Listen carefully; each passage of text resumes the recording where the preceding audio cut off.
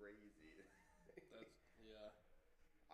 Eventually I think he just got in the dude's head, and the dude just Who was the his opponent in grand I finals? can't remember. Yeah, because Edgecombe got eliminated first, and they were first seed. Yeah, both of the first and second seed lost to Yeah, I saw Hoax. that. I never finished these. I need to finish this first. So Oh, change. I was telling him I changed button layouts a little bit.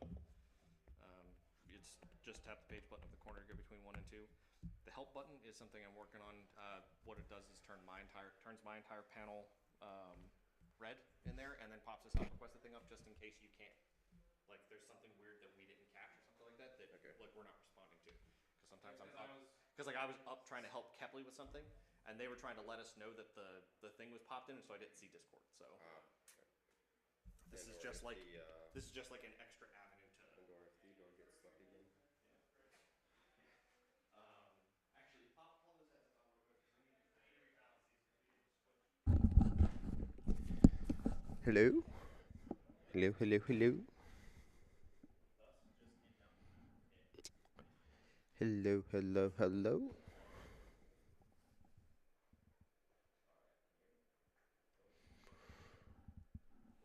Man, whoever had this on last has a big ass head.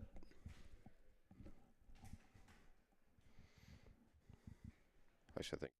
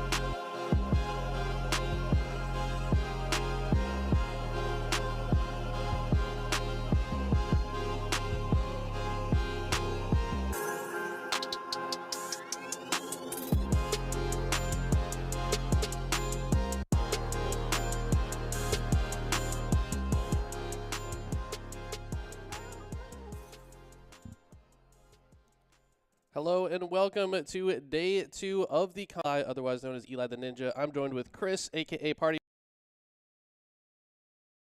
Championship. Watching NCAA yesterday, but now Eli's form with Super Smash Brother, and then both love these games. I've learned a lot from Eli over the past Chief Beef videos, so I'm excited to see some games today. Yeah, Buzz as well. Shout outs to the Buzz. He has been instrumental growth as a Smash, I guess, powerhouse here. Smash is my game. That's why I got my Smash shirt on today.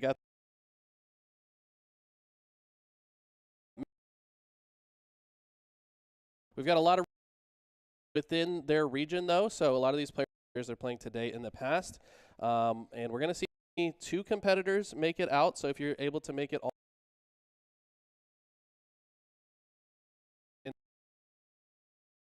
Bringing out the Me Gunner, thrown into the mix as well, so I'm wondering what they're going to bring. I am a little biased from our Sand Hills region, but of course I want CMS. Of course, we get to see that match early today, and the West really watched too much of those regions just yet. So Right.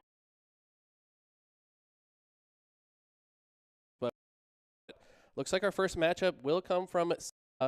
We should have, unless it's changed, we might have. Okay, so yeah, it looks like the first match is going to be Philip West Mech, which is okay. So Filippo Berry 9-3 at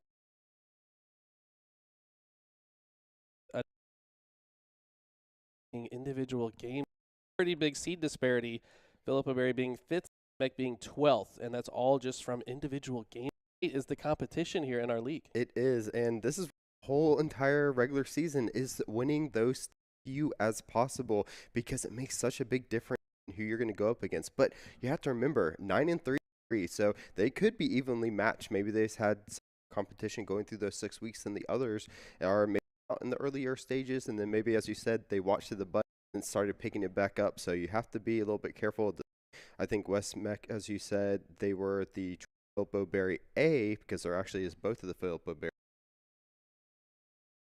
5 versus 12, it could be a really close match. That's a good point. Yeah, Filippo Berry B just behind West Mech, almost having a match against each other in the first round, but fortunately will not have to fight their friend from their school there. So there's a lot of awesome matches ahead today. Also, we've been talking a lot about Smash, but we've also got Rocket League. We have some incredible Rocket League players. Shout out to the esports legends in the CMS region. They have gone completely undefeated, I believe, so far. They have Dark, who is, I think someone told me he's a top 200 player in the world. So Nice. pretty insane that we have the level of talent that we have here in North Carolina. I'm hoping that we can get a video going here of some highlights that we had throughout the season. Let's go ahead and jump right to it so you guys can see some of the level of talent we've been talking about. Here's Grays Creek in Rocket League. There it is. We have casted them so much over, and just look at that real world VESL doing such a great job. But we're going to switch over here, Gaston Early College, North Henderson, which is going to be that western region. Now we're looking at some Smash. And look at this Pac-Man play here onto the Bowser. And then let's see what happens next. Are they going to go for it once again? Look at this. What are you supposed to do to that? I mean, you're just getting – that's a nair loop if I've ever seen it. Bowser has no options to defend against that. Here we've got the Ryan Hart coming in from Overwatch.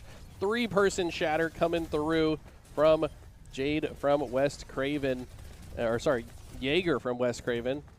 And they were playing against Durham School of the Arts, who, by the way, won yesterday. They got first place in Sand Hills for Overwatch, so shout out to them. Congratulations. The awesome clips don't stop, though. Roly-poly, look at this. This looks like some kind of training mode combo. This man has certainly practiced off the backboard into the front of the car, perfectly executed. How are you supposed to stop that goal? You don't. But also look at this here. Another one, Durham School of the Arts, as you said, who did win that, with Swow coming out with a massive Death Blossom into the kill, switching over to some of the college football, which we saw yesterday as well. And look at that pass right into the receiver. Then the juke onto 2, gonna find the end zone from one of the Western schools. CBK. Oh, yep, there it is. With One of the best. And Crown. Okay, this is the guy we talked about. We're going to see this player as much as possible today, I hope. We should certainly watch this player. I think he is the best player that we currently have. Such a clean sheet combo. What are you supposed to do as Palutena from end to end? There is no way you can stop getting hit by that sheet combo. Beautiful stuff out of Crown. He's insane. Here we are seeing more of Audrey Kell versus Mars Park, and look at that shot from Mars Park, actually taking it to Audrey Kell there, but now switching back over. I love this one. Oh, Jesse Bear on the Donkey Kong has been so impressive. Has the Donkey Punch wound up, and now there it is. Giant Punch going to send Link to his death. Very impressive stuff there. Now we're back over to Overwatch, Concord, and Olympic High in a, looks like a pretty close team fight so far, but 3 go down on the side of Olympic. Concord going to take advantage. Echo using that self-destruct, mimicking the Diva there, picking up a massive kill. Love to see it. Again, another highlight from Mars Park and Audrey Kell. Both of these teams just going at it. But look at that goal. So clean. So clean indeed. Here we got Isaiah on the Palutena. They've been very good throughout against a Incineroar player, Kita. This is Durham Tech. Durham Tech actually up in the series here, but the huge counter coming out, I believe that was on some stacked Revenge as well. That's why that did so much damage. Here's an interception. We've got so much action throughout the entire season. It's been absolutely incredible to witness. There's a pick 6, 39 yards coming in for Newburn there. And here's Philippa Berry versus Butler. So this could be the Corin player that we're about to see here shortly. No, this is the Philippa Berry B. So we will see some of these players today, though. Here's some Genji plays coming out of Palisades. Jumping in there, can they get the reset on it? Actually, Larissa trying to do the best, but actually speed. We watched a lot of yesterday, so clean on the Genji, and they helped get their team to the finals as well. They did not win, but they did get there. Look at this shot down and the follow-up from the teammate. Actually, a 2-on-2, so a little bit of 2-on-2 action. But we see some more college football. The run, the quarterback diving into the end zone. Okay. Was that a fumble into a pickup by the teammate for the touchdown? I have to see that again. It was a dive. I don't even know exactly how that ended there. Okay, here's Philippa Berry A. So they are a Fox player. I'm kind of excited if that's the player we're about to see in our first matchup here, because obviously I'm wearing a Fox t-shirt right now. So I certainly love Fox in every iteration of Smash, one of my favorite all-time characters. Now, back to Audrey Kell, who, by the way, won the CMS region for Overwatch yesterday, and maybe Kearless is going to show you why. Yep, and they were so clean with that Genji play. But now we're back into some Rocket League that we will see today. Let's see this final goal here. And what a dribble into the net. Yeah, that was Gaston playing 2v3 and coming out on top. So we've seen some incredible Rocket League players. There's actually multiple 2v3s won. That's just the level of talent that these players have, that they're able to win even a man down against some very good teams as well. There's no slouches on the other side there. It's North Henderson, not a bad team at all, but still WASD that good that they're able to win 2v3. They are, and hopefully none of that today. I want to see some of the even matchups with the 3v3, because I want to see all the teams just put it all in to try to make it 2 states. But again, we are starting with Smash, so we are right down Eli's lane. And as he said, we saw the Fox, so I wonder if we'll see any mix-ups or matches, though, because we know some of the players, at least from the Sandhills, some of them will stick to their gun, and then some of them will switch it up no matter what going forward. Some of them like to play like Eli, some of them like to play like Andy, either switching up the characters or staying the same. So we'll have to see what they decide to bring today. But we have a lot of great matches, and we're going to be going throughout the whole day, so make sure that you stay tuned to both the Stream 1 and Stream 2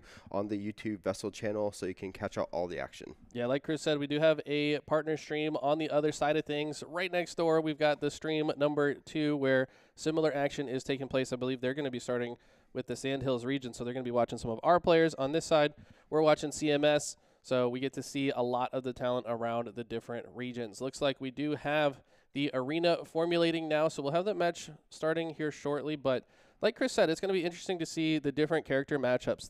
I want to talk about this real quick because we have, in Smash, we've always had tier lists. And in just about any video game that includes several different options, there's always tier lists. But my opinion, screw the tier list, man. Just play whatever you're good with. You know, whatever character speaks to you and you have fun playing, that's what you should play. And I think that some of these players, they might be making it work with characters like Piranha Plant. I mean, we saw Piranha Plant putting on a show for us in the Sandhills region. We've seen King DDD. These are Right. characters that you will not find higher than C tier on any tier list. However, if you're good with the character, you can maybe catch some people off guard that aren't used to playing against it. Definitely can. But also, speaking on this, why don't you tell us a little bit about the format changes we have for this conference championship, since we have changed some stuff up? Yeah, so all season long, we're doing the best of 3 format with the set stages in order. So to do that at scale, to basically to do picks and bans at scale would be very difficult. We also have some students that are not in Discord, so it's a little bit difficult to communicate with them. So just the back and forth would be too difficult. But now anybody that has qualified here will go back to the standard tournament format picks and bans. So if you're the higher seed, you get to strike 1 map. Lower seed will strike 2.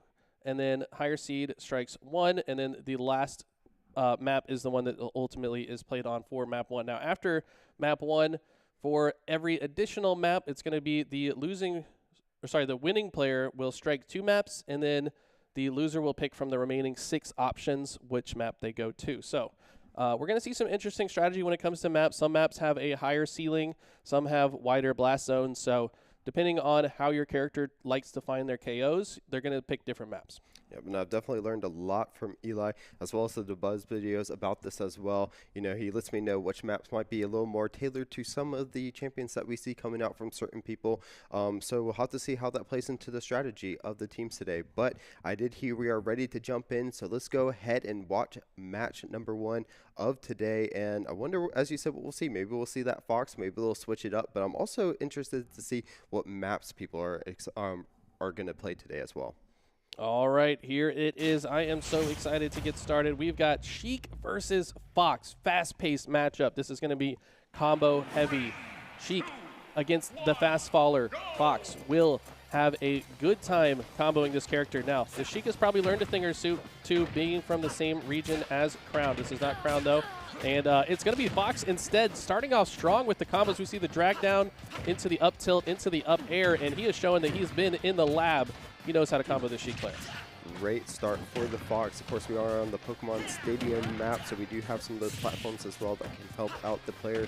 But here they are, starting off pretty strong. Finally, the Sheik finding some damage onto the Fox. As you said, they're flying around the map right now, though. So impressive. Needle's just barely going to clip Fox. Oh. The Needle actually secures the KO. Fox doesn't choose the correct angle of the up B. That is omnidirectional. There's about 16 options, but just going straight up will not catch the ledge. Sheik back to the combos now that Fox is at low percent. So easy to combo this Fox at low percent if you are Sheik. However, you need to find that KO before Fox gets to about 100%. That's when it's going to be hard to find any combos. You need to find that KO move. Ooh, there it is. Gets knocked out, so finally the Fox finding that stock to even it up to 2 apiece here. Sheik, though, coming back out, getting some damage done. All right, and the observer needs to push the joystick. There we go. Just to make sure the Switch wants to make sure that you are still paying attention so your power is saved. But here we go. Mid-stage, looks like we're very even matchup so far. Sheik trying to find an opening, very strong neutral being played by both characters. Now, because this is such a combo-heavy matchup, neutral is so important. You do not want to be the player to get hit first. That's why we see a little bit more defensive gameplay. That one opening will open up a lot of percent for both of these characters. And they're going back and forth, trying to find a hold, but it is Fox finally getting some of that damage done onto the Sheik now. But it's not going to matter. Sheik finally finding a way to get back onto it. Fox able to get back to the ledge this time. Can they find the damage though to get back onto the Sheik? Both of them are going back and forth. Great use of the shields from both of them. But here they are in the neutral zone, trying to force one to the ledge to see if they can get the advantage. Love the patient gameplay I'm seeing out of this Fox. He lands the down air, but does not immediately go for the dash attack. I feel like a lot of Foxes would get baited into that, but he knows at this percent he cannot actually get a follow-up, so he actually just gets the damage, disengages. Now back hit of the up smash. Bicycle kick hits all the way behind Fox. It's not going to be enough to KO, though, on that sour hitbox. Now, neutral air in mid-stage. These players not giving up an inch, but it's going to be the down tilt into the up air clean Sheik combo. They're going to charge the needles before Fox gets back to the stage. Great job by the Sheik to finally take that stock. Now it is on this first stage point for that Sheik, but they're at 120%, and it looks like the Fox just needs to get one good hit in to get them off. Ooh, there it is, evening up the stocks. Up smash has been Fox's KO move every single time. They've been watching some light POV, most likely. Now down tilt going to open up Sheik, but both players at roughly 20%, and the Sheik, if he can just get started on a combo here, you have to imagine this Fox is going to take a lot of damage, but starting to dash attack, getting a little bit panicked here in these options. Cannot get a little bit too ahead of themselves. Fox now with a strong lead. Weak Nair into a smash attack could potentially seal the stock here. They're looking for it, but now the Sheik finally starting to find some damage, see if they can maybe get some of those combos up, charging up those needles as you said before. There it is. They're finally able to get some of the damage, evening up the percentage a bit there. Both of them kind of looking to, they want to take this game number one. They want to get the momentum in this series, so trying to not make any mistakes. But right now it is the Sheik with a higher percentage. They have to be a little more careful. This is a very uncomfortable position as a Sheik player because it's hard for you to find your confirm into a KO. However, Fox, one weak Nair into a smash attack could be the end of your stock. That's why we're seeing more defensive gameplay. He does land the rising Nair, however, does not enter into bouncing fish. You need to use that down B to close out the stock. Now that Fox is at such a high percent, there's going to be fewer confirms, but that's a confirm right there. Read the roll straight into the F smash and sends Fox flying. I was a little bit worried there for the Sheik player. They were looking nervous, kind of throwing out a lot of panic options towards the end of that game, but they held strong and landed the one hit they needed to take game one. All it takes is one hit at the end, and there it is. West Mech actually going to pick up game number one. Again, it is a best of 5, not a best of 3, so there's a little more room to work with. But again, you know, when you're starting as that 12th seed against the 5th seed, that's a, you know, great momentum booster. It is a great morale booster saying, well, I know we may have the same score, but I took one off of you. So that's how they're going to start. Of course, now we are going to strike the maps once again so we can move into the second stage. But again, that was a really back and forth match. It could have went anyone's way, so I expect to see the same characters in stage number 2. Yeah, these players both seem to be character specialists. They have the combos down pat. Not quite as clean as Crowned, but there's very few humans in the world that are as clean with the Sheik. But this Sheik is looking very good. I'm also impressed by the Fox gameplay as well. They're playing very fast. They're playing a very disciplined, neutral game against one another. They want to make sure they are not the first to get hit, and I hate to say it, but defense wins Smash. I mean, you got to be able to shield. You've got to be able to dodge, spot dodge these grabs. You've got to be able to dodge all of the options that your opponent's throwing at you, and both players are doing a great job of that. One thing I forgot to mention about the change in the format is this is a best of 5 now. So throughout the regular season, we did best of 3s, now a best of 5. So just losing the first game does not mean this Fox player is out of it by any means. They could absolutely come back in the series. They've got a lot of time to do so. Yeah, and you know, we like to change it up for the tournaments. You know, you made it to the top 16, so now we want to make sure that, you know, it's not just maybe one unlucky SD, you know, that, you know, changes everything. So with the best of 5, we're going to go into it, but we should finally have the next stage coming up soon. Once we get that, we'll jump into it, but I like it. You know, best of 5, now the Fox can relax, make some changes. They did really well on the first stage as well. So now they can make a little bit of adjustments. Hopefully it can bring back. I want to see some great series. I want it to go the distance. I want to see these players really shine coming out because, you know, CMS is such a strong region as well for Smash. We have a lot of players that came out there. So I really want to see how they stack up against each other without minimal mistakes on their end. I have to agree. I mean, both these players, like I said, have been very impressive. Just goes to show the level of talent in this region in general. I mean, this is the 5 seed going against the 12 seed. And I believe this 12 seed would do pretty well in our top 8 in our Sandhills region because of how clean they are on their Fox player. So let's see how game 2 shakes up. Looks like the players are still picking the map and getting into the arena. So we will get into this next match here shortly. I am curious if they do have any other characters because if Fox loses again, then maybe he's starting to think, okay, maybe I'm not so good at the Sheik matchup, and if they have a secondary, might opt into it. Yeah, and that's the one thing I love about Smash is the ability to change up your characters in between rounds as well. Actually, all fighters in general, you know, being able to find those counter matchups against your opponent. Sometimes you have, you know, something that's, you know, maybe your main, but just as you said, doesn't work well maybe against a similar opponent with a different character. So you can maybe switch it up, maybe throw them off guard as well. And in the best of 5, you're definitely allowed to do that. You have, you know, a little more rooms to, you know, drop a couple sets. Of course, winning is preferred, but sometimes you just can't and you have to make a switch up. So hopefully we can see that, you know, and hopefully I do see the Fox again one more time because I think they did really well on it on the first map. So I want to see that one more time, see if they can maybe even it up against the Sheik and then have them go into a game 3 to kind of figure out if they need to make those adjustments just yet. But right now, I do think they'll stick with it. But what maps do you think would be better for the Fox going into the next stage?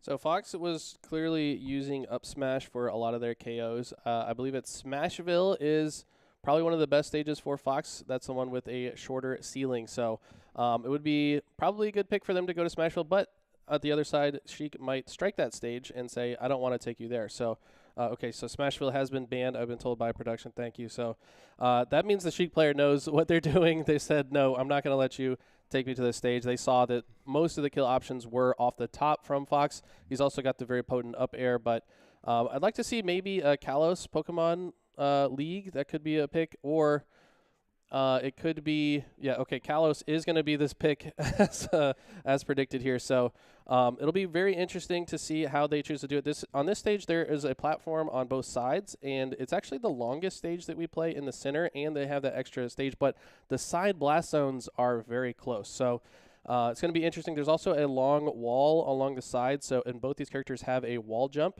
I don't know if you even have played enough to know that only half the cast has a wall jump, which means if you just tap right on the stick as you touch the wall, you get a second or third jump in some cases. So very interesting to see. I think we're going to see a lot more offstage gameplay here. I think we're going to see players try to gimp each other off the side and maybe grief each other's recovery here. I learn something new every day. Eli, of course, teaching me. He sits next to me in the office, so I get to watch him play a lot of Smash, and it's a lot of fun. But as he predicted, there's a lot of strategy coming out, in these picks and bans. As he said, there's potential of the Smashville coming out, but as the Sheik player obviously has played enough to know that they don't want to get smashed up the top and fall off the stage that way, that they striked against it. So now we're going to Kalos, as you said. So again, I like seeing the strategy that we really weren't able to see in the regular season. As you said, it's a little hard when you're especially playing the 1v1v1 matchup that we have. Some students are in Discord, so it makes it a little bit hard to get everything across. But now we get to see more strategy from these top players that made it to the top 16. That shows that they play the game a lot outside of just the VESL regular season. And a lot of that strategy, I think, will help a lot of them move forward, especially again to states, because when you go up against players such as MissyBot or Crowd, you're going to have that knowledge in your back pocket to make sure that you are able to continue advancing, or maybe even take some maps off of them as well to get it really close. So again, I'm excited to get into Kalos once we get there, and I want to see if they stick with those same core side. But again, hope we do see the same ones, because it was a really close matchup, one of the closest I think we've seen throughout the regular season as well, and that'll be a lot of fun. We're actually jumping into it, so let's go ahead and see stage number 2. Now keep your eyes on, we actually have both players with the huge switch up here. This is very interesting. Okay, so Marth coming out from King's Break. He was previously on the Fox. Now we've got Kazuya coming out. Now these are both of their in-game character profile pictures that we saw, which to me says that this might be their main characters. Now Kazuya, very different character from Sheik, a lot slower on the ground, hits incredibly harder. Oh, wow. As you can see, in very few moves has marked over 100%. And this is interesting. I think Kingsbray's thought process when choosing this stage and character combination is the KOing off the side. Marth, incredibly strong with those tippers, but I tell you what, Kazuya does not care which blast zone you're going to find. You're going to find one of them because his moves hit hard. They do. It's just like I'm watching Tekken again. Look at this. Oh. So much pressure already at 100%. Oh. Oh my gosh. Am I watching riddles? This man does 0 to death with Kazuya. That was the cleanest Kazuya combo I have seen since the season started. He has these loops on lock. There is nothing Marth can do against this. He's going to do it again. Gosh. Is that the end of the game? He's going to look for the back air. No, does not hit the up B, but that was incredible. And Marth is reeling right now. He is not going to lose. Okay, finally the counter comes through, but the damage has been done. Look at this. Already on 100. Oh my gosh. I was going to say 145 cent. He just got stuck though. That was 1 minute, 14 seconds. That is crazy. Okay, I'll be completely honest. This Kazuya character is broken. I do not like playing against this character. If someone is as clean with the combos as we just saw on the side of West Mecklenburg, you don't have any options. You're not allowed to play the game. I mean, not a character like Marth. Marth, none of his buttons come out fast enough. Frame data, a really important part of Smash. You've got to actually play a character that can get out of the loop, but I mean, that was just perfect execution of the Kazuya combos, because the electric attack, that's when the character like is stunned in midair. You're not allowed to do any attacks, and then you get into tumble, which you're also not allowed to do any attacks, and then he's already hitting you with the next move before you're out of tumble. So you don't, like, you could be spamming buttons on your controller and nothing will happen. There's no way out of it. So, and then he ends the combo with, I believe, the side B where he goes through the character and stun, and then it's like Marth falling over. Like, he's helpless. He can't do anything. And then finishing it with the up B as a way to end the combo. He did that back-to-back stocks and almost had back-to-back 0-deaths, which was incredible. Well, at this point, the Kazuya definitely looked a lot better than the Sheik. I'm not sure if it was that Fox versus Sheik matchup that maybe looked the Sheik look a little weaker or maybe a lot closer between the two. But if the Kazuya is that strong, we will most likely see it again. As you looked, if you saw Sleepy's profile picture, it was the Kazuya as well going into it. So maybe that is the main.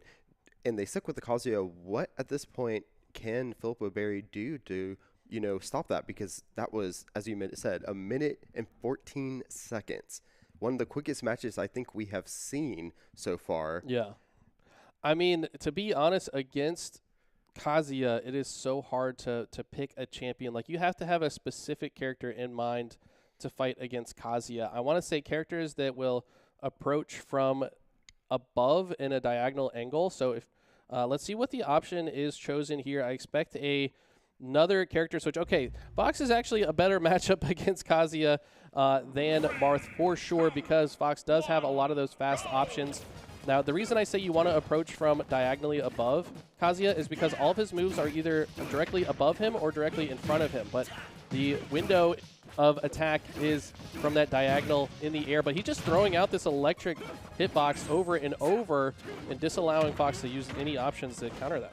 There it is. Fox finally finding some damage though, so a little bit more clean than we saw in the last game. Possibly, the switch up with the faster attacks that can come out are assisting them as well. But look at that, already up to 91% just after a couple of attacks, sitting on that ledge, trying to find that timing of when they'll come up to hit them off of the stage. But here it is, good. I like seeing these combos coming out, like some of the hits finally hitting for the Fox. But look at that. The problem is Fox is such a light character that if he gets hit too many times by this Kazuya, it doesn't take that much percent to find a KO. He's definitely doing better and racking up some percentage on Kazuya, but he's got to even up the stocks. Keeps getting hit by these electric hitboxes. The stun comes out again, and helpless Fox here cannot find an answer to this Kazuya yet. I'm not gonna lie, I'm having some Tekken nightmares watching this Kazuya right now. With those grabs, with these hits are just the same as if we're watching Tekken. This Fox is just having a little bit of struggles, finally finding some hits. Maybe they will be able to get a stock this time. We do see them able to get to ledge. There it is, finally taking the stock off the Kazuya. That was a clean forward air drag down. Fox saving his double jump so he can get back to the ledge after forcing Kazuya into an unrecoverable position. Those are the type of KOs you've got to use against a character like Kazuya. Very impressive stuff here. Dash attack into forward air, bread and butter combo for Fox.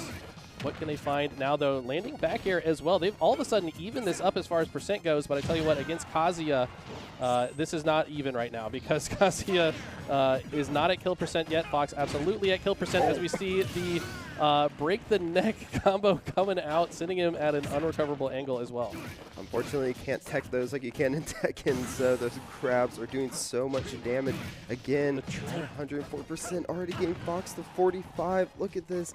It is so crazy. Getting back to the ledge. Fox trying to see if they can find some damage there, but able to get back up. Kazuya. Oh no. Oh no, this is bad. This is bad. Electric doesn't land the next one. Can't find the tech chase either, so Fox somehow escaping from that super armor on that attack that we just saw there as well. But Kazuya just has so many combos that render you useless. Run up smash though. No setup necessary. Love the confidence coming out of this Fox despite being so far down. I just realized that the Kazuya, once they get to a certain percentage, have the rage art as well, just like in Tekken, which is crazy. Oh my gosh, so many rage drive for that. Rage drive, making Kazuya move a little bit faster and hit a little bit harder.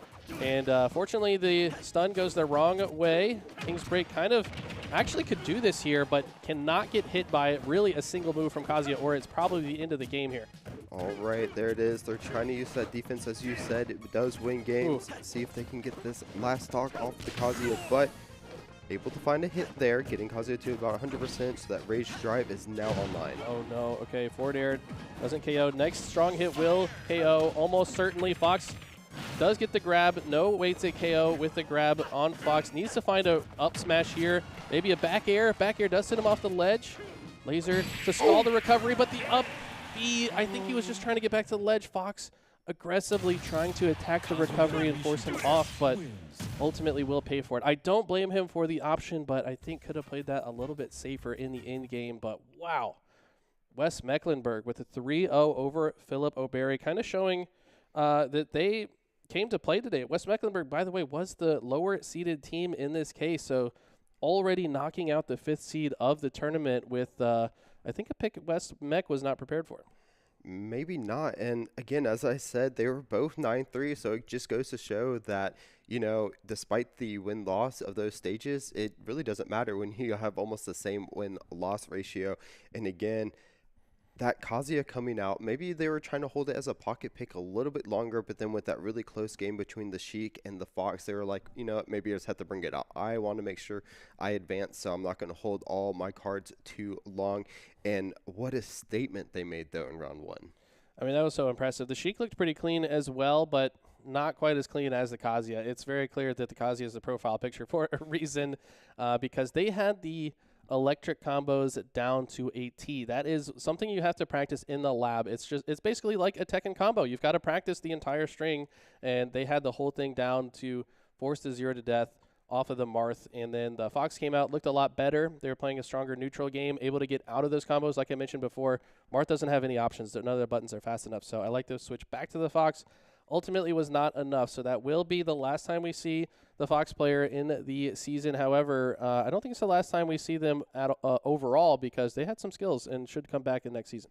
They did. And, you know, losing now, definitely don't be deterred. Come back, play again, because, you know, you can learn from this. Go watch more DeBuzz videos, you know, clean it up a little bit, and you should be good into the next season as well. But again, congratulations to Wes Mech. They will move on to round number 2, so they have quite a ways to go to get to that final, but one step at a time will get you there. Of course, we do have the next lobby setting up. We are actually going straight into our second round. Again, we have so many of these Smash competitors. We have a fun-filled day with them. So we will actually have, it looks like Myers Park versus Shirley Early College will be our next one. Myers Park actually sitting, let's see, at around the 6th place, so they are our 6th seed, and then so they'll have a bit of a closer matchup versus Shirley, who is at the 11th. Both of them, again, that 9-3 record. The stage win-loss is going to be what determines their placement, and we will actually have Smashville first as the first stage. Okay, and we've got Pika Mare representing Myers Park, who was one of the strongest competitors in the last season. I know they made it to states, but I think lost in the first round, if I'm not mistaken. As the name suggests, they are a Pikachu player, but I assume they have some other characters as well. I'm not familiar with Surrey Early College. Their profile icon sometimes can give it away, but I think that is a Pokemon. Do you recognize the profile icon for Blitzer here representing Surrey Early College? I do not. We'll have to see when they get in there. Of course, some of them throw us for a loop because, of course, in Sand Hills, we have Mario Boy, who doesn't always go with Mario. Yeah, sometimes he plays Sonic or Yes. Luigi. Yeah, So, yeah, kind of similar with those. Not really the Sonic Luigi, at least within the same universe there. No mix up with the Sonic Mario Olympics, though, so can't really pull out that one. But, right. Of course, they like to throw us for loops sometimes, so we'll have to see where they are. But they're jumping into it, and we'll have to see what they both pick. But here we are. Okay, it looks like Pika Mare actually going Byleth, and we're going to see another Fox player on Blitzer. So Pika Mare, like I said, Myers Park is going to be the right side of the screen here. And this is a interesting matchup. I think that Byleth is probably one of Fox's nightmares to play against, to be honest. But I've also seen MK Leo play against Light many times in this same matchup. Byleth just really good at controlling the space directly around themselves, and the Fox is a character that likes to get up and in your face. It's just a little bit more difficult to do that against Byleth. We do see some good damage coming out of the Byleth first here, able to start pointed onto Fox. Fox trying to find a way to get into it. Of course, this stage is really small, able to take the first stock really quickly is the Byleth. So again, as you said, having that advantage and using it in this first stage. All right, here we go. We got Myers Park on the right side. Pika Mare so far already up an entire stock here. And if you're Blitzer, you really got to find a way to clean out this stock before you take too much percent. We do see some of the combos opening up here, but Pilot's going to quickly end that with a nice nair. Now, illusion into up air, one of Fox's favorite ways to accumulate damage, but so far the Fox has not really gotten a lot of these frame traps that they're used to. Typically, high-level Fox players will go for a lot of frame trap situations, but I mean the defense has been so strong from Myers Park that he has not allowed a lot of the things that Fox usually goes for. And let's see if they can get the stock though. They're getting the Byleth to about 109%, but have to be a little bit careful as they're taking a lot of damage as well. The stage really short. I'm not sure who exactly favors too much, but there it is, finally getting the smash onto the Byleth, able to take that stock. And let's see if they can get some more damage before they're taking too much themselves. That tech check was strong. Picamare had the option to tech, but was unable to hit the timing. There's a nice tech though on the ground. Any missed tech against a Fox player, you can expect to take about another 15%. They should be able to make it back from this. They did illusion pretty low, but Fox's recovery is good. Not good enough to recover from the back air. Violet, that move is very strong. Clean movement tech to get off. Also the up B grabs him from the sky. Now pushing forward, and Fox is doing a good job to keep this close, at least on this stock, but you're a whole stock down. You've got to get some combos going here. And just as you said that, the Byleth took that and got theirs, almost getting that hit, but the stage will save them for the moment. Fox really has to turn it on if they want to get this back, but the Byleth is looking so clean, pulling out those arrows back into the whip. Fox needs to get the damage and needs to get the stock now, though. This Byleth is so strong on the ground, making life difficult. Fox finally able to land on the stage, but not before rising all the way to 126%. Picamare does not care about these lasers. He's not even shielding them. I think maybe worried that the lasers are a bait and that Fox would push after the shield, but regardless, they are so far ahead. It's just going to take one hit. Does try to KO off the side from the recovery, but Fox able to get up and now shield as they get back to the stage. It looks like the Switch is having a little bit of difficulty here. So I think one of the players perhaps lagged out of the lobby, which is unfortunate. We're going to see how they decide to handle this situation. But yeah, so far Picamare on the Byleth looking very clean. I feel like it was just a matter of time before they close out that game. But due to the disconnection, we're going to have to see how they decide to handle that. All right, yeah, and as you said, it was 2 stocks to 1. That Fox, though, was at about 121%, I think, there. They were getting that shield out, but it was, as you said, maybe just a matter of time with how clean that Byleth was on that stage. A very short stage. It seemed like they had the range down to a T as well. Every time Fox landed, they were getting hit with something, be it that whip or those arrows coming out. And then, as you said, they seemed to know exactly what may have been the Fox trying to bait them in. As you said, they would stand at a good length, wait for the Fox to make their move, and then counter against it. Yeah, so patience, one of the underrated abilities across all esports, in my opinion, and tell you what, most high schoolers don't have a lot of it, but some of them do, and those are typically the best players we see here. Just being patient enough to wait for the right time to strike, and then going all out. I'd like to see some more low percentage combos come out from the Fox. Byleth, a little bit mid to heavyweight, so a lot of Fox's attacks and combos that they like to go for are not going to work at super low percent, but once the Byleth is at around 20%, that's where you can start to really open up the combo game from Fox.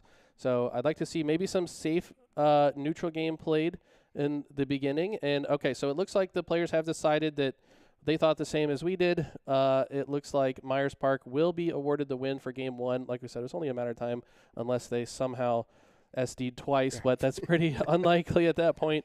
So props to the players for having the sportsmanship to just agree to go next into the next game.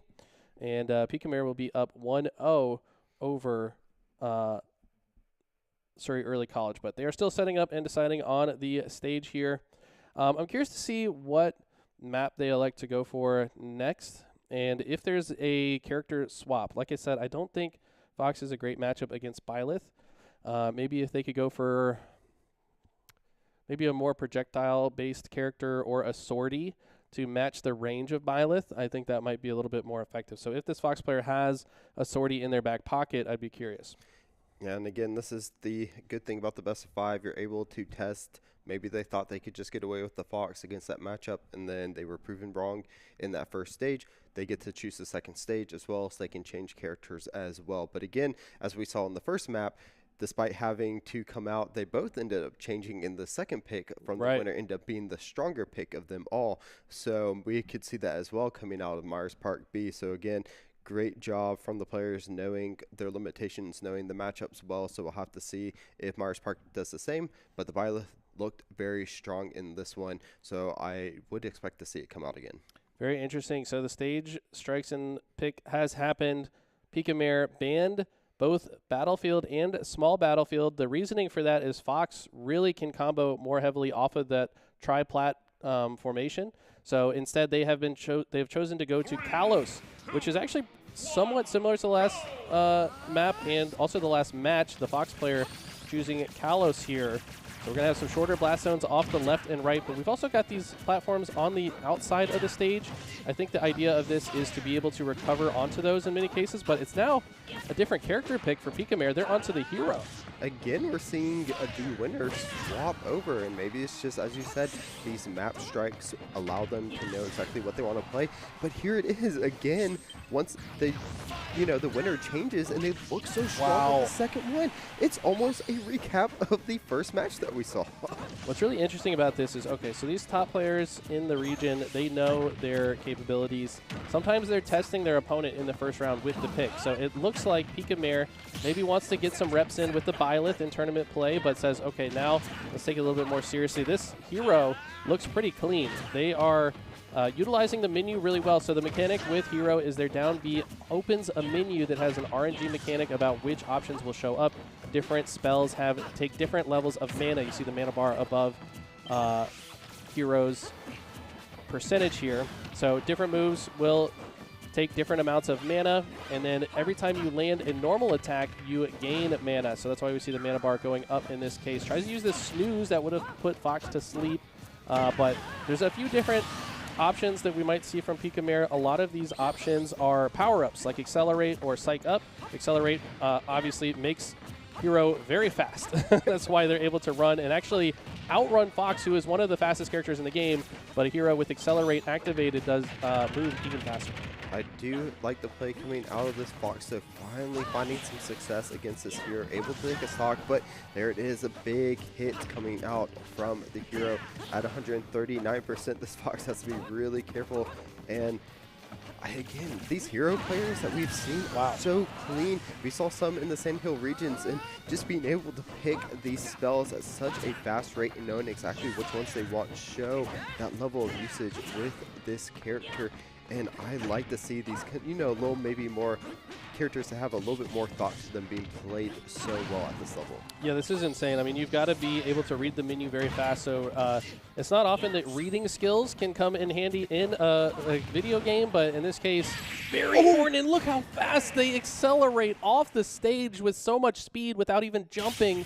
They're in the Fox's face. I would love to see a replay of that if we had the technology, but that was insane. So they activate Accelerate from the far left side of the stage, hit Fox off the stage, and then just sprint off to the other side and then hit Fox to their death on the other side. I mean, talk about taking advantage of a situation instantly. It was the moment they activated Accelerate, they had the idea in their mind and executed instantly. So props to Myers Park, now going up 2-0. Definitely. And we may not have the technology, but you do. Go watch that replay. Rewind on YouTube a couple of minutes, rewatch that again, jump back live to us.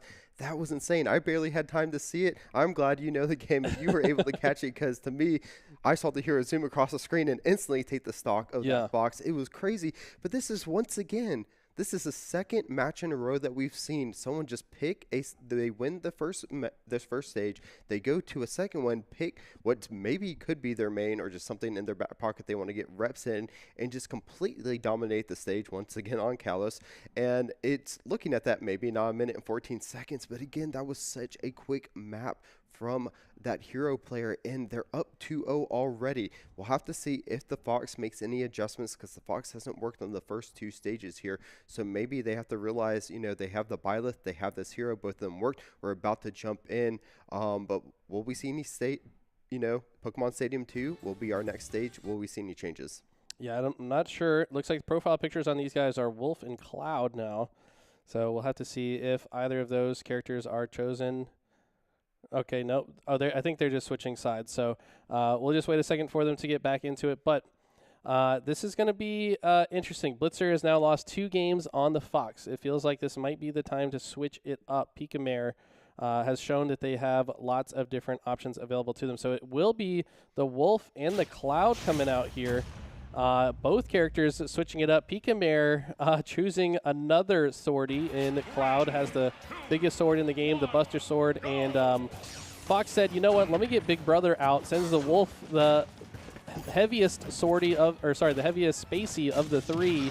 And this is going to be interesting to see how this one plays out. If Eli wasn't standing right next to me, I'd have to wonder if he was playing right now, switching up all these characters, and of course seeing the Cloud come out. But right now, the Wolf actually faring a little bit better so far than we've seen the other ones.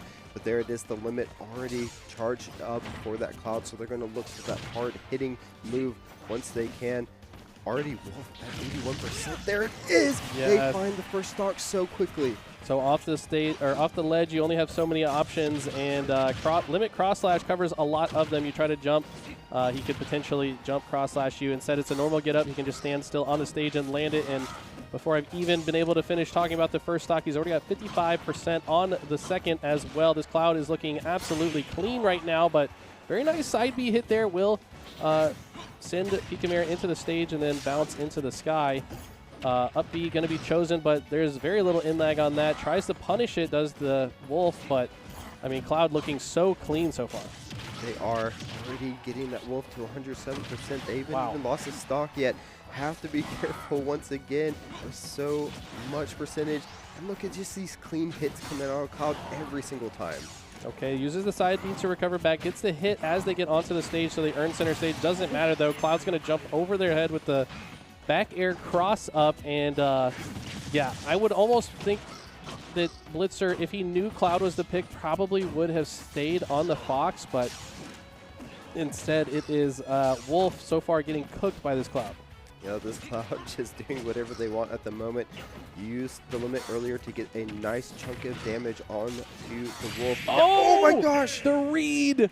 That was such a smart bait. Okay, so let me break this down. Cloud witnesses Wolf use that side B recovery multiple times throughout the beginning of that game, right? So he knows that if he sends Wolf off stage, that Wolf is very likely to not double jump and just go straight for the side B.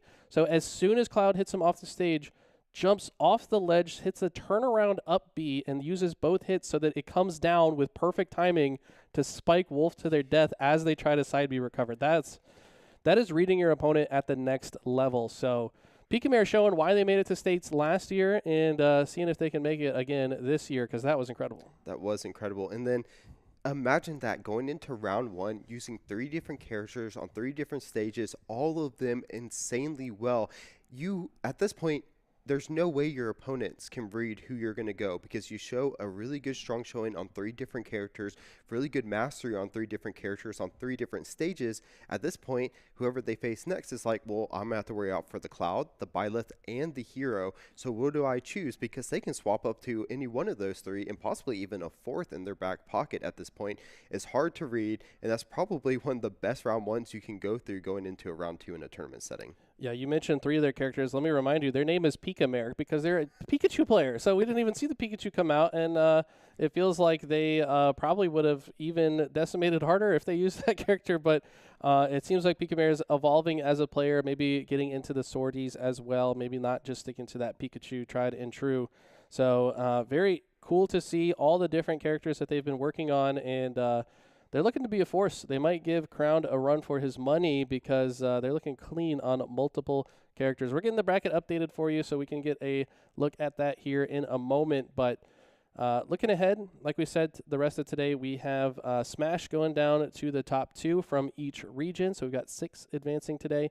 And then we also have Rocket League. So top 1 from each region will move on to States right away. This is going to be a fantastic day, and we're just getting started. We are just getting started, and looking at this, what we have here in all the regions, I'm trying to, think of what, matches would be so cool. At this one, as you said, I'd kind of want to see Cloud and then Pika and Mare play against each other just to see how that match would fall out. But of course, on the other side, as we're waiting, for the brackets to update through all these, rounds that we have, we'll have to see who matches up because, of course, earlier we had Philip O'Berry take their win against the higher seed, but now we had Myers Park, who is the higher seed, just have complete domination against Shirley Early College, who is the lower seed. But they were a lot closer. That was 6-11 in that one, but that was a complete blowout. But, I do hope we see Sir Early College play, the next time we have Smash, show back up again, maybe use this as a little bit of motivation to get stronger going into the next one because, that's how tournaments are. You're going to win some, you're going to lose some. Happens to the pros all the time. Don't let it get to you. Keep playing, have fun. You showed up to the top 16 now. Next time, maybe you'll be even higher, and maybe you'll even be able to get some revenge against who took you out this time as well.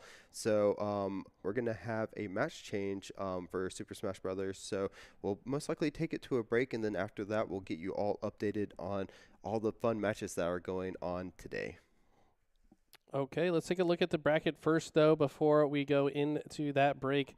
Here we have the CMS region. So this is broken down into two sides here. Now, keep in mind, this is single elimination. So it looks like Myers Park advancing. Their next opponent will be Palisades. On the same side of the bracket, we got Butler and Ardrey Kell. And then we've got Palisades A, which is crowned. They're going to be going off against Olympic A, Butler and West Mech on the other side. So because of how fast this bracket is into the semifinals, tells me that we might have had a lot of 3-0s in round one. These top seeds really showing how talented they are when it comes to Super Smash Brothers. They are, and just, looking at this bracket and then looking at the standings, all these matches are going to be absolutely insane across the next one. There's not going to be, I don't think there's going to be many more of these 3-0s, coming out. Maybe Crown is going to be able to continue their streak going in, but I think a lot of the other ones might start going the distance. And, as we have those best of fives, there'll be a lot of strategy coming out from all the players. So we'll have to see how that goes on as well. And then hopefully eventually we can get some of those updates on the other regions as well to let you know how those matches are going. But we will have Butler versus West Mech after the break. Okay, and just looking across here, to shout out the upsets, Ardrey Kell B with an upset over the higher seeded team, as well as the West Mech that we witnessed. West Mech on that Kazuya is, I think, the one that we're going to see against Butler coming up. Now, Butler B is the number 4 seed, so they looked really good in that first matchup, but maybe Butler is going to provide a bit more of a difficult match for them. But I think what we're going to do, though, is go to a break, and then when we come back, we're going to have the West Mech versus Butler, so don't go anywhere. We'll have more Kazuya after the break.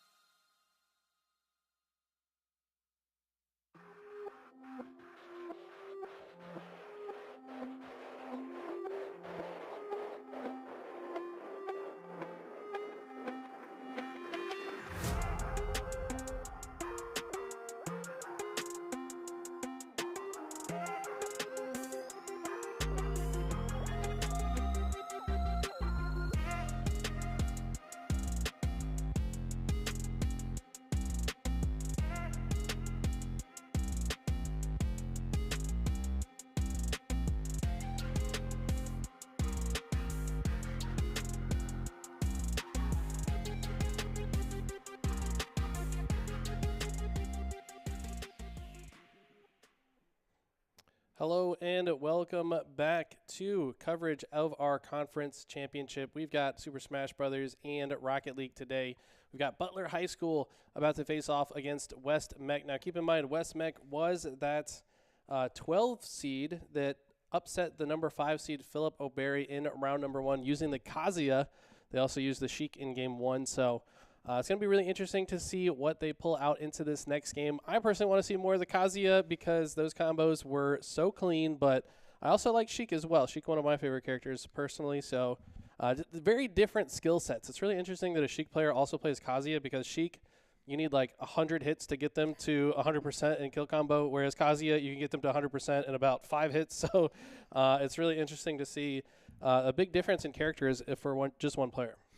Exactly, and it is Butler B, so this is the 4th seed that they're going up against. Actually, Butler pretty good, top 4 with both of their team, 2nd place for the Butler A, and then 4th place for Butler B. Butler B actually only dropping 2 games, possibly going up against one of those top 3 there as well. But again, West Mech, they didn't look like they didn't look like a top 12, only the 12th seed. They definitely looked like they should have been up closer maybe to that top 5 with the way they played earlier. And, that's the best time to bring out your best game is in the postseason as well. That's when you want to be at your strongest. So we will be starting on Pokemon Stadium 2 again. So do you think this is better favors to Kazuya or possibly the Sheik? Well, Pokemon Stadium 2...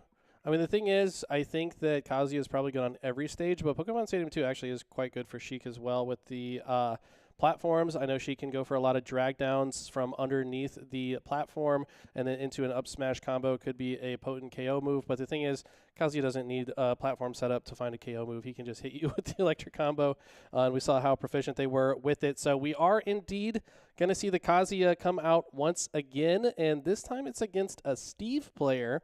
And this must be Butler B on Steve. So I believe the names at the top are backwards. So we'll get that sorted out in just a moment. But Kazuya coming out strong with a grab onto Steve. But Steve has already racked up 60% somehow.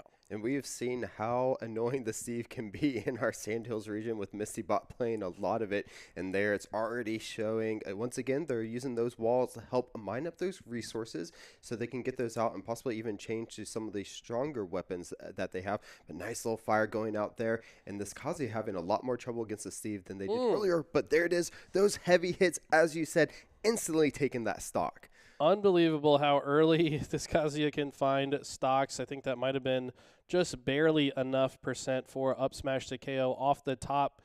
Now, Steve trying to really just build some space between themselves and Kazuya so they can start mining some resources. You want to make sure you have enough iron for the down air and also the mine cart. So still looking for some iron here. We'll use the minecart to kidnap Kazuya, send him a little bit further back. That's going to give them enough space. Looks like gold has been picked up. Now wants to find the crafting box so they can maybe craft their items. Yes, no, they got the diamond as well. I wasn't even paying attention to that. They're able to get the KO with the minecart, and now with the diamond tools in hand, should have a good time comboing Kazuya into the next KO.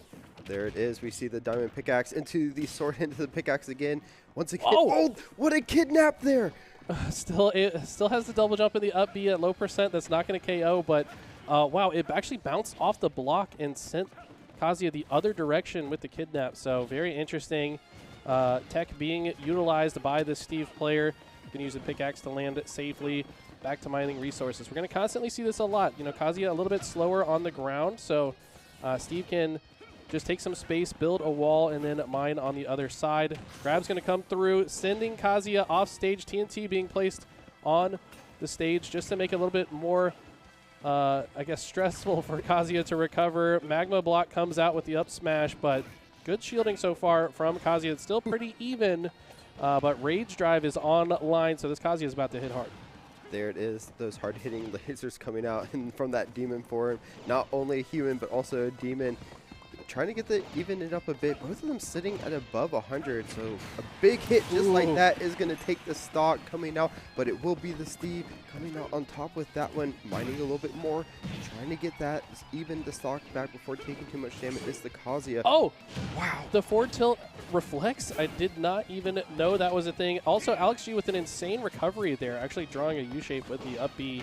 Not an easy recovery to make, but that was the safest way they could have got back. Up B is going to cover the option of Steve there. So we're last stock situation. Steve already has the diamond on line, but okay, combos coming out from Kazuya. These are the combos we saw them use in round 1 to steal a stock without taking any percent so far. Steve has played well against it, but I don't know if they can play well against this, as they will get deleted from existence. Kazuya, a little bit too clean so far. Very clean. That Kazuya, you know, they got a couple stocks taken off of them this time, so the Steve definitely showing how strong that they can be.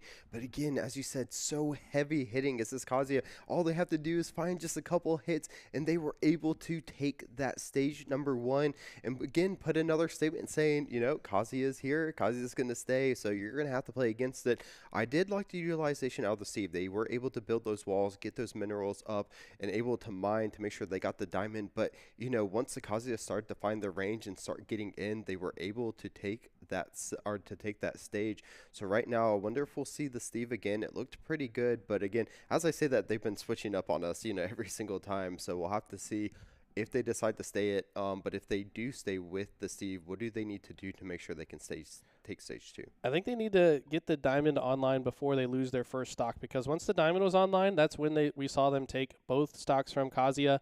But that first stock we saw, they didn't have a chance to fight against Kazuya. He deleted it pretty quickly. So I'd like to see maybe a little bit even more defensive plays.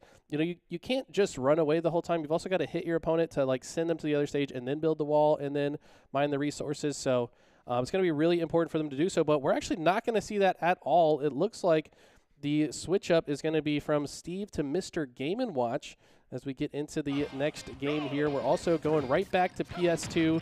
This is sometimes how some of these sets go. Both players just say, you know what, let's just play Pokemon Stadium the entire series. And so far, I like this. This is a much better matchup for against Kazuya than their previous character. And as you say that, they already got the Kazuya to 71%. We were lucky enough to see some Mr. Game & Watch in the Sandhill regions before, so it's nothing too new to both of us, but there it is. Finally, Kazuya finding some of that range and finding some of that damage, getting the Mr. Game & Watch to 68%, but a much better look so far for the side of Butler B. Yeah, this is actually one of Kazuya's worst matchups, so probably a bit fortunate for Alex G to have this one in the back pocket.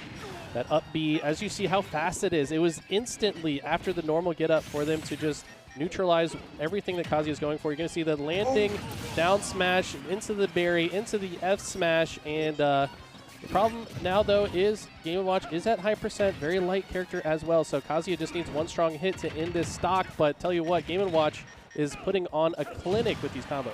They are, and they were able to get take the Kazuya stock before the Rage Drive could be utilized as well, so great job by them. You're already getting Kazuya back to 40%. Great use of the shield to stop that bomb, but there they finally able to take that stock with those heavy hits. Only a matter of time before Kazuya will KO Mr. Game & Watch. We're talking about one of the highest knockback characters in the game against one of the lightest characters in the game, so this Game & Watch could actually die as low as like 70% to a strong hit from Kazuya, but the thing is, Game & Watch can smother Kazuya with a lot of these combos. Landing nair into up air, going to be one of the bread and butter options. We're also going to see a lot of up B out of shield come out of the Mr. Game & Watch. And so far, doing a good job of it. There's a nice hit though, and like I said, it does not take much percent to KO this Game & Watch, so every hit feels pretty bad for him. But they're doing a good job of staying out of the range so far. Race Drive online, this may be where they have to be the most careful. As you said, these are hard hits, but nice job by the Game & Watch game behind the Kazuya, getting those hits, and once again, just utilizing everything, pulling out the chair there, possibly trying to get the hit. Can they get the stock? They want to try to take it again before the Rage Drive does too much damage, but there's such a big hit, and that's what I was afraid of, that Rage Drive, the Rage Art into that kill.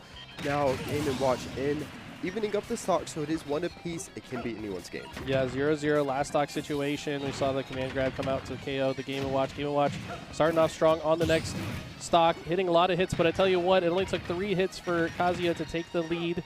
Now Game & Watch with the lead again. This is so back and forth. By the time I finish my sentence, the conditions have changed. However, it is getting intense now. Jab coming out, and Kazuya cannot go anywhere during that. So another grounded down smash. That was the KO option for all 3 stocks, and that's such a good move against Kazuya because it covers so much space to the left and right of the Game & Watch. And Kazuya is a grounded character. He wants to stay grounded for the most part for all those strong hits, the electric on the ground. You know, he has a few good aerial attacks, but mostly wants to stay on the ground, so I can see why they chose Mr. Game & Watch. And there it is. We finally start to see the 1-1 come out. Stages are now being flipped between the two. And as I said, I didn't think this was going to happen second round for a 3-0 to happen. And I liked the utilization. It didn't work too well for them in the map 1 with the Steve, and now they go to Mr. Game & Watch. They had that counter, so now it's going to be on Kazuya with West Mech. Do they pull out the Sheik once again to go against Mr. Game & Watch, or do they try the Kazuya for map number 3? It's going to be really interesting to see the choice. I think that, man, that's a tough one. I do think Sheik is going to be okay against Mr. Game & Watch. Not great, but the Kazuya definitely getting a bit smothered by those Game & Watch combos. It's very difficult to kind of find your footing against a Game & Watch player that's kind of abusing the frame data of the character, because everything you go for starts up slower than what Game & Watch is going for, so you're just going to take a lot of hits when you try to approach. So, and it's very difficult to punish Game & Watch for hitting your shield because they can just play in the air and around you. So, going to be interesting to see if there's another option of this player, if they have any other characters left in the tank, to maybe a third character that we haven't seen, not the Kazuya or the Sheik, but maybe another back pocket pick. Yeah, and they're taking their time making the picks, and this is what I like to see. Of course, you have a little bit of time. You have to strike the stages and then figure out what you want to play as well, because now it is actually going to be West Mech picking up the stage, so they're going to go ahead and choose, and we'll have to see what they go in. But I actually saw a Terry being picked into the Mr. Game & Watch now, so they did have that third pick for stage number 3. Makes a lot of sense. Probably considered the Sheik, but I think this is most definitely better than both Sheik or Kazuya into this matchup. Terry, hard hitter, but can play in the air a little bit more. Can maybe play against Game & Watch in the air, but so far it has been the air that they cannot find a way to land. Finally on the stage now is Terry, and in just 2 combos will even the stocks. Now Terry a bit more of a midweight, whereas Game & Watch is a lightweight character, so it's not going to take as much percent to KO Game & Watch as opposed to Terry. Again, we do know about Terry's go meter at 100%. That's what they're going to want to look for. Kind of similar to the Kazuya, having that damage. Once they get high damage, they're able to pull out that. So we do see them here at 99%, but actually doing pretty well against Mr. Game & Watch so far, getting them up to about 87. Okay, go meter online. Any go attack will certainly KO Game & Watch from any part of the stage right now, but look at this. The pressure has been relentless. Terry cannot even get on the stage to even activate. There it is, finally gets on stage. Immediate Buster Wolf coming out to secure the first stock, and go meter still online. It is, but they're instantly taken right back as Alex G getting that stock, even in up to 2. Both of these players have been so back and forth in this series so far against one another. You know, it's pretty much anyone's game, but as we saw in this first stock, the Mr. Game & Watch just comes out on fire, getting the Terry already up to 54%. So impressed by the combo game. Reading the tech on the platform multiple times there to continue the string. Up airs will not connect, doesn't matter though. Now the up airs are connecting, and we've seen back air and nair do a ton of damage. There it is, using the up smash to kind of bait Terry in and then immediately up being as they approach. Go meter's back online, but it doesn't matter if you get grounded into the F smash. That's been the bread and butter of Alex G so far. They've earned 4 of these 5 stocks with that one combo. So potent with that combo. They have it down to a T at the moment, so we can definitely see why they are playing this character right now. It is Terry who has to come back and try to even up this stock to try to get back into this stage number 3. If Butler can win it, they will be on match point, but here they are going back and forth. Finally finding some damage is that Terry, getting the Mr. Game & Watch to about 77%. They need to find some of these combos, though, to help them get the stock. Up B hitbox is so far on the left and right, and I think comes out frame 3 maybe. One of the most broken abilities in the entire game.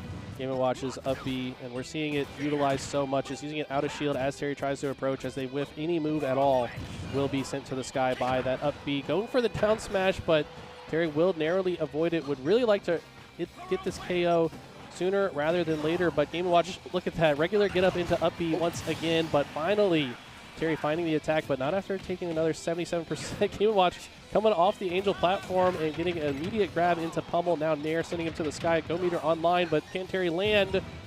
Could be the end of the game here shortly. It could. Oh, 139%. This is so risky for Terry. They have to start finding some damage and seeing if they can take it, but it's not going to matter. This Mr. Game & Watch is so clean with it. 170% on the Terry. Can they get the KO? They're trying. It's so close for them. They can probably taste it. Oh, but Terry finding some damage there.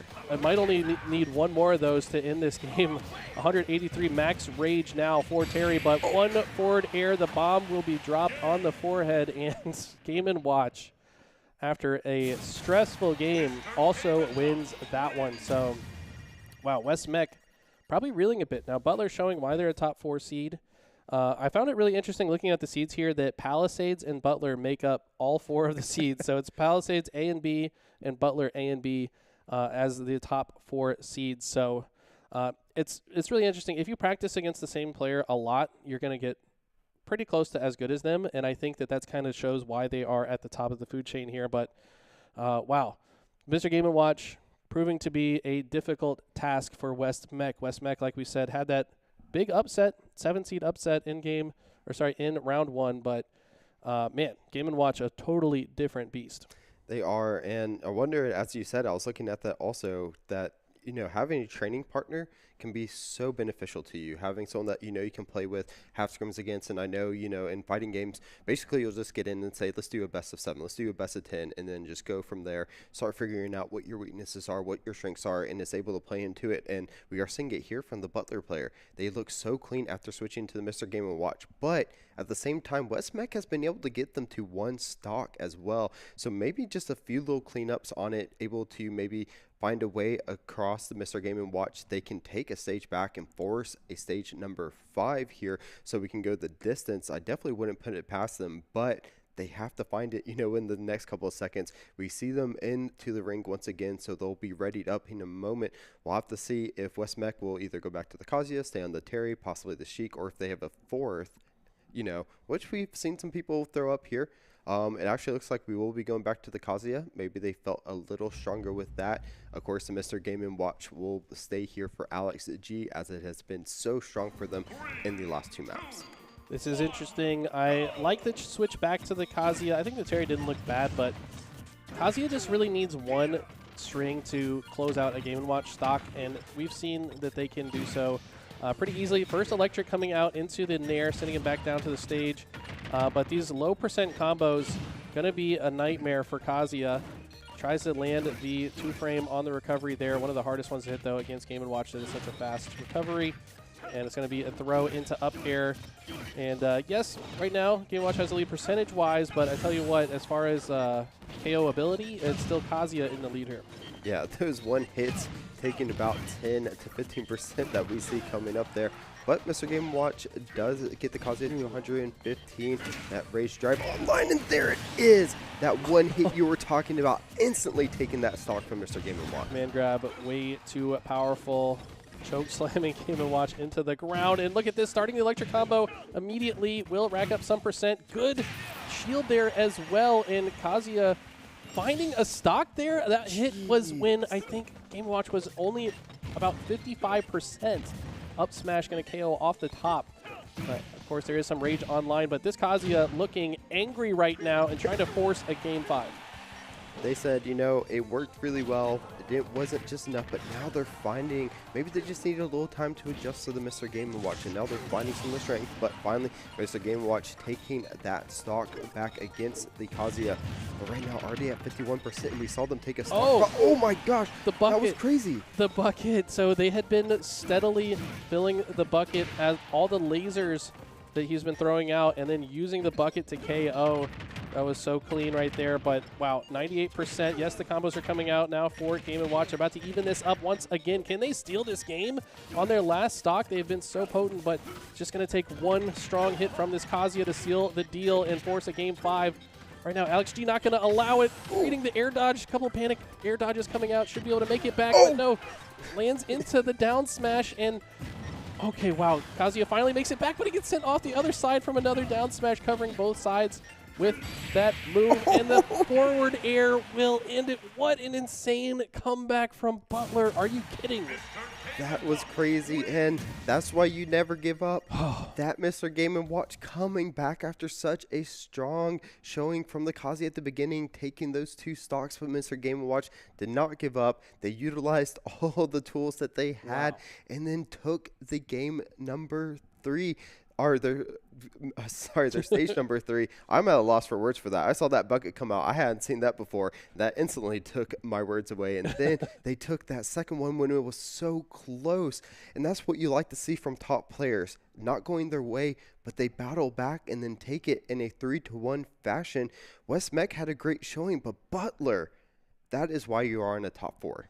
That was so impressive. And yeah, just for anyone that doesn't know how Game & Watch works, the down B is he just pulls out a little tool, and then anytime someone throws a projectile while you're doing that, it fills it a little bit. You have to do it 3 times to get the max strength of the bucket. He was sneakily filling that bucket across the first 2 stocks, finally filled it up, and then found the confirm up B into turnaround bucket to release for the kill there.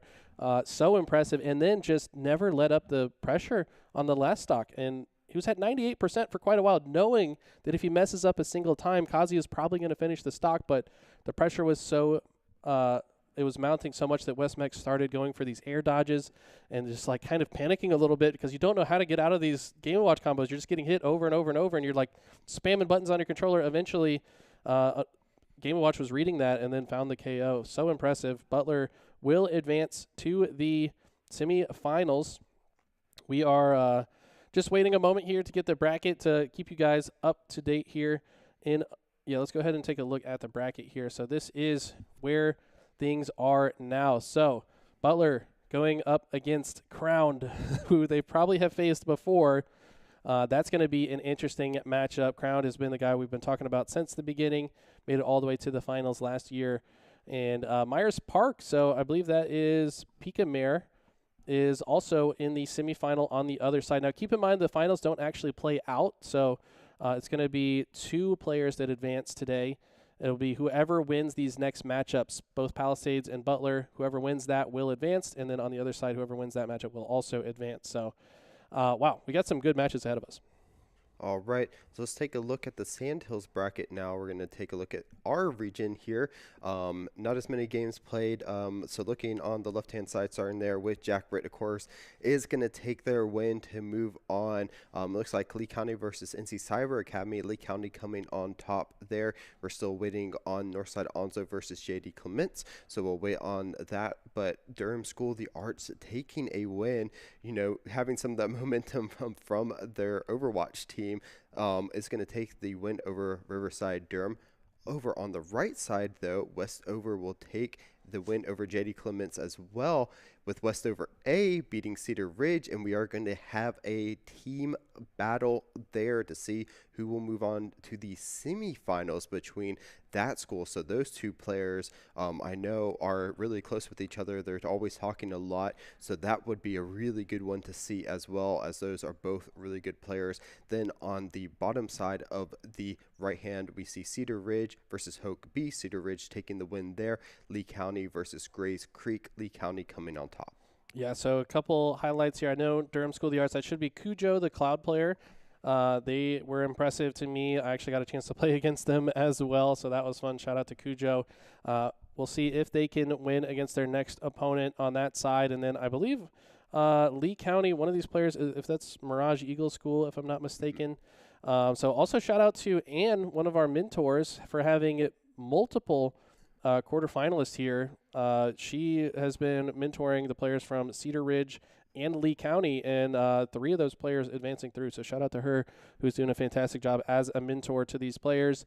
Wow, we got a lot of stuff here. Let's take a look at the Western bracket as well. Looks like we have some quarterfinal matches populated. Northwest Guilford, who I think just won in Overwatch yesterday. That's that same player, Microbot, who is a multi-talented gamer, one of the best players in the Western region. They're going to be facing off the player from Challenger Early College. On the other side, STEM Early College and Piedmont Community Charter A. And then last but not least, Gaston Early College versus Reedsville are the matchups left there. So still lots of Smash to be played, but we're getting towards the end of here. All right, and of course, this is only Smash, though. We still have some Car Soccer Rocket League later as well. So we will be jumping into that after a break. And, we saw a lot of great Rocket League in the Sandhills region. So I'm wondering how it's going to match up. Of course, we saw a lot of those clips from Myers Park and Audrey Kell at the very beginning of the stream. If you missed that, you missed some really cool goals from both of those teams, actually. So we know all the other regions are going to come out swinging for those also. So you don't want to miss that. If you're a fan of Rocket League, make sure you stay tuned for when that stream starts up in a little bit after the break. But I'm really excited to see some car soccer as well. I love Smash, but at the same time, I do love some car soccer. Also, those Chief Beef videos were such a fun time to watch. So if you haven't checked those out, make sure you check those out on the Network app. But when we get back from the break, we'll have some Rocket League. Get to that break. We'll be back shortly.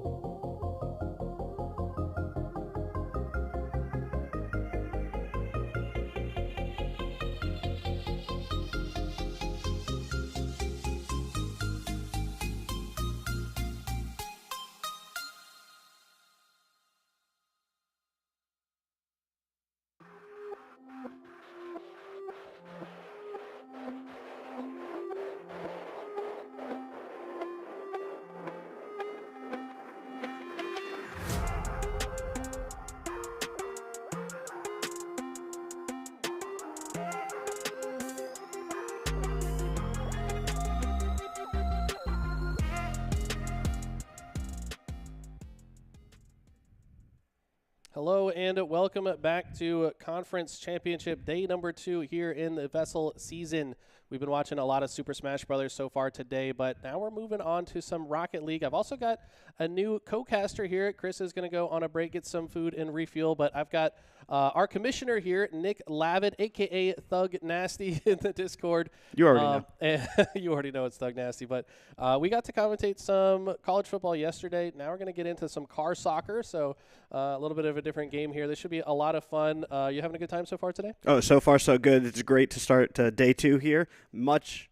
Had a lot of fun yesterday. Crowned some 6 conference championships across 2 different games. Got them going this way and another 6 today. Should be great. Yeah, so we got top 2 from each region, and Smash going to advance straight to the state championship, and top 1 from all the other games. So Rocket League, it's kind of do or die right now. Our next matchup, by the way, is Grays Creek versus Durham School of the Arts. Now, last night, one of the last matches we had was Durham School of the Arts Overwatch team already getting first place, securing themselves a spot in the state championship. Now, can their Rocket League team do it as well? There's so many talented gamers from the school. By the way, they've got a Smash competitor that's in the quarterfinal now as well. Shout out to Cujo, the Cloud player. Yeah. So, yeah, Durham School of the Arts really putting on a show for us today. No, I love that, and love to see how this bracket's going to shake out. A lot of when I'm behind the scenes, I don't get to see all the details that Eli does in his own conference. However, ready to see some high-level car soccer action today. Yeah, and Grays Creek has been one of the better performing teams throughout the season as well. If I'm not mistaken, this is the team with VESL and Real World. So we've watched so much of them play. They have so much chemistry. They have a couple of different substitute players, so I'm not sure if we're going to see Nin or I think it was Aiden that we saw in their last match. So okay. Very curious to see. I think Nin is their primary player that they have as their third, and what's really cool to me about this squad is how well balanced they are. They're all capable of doing everything. I think that Real World and VESL lean on the offensive side, and then Nin is more of the guy that sits back, makes sure that nobody gets, a sneaky goal on them. But it's going to be really fun to watch this team in action. If they can play their best Rocket League, I could actually see them winning the whole thing today. Yeah, no, actually, now that you mentioned some of the gamer tags, I know talking to some of them through the Discord, you just never know what schools that they're associated with. But I heard VESL is the carry, so let's see if he could carry them to victory in this first match. Yeah, I would say that him and Real World are pretty even, but yeah, VESL typically does lead the scoring department. So we're going to go ahead and jump in here. So it is actually going to be Aiden playing, not Nin. So VESL and Real World are here on the map. On the other side, we got Durham School of the Arts, Typhon, Habibi, and V Fig. So some more context here. Durham School of the Arts made it all the way to the top 4 in the state championship last season. Oh, so, wow. They are extremely good. I think it's a different third, though. I believe their third may have graduated, so that's why they have a different player here. But this is going to be a fun one. I don't know if we saw these two teams play against each other in the regular season, but these are 2 of our best teams. Yeah, no, Eli, hopping on the first time here for Rocket League has the biggest skill gap of any video game, in my opinion. This game I am terrible at. It's so I'm hard. ready to see some high-level action. Right off the bat, VESL, their carrying them to the first goal. You called it. He said he's the carry, and he's like, yep, let me show you why. Perfectly executed boost into the perfect angle, hitting that front left tire. And that's where I think the skill gap is you have to be so precise with where you land in the air. You have to have such a good sense of spatial you have to have high spatial intelligence, honestly, and to be able to know how fast your car can go to catch up to the ball. We're going to see a lot of aerial gameplay as there are so many talented players in this lobby.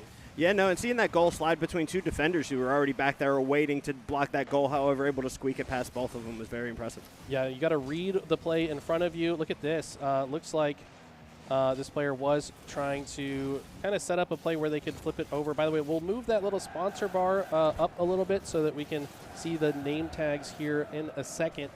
But this has been one of the most competitive matchups I think we have in this round here. Yeah, no, so far so good. It looks like Grays Creek has had a lot better anticipation. Durham School of the Arts is being more reactive to what Grays Creek is doing on the map. Yeah, what I like to see is how coordinated both teams are. It's like they understand, okay, when we're flipping from offense to defense, when they are required to be on one side or the other. Yeah, huge demo there on Habibi. Yeah, Habibi going down means that Real World might have an open shot, but Habibi coming off the demo in with some vengeance and immediately with a save. Now VESL trying to set up Real World recognizing that he's facing a lot of pressure backing up on the field. Now Typhon taking a shot a little bit too high there. No one able to follow it up. Real World has been so clean with the dribbles. Goes for the shot, but huge save from VFIC. Yeah, no, and you could see here, just as your scouting report was right on the money, Aiden being the individual who's staying back and watching that defensive side, playing a little bit of the goalkeeper, so to speak, letting Real World and VESL play up front. Yeah, they're so good at just setting each other up for goals or kind of reading the situation. What I've also noticed about this squad is the level of trust. I think trust is so important in this game because if you don't trust your teammate, you might both go for the ball at a time that doesn't make sense to when you kind of need to hold more space around. Trust that your teammate will stop that from going in and then put yourself in a position so you can flip defense to offense in a hurry. Here we've got some heavy pressure coming in from Durham, but it will get cleared at least for the moment. Ball has been mostly on this side of the field for quite a while now.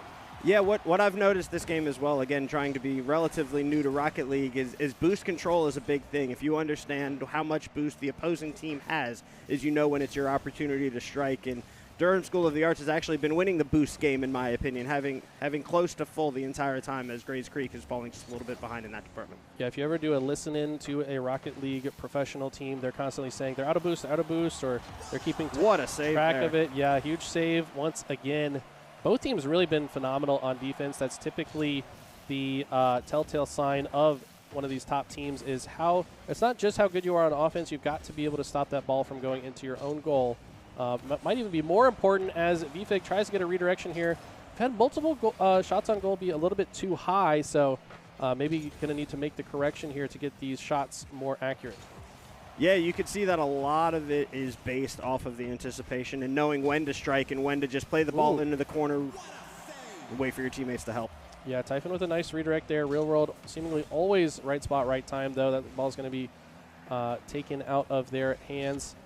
All these players quite good at manipulating the ball on top of their car. And, I mean, just look at how often they are reading what their opponents go for. An aerial demolition there was quite impressive. Yeah. Don't see many of those. Yeah, and demos don't take you off the field for very long, but sometimes the small amount of time that you're off the field. Good centering pass there. Nobody there to receive it. Yeah, Habibi can't follow up on it, though. Both teams just seeing these windows of opportunity for their opposition and shutting it short. That very first goal from VESL could make all the difference as there are only 55 minutes left on the clock. Ball's not been touched for a minute here. And can someone find a goal before this time expires?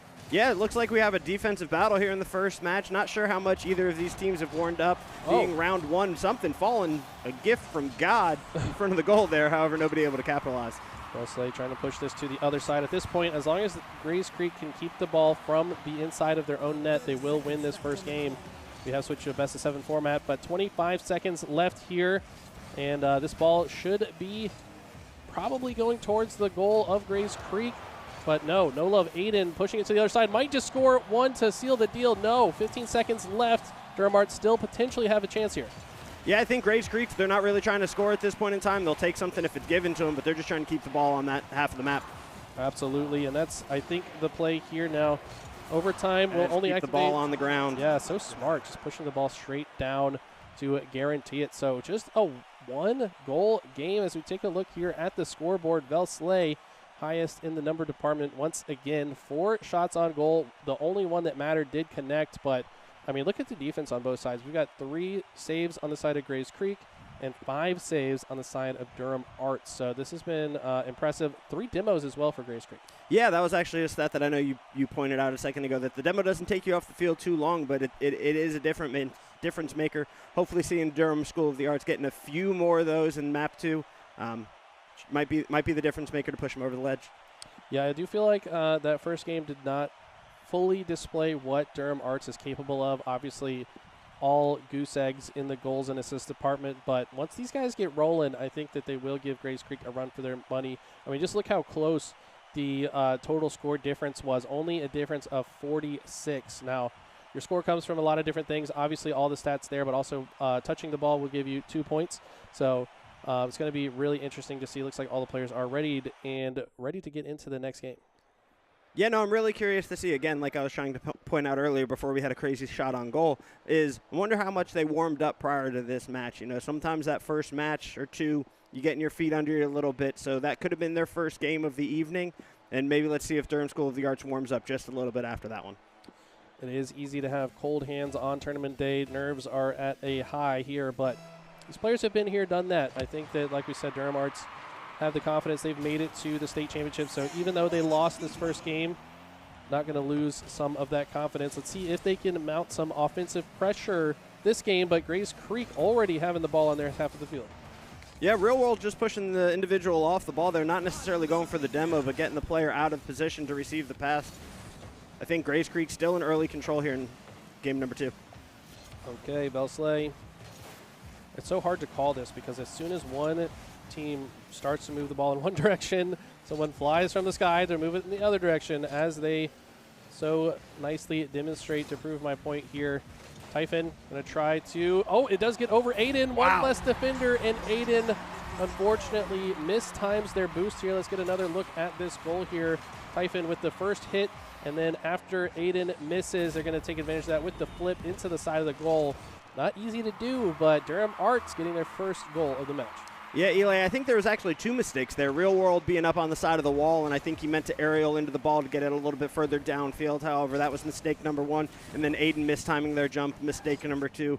Making multiple mistakes in a high-level gameplay like this is often to lead to goals. I mean, it's really a war of attrition. These players are so good that it's just who makes the least mistakes. So props to Durham Arts for capitalizing on the mistakes of Grays Creek, but Grays Creek certainly going to try to turn the tide here. Going up the wall here. Velsley with a nice boost, getting past one, but Habibi always in the right spot, right time, it seems. Now, hopefully to get another centering pass there. You got 2 in the middle for Grays Creek. Nobody able to capitalize on that opportunity. I think Durham Arts really read that situation well, sent 2 players back to defend against the 2 players on this side, and it's been a very strong defensive showcase from Durham, but the goal is wide open. Wow. Real World will never drop that situation. You can't leave an open net in front of this team. Yeah, we've got to see what led to that. It was kind of wide open. Nobody was back. 2 players missed it. Yeah, VFig dropping back. I think either maybe waiting for the boost or something. Not so sure why that goal was so wide open there. Yeah, it looked like a potential miscommunication. Maybe somebody expecting one player to go back on defense, and then turns out nobody really got there in time. So nope, Real World making up for the mistake earlier and capitalizing on a goal of their own. Exactly. Here we go. Now back to a neutral position. Ball is really not in anyone's territory. Okay, Aiden actually with a surprise on goal in the backboard into the shot. Training mode combo coming out from Aiden. Look at this. Yeah, I want to see that again. Riding the wall, flipping the car perfectly, can read the situation, knows it's about to bounce off, just using the car basically as a tennis racket. They're going to bounce that one right into the back of the net. Impressive stuff. Grays Creek now taking the lead. Yeah, your normal defensive player, your goalkeeper, coming out with tricks like that is amazing to see. Put them up 2-1. Yeah, maybe. Wow. And all right now. 3 in a row. Somebody opened the trash can lid because things are just falling in now. I think you said it about, are they just getting warmed up? But they seem warm now. Wow, indeed. Thank you, on-screen graphics. Yeah, the firework effect, so cool there. But Durham's got to be reeling now. They've got to not lose their cool here. Yes, they just allowed 3 in a row, but need to somehow find some offensive measures, and that's what they're going for. There it is. Oh, man, this is going back and forth. A 1-0 defensive battle in game number 1. However, I don't think anybody's playing defense in this game number 2 so far. I mean, the shots have just been more accurate. That's been the difference maker. They've been shooting goals that are more difficult. There have definitely been some defensive mistakes as well, but yeah, I think these are just better shots right now. Okay, off the kickoff, ball goes to the sky. VFig trying to reproduce what he just did. Ball. Another miss there. Should be an open. Oh, wait a minute. Oh, that's such a clutch tap from Velsley to keep that one a little bit too high. Aiden crossing the field very quickly. Yeah, mistakes on both sides of the fence there. One swing and a miss, and then an open goal miss, and then Aiden coming down.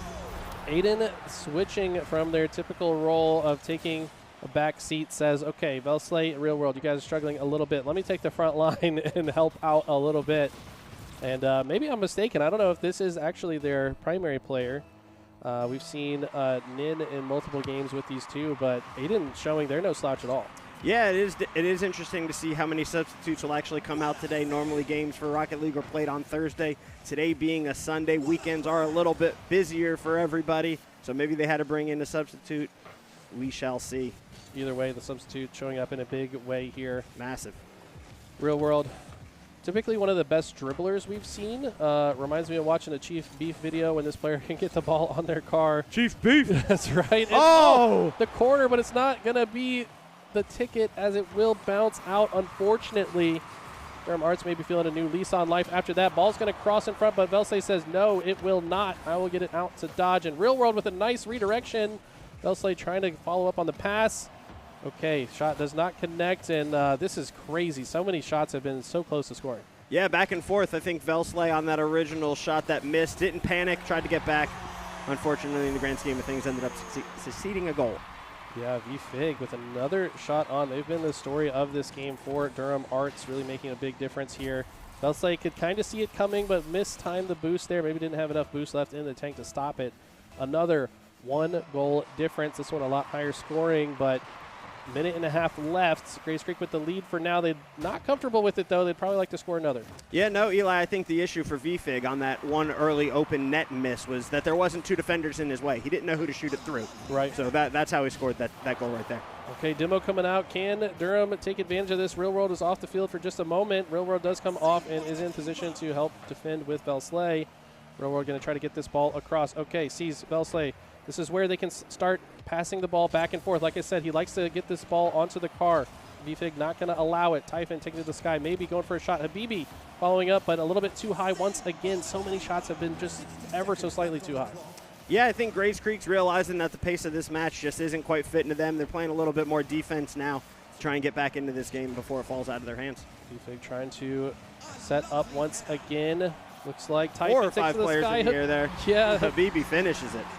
Perfect positioning to just barely redirect that one. Look at this, reading the situation, goes up at the perfect time and perfectly flips the car into the right position. Beautiful shot on goal there. Love to see that whole perspective from Habibi. Tying it up, by the way, 45 seconds on the clock. This could go either way.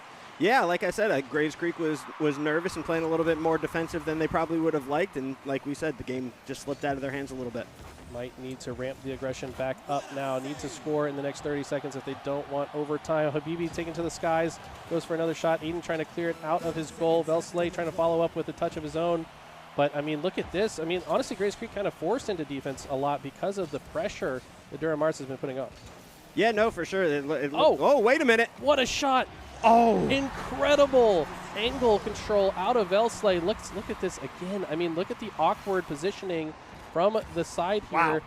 Habibi has no way to stop that. VFIG even gets the touch, but it's going to bounce off his car into the goal. And VESL called him out at the beginning of the series, starting to look like the hard carry. Yeah, he went up for the 50-50 ball and won. Not only won the 50-50, but got a shot on goal and a goal. That's crazy. I mean, what I've seen that this team do. Whoa, so wait a minute. Habibi almost gets an own goal. VFIG barely saves it. A little bit of spaghetti on both sides here. VESL tries to clear it as time expires. They want this ball to touch the ground. Yes. Perfect touch to keep it on the ground as well. And wow, Grace Creek battle back and win game 2. Durham Arts looked much better in this game, but it didn't matter. Look at these scores. Like I said, I'm curious who told you VESL was the carry. It was probably Real World, but in reality, they're both very even. And when one isn't on top, the other always is. They're typically flip-flopping, but so close in score here. Look at the stats all the way down for Real World. 2 goals, 1 assist, 4 shots, 3 saves. So a 50% success rate with their shots on goal. No, that's insane. You hope to shoot 50% in anything, and the fact that they did it, that's impressive. Yeah, VESL with 5 saves, by the way. So it seems like they kind of switched roles a bit here. VESL having more defensive plays. Aiden going to the front line with 5 shots on goal, just applying relentless pressure. 2 of those went in as well. Let's take a quick look at the overall team stats. By the way, VFIG had 9 saves, if I saw that right, which is also an insane stat.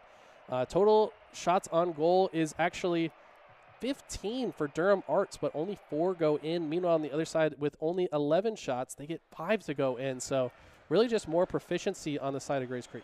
Yeah, I think like you said, Eli, Durham School of the Arts definitely has woken up a little bit. I'm pretty sure it was single digits, if not 3 or 4 shots in the game number 1, however, outpouring 15 in the second game. They're definitely, the caffeine's hitting all of a sudden. They are way more aggressive this game, maybe to their detriment, as Grace Creek took advantage of a few open net scenarios. Grace Creek now 2-0 lead. This is a best of 7, so this can go the distance, but Grace Creek just needs 2 more W's to close out the series. Yeah, Eli, and I'm more curious as we've been talking here about roles, how we said Aiden is the supposed goaltender and VESL is the obvious goal scorer.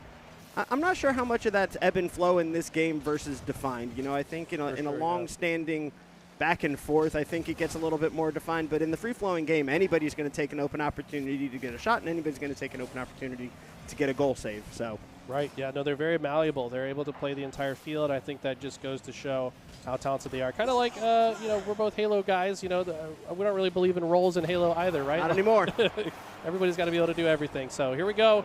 Looks like another shot on goal. VESL getting a touch here. Tries to get the ball back to the center. Aiden tries to follow up, but a good defensive play there on the side of Durham Arts. And neither team really getting their footing yet in this Game 3. No, I think they're both playing a little bit more passive. They realized how fast and aggressive game number 2 was, and it looks like we have a little bit more of a game number 1 back on our hands here. Yeah, Typhon had an opportunity there, but VESL in good position to stop it. Typhon once again trying to get this ball out of his side. Wow, good teamwork from both players there. Habibi going to intercept that one again with another save. Yeah, again, and as you've been talking, Eli, I've been trying to keep my eye on the boost. As we said, that's a crucial part to this entire game. As we see a demo on both sides, a trade for the FPS people in us. However, another. now they're just angry. Yeah, I mean, it's just explosions all over the place. They'd like to get this ball into the net off of one of these if they can. But yeah, you're right. Boost control, so important. Real World, I think, one of the best that we've seen in our league at it. I rarely see him out of boost. He's always re-upping as soon as he's out. As you see him pick up a couple right there. Another demolition. We have seen more demolitions so far this game than I think we've seen in the last 2 games combined. VESL taking this guy here, and they might have a setup unless Typhon has something to say about it. Yeah, and actually a little fun fact about Real World, who I've actually had the opportunity to connect with via Discord, is very new to North Carolina. Just moved here about a year ago, so brand new to this Grays Creek team. And you can see the teamwork is gelling early on. So fun to watch because of that. Their teamwork has been so impressive to me. VESL will get a shot on goal. Not quite going to connect. Not many players on the other side, but look how quickly all members of both teams shift sides. Real World. That was impressive. He's so good with these aerial combos. He's been a little bit stifled because of how strong Durham Arts' defense has been, but if he can get that ball in hand, he is so good at controlling it. Yeah, Eli, that's what mind boggles me about these entire situations, and especially this large skill gap game of Rocket League, is that these student athletes that are 14, 15, 16 years old able to doing these things that my mind can barely comprehend is mind-blowing to me, and it's impressive every single day. So impressive. The spatial awareness of these players. Is Habibi with the best shot? I thought we were going to get a last-minute save there. They kind of gave him the chance. It was a slow-moving ball, but ultimately Aiden, you saw how Aiden actually tried to stop it at half field, and after missing that, there's no one available to stop it. So first touch misses, but that's credit to Habibi, able to kind of bounce the ball right over his head. Yeah, no, that was amazing. Took advantage, understood the spacing and timing that they had, and were able to score right there. Okay, Durham Arts with the lead again. They had the lead in the last game, if you'll remember, for a brief period of time, but Grays Creek fought back and stole it from them. Grays Creek now with just 2 minutes left on the clock if they want to tie this one up. Now Durham Arts playing a little bit more defense. I think that with the lead here and the clock winding down, we might see more of that, but these teams are so aggressive. Doesn't matter how much time is on the clock in most cases. Yeah, no, I love that, Eli. When you see them coming down the right side there, they were both had the opportunity to play the ball, but you saw that the comm came in, that one was going to split off to the center and one was going to continue to bring the ball up the right. However, the pass never came into the center, so they weren't able to make a shot there. Yeah, I mean, these guys, they know how to position themselves around the field, set each other up for success. Real World with the aerial dribble that we've been talking about is going to get Should be able to get the cleanup there. Yes, VESL always right spot, right time to make sure that goes through. Like a little goal animation as well. A spell book and a portal there. Kind of reminded me of League of Legends. Look at this. There you go. The portal with the spell book there. It's like Yumi's book. I don't know. Yeah, right space, right time. I think the communication was there to be like, hey, I'm about to bring this down as far as I can. Be ready for a cleanup. And VESL was there ready to convert. Impressive stuff, Real World. Oh, they almost had another one right off the rip, but fortunately for Durham Arts, are able to stop it. Tie game, 50 seconds left on the clock. Next goal, very likely to win this game. And a demo comes Should out. be able to clean up. Oh! No, huge stop from Typhon. I don't know how he found that. while he's missing a teammate as well. Real World showing off his dribbling skills once again, can so easily redirect this ball wherever he wants. You could tell he's been watching the Chief Beef videos. Yes. You could tell. He's been in that training mode, absolutely, making sure that he can control the car. Will get it downfield once again, and man, this has gone back and forth. Neither team finding any separation this game. Yeah, Eli, it's actually pretty crazy to me if I look at the big picture of things, and this is being round 1 in Durham School of the Arts, as you said, in the state championship last year. If they lose this series, Eli, they're out of the whole thing. They're not even going to be able to make Wild Card Weekend. That's so true. This first round determines if you're even eligible for that Wild Card Weekend, and looks like we very likely will go to overtime unless we see an aerial goal here. As we're No way. No way. That was multiple passes in midair. Let's see how this starts. VESL with the first touchdown goal. Real World with the redirection perfectly. VFIG was there to potentially stop it, but we're seeing why Grays Creek is so potent and their teamwork is so impressive. Eli, you said it best early on. This is a game of precision and accuracy, and it was in full display in that last second, ticking off, waiting for the ball to touch the ground for the game to be over. However, VESL and Real World said otherwise, called game right there. And that's not the first time we've seen that. I've been casting a lot of these guys throughout the season. I know you've been busy with other things, but they've scored in that overtime situation, keeping the ball in the sky as the timer is at 0, and found the goal to win the game multiple times this season. It's so impressive. As we see VESL with 6 shots on goal now, only 1 go in, but that's the kind of offensive pressure that keeps Durham Arts on the defensive. They're unable to flip into offense if someone's constantly shooting at their goal. So ultimately the difference maker. All 3 games now only won by a single goal, but Grays Creek come out on top every time. No, that's crazy. And it sounds like Real World, he might have heard me say that VESL was carry. He's been showing out. He's been the MVP of the past 2 maps. So hopefully Durham School of the Arts, with their backs against the wall here in a decisive game number 5, hopefully they can convert and extend this series. Grays Creek showing that they've had just minor difference in how much they've been able to control the ball. 4 demos on both sides, total of 8 demos that game, 5 saves on both sides. I mean, look how evenly matched these are. It really was just a matter of a little bit more touches and a couple more shots on goal, and of course one extra one going in. So these teams extremely evenly matched, but Grays Creek has had the ever so slight edge in every game so far. Yeah, I'm curious how the ball touches is calculated. When you see Real World have that ball it's on a top, lot, yeah. I'm curious if he racks up 4 or 5 just there. He does, yeah. That's so amazing. And Habibi, okay, this is, I think, exactly what Durham Arts need. Now, they're in a position down 3-0 in a best of 7. They literally have to win the next 4 in a row, and I think that the start to that is with an early goal. So setting the tone here, saying we're not giving up, we are ready to fight. That's a strong first goal out of Durham Arts. Yeah, it's actually impressive because off the break here, you usually have one individual sitting back in that corner, and that was VESL sitting there waiting for the opportunity to save that. Just wasn't able to convert the save. Habibi with the early indecisive goal. Yeah, Habibi and Typhon were the 2 members at states last year for this team. I think VFIG, the newcomer. Gotcha. And, yeah, showing some of their chops and veteranship in the game. Aiden now taking to the sky, seeing what they can do, but having to retreat back to the other side. Yeah, got a lot of aerials here. The ball's been kept up in the air. They're like, hey, if it worked for us last game, we might as well try it again. No need to have the ball on the ground. Yeah, they're so good at controlling the ball in the air and kind of predicting where each other are going to place the ball so they can follow up on it in a variety of scenarios. Now forced back to defense. Good stop, though, by VESL. That could have got bad real fast. Taking to the sky here, these shots are a little bit more difficult to defend against when they come in from the sky. That's why they're often going for these plays. As VFIG gets a shot down to the other side, Real World's going to send it right back. So back and forth we go. See if Habibi or someone else is here to pick it up, but no, huge stop out of VESL. Perfect positioning there. Yeah, I think he made up for that early save that he missed with a massive one right there to keep it just 1-0. Oh, my God. We missed the reverse angle of whatever save that was, but the announcer in-game was sure excited about it. Goes over one player, second player there to hold down the fort. Real World waiting for some assistance here, trying to figure out where the pass is going to go. Tried to go for the bounce play there, but nobody really in position to follow up on it.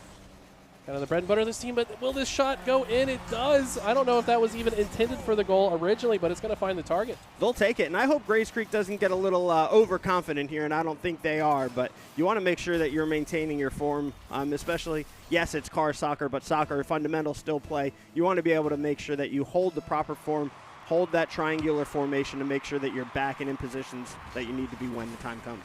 Yeah, I think that was one they could probably easily shrug off. It did look kind of a little bit lucky in a way. I don't want to say any of these players are lucky because it is a highly skillful game, but it didn't really look like an intended shot on goal, and that's why maybe Grays Creek were a little bit less prepared for it in that moment. But here we go. They're going to try to flip back to offense now. This is the largest deficit that Grays Creek has faced in any game so far. Down by 2. Do they have an answer? Yeah, I believe so. You know, we've seen it. They've proven to be the better team through these first 3 games, even though they were all just one-score games. Still plenty of time left in this game. Let's see if they can bring it back. Okay. A lot of demos on the field. Yeah, VESL maybe trying to take advantage of that. Habibi, though, has been so good on this team. They're going to push it off the backboard. Real World recognizing they don't quite have the ability to follow up on it the way they wanted to, so they're going to slow down and redirect this ball. And now VESL going to retreat back onto defense as we flip sides. Yeah, picking up that last boost before going and playing goalie just for a minute here, trying to avoid the pressure. Hopefully somebody else can clear this ball for him. Looks like they have a 3-man attack here. No wait, VESL stays back. So impressive. It's like as soon as their teammate gets the ball, you kind of expect them to, okay, now it's time to go on offense. But no, they're so aware of the situation. At least one person drops back. VFIG taking to the sky, trying to go for the backboard play that we saw previously in this match. But this ball has been on the Grays Creek half of the field for a majority of this game, so Durham Arts really picking up the aggression in this game. Yeah, I think a missed opportunity there by Typhon as it came across the goal mount there. However, swing and a miss. Grays Creek able to come up with another save. Okay, Habibi, what you got for us here? We'll send it back. And minute and a half left. This is kind of do or die for Grays Creek in Real World. If he didn't run out of boost there, I think he would have had another goal. I think you're right. He's so good and proficient at those. Does take to the sky, tries to redirect it towards the goal. It's going to go to the corner instead. Aiden pushing it back in front of the goal here. It should drop, but no. VFIG going to send it out, but a great recognition of the situation from VESL. Love to see another angle of that, but I think he just kind of was midfield and started reading the situation for what it was.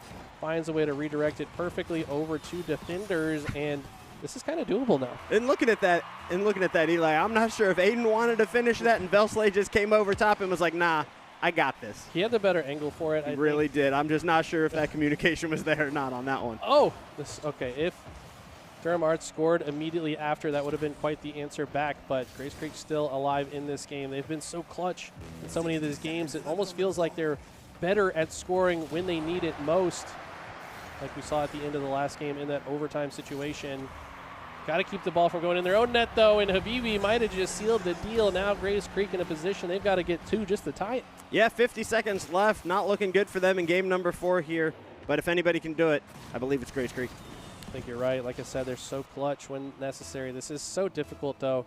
Durham Arts has been so strong on defense throughout this entire series. Can they find 2 in a matter of 50 seconds? That's a pretty tall ask, but if they can get one right here, that would make a big difference. VESL from a neutral position going straight up to the sky, trying to intercept this ball, but now with little momentum coming down, they might have a hard time backing up here. Some awkward movement from VFIG, but looks like Grays Creek will at least get into a position to maybe score 1 here. Yeah, you're almost at the point in time where Grays Creek just has to send it all forward, and we might see some additional goals out of Durham School of the Arts just based on that formational change. But okay, demo coming out. VFIG off the field for a moment.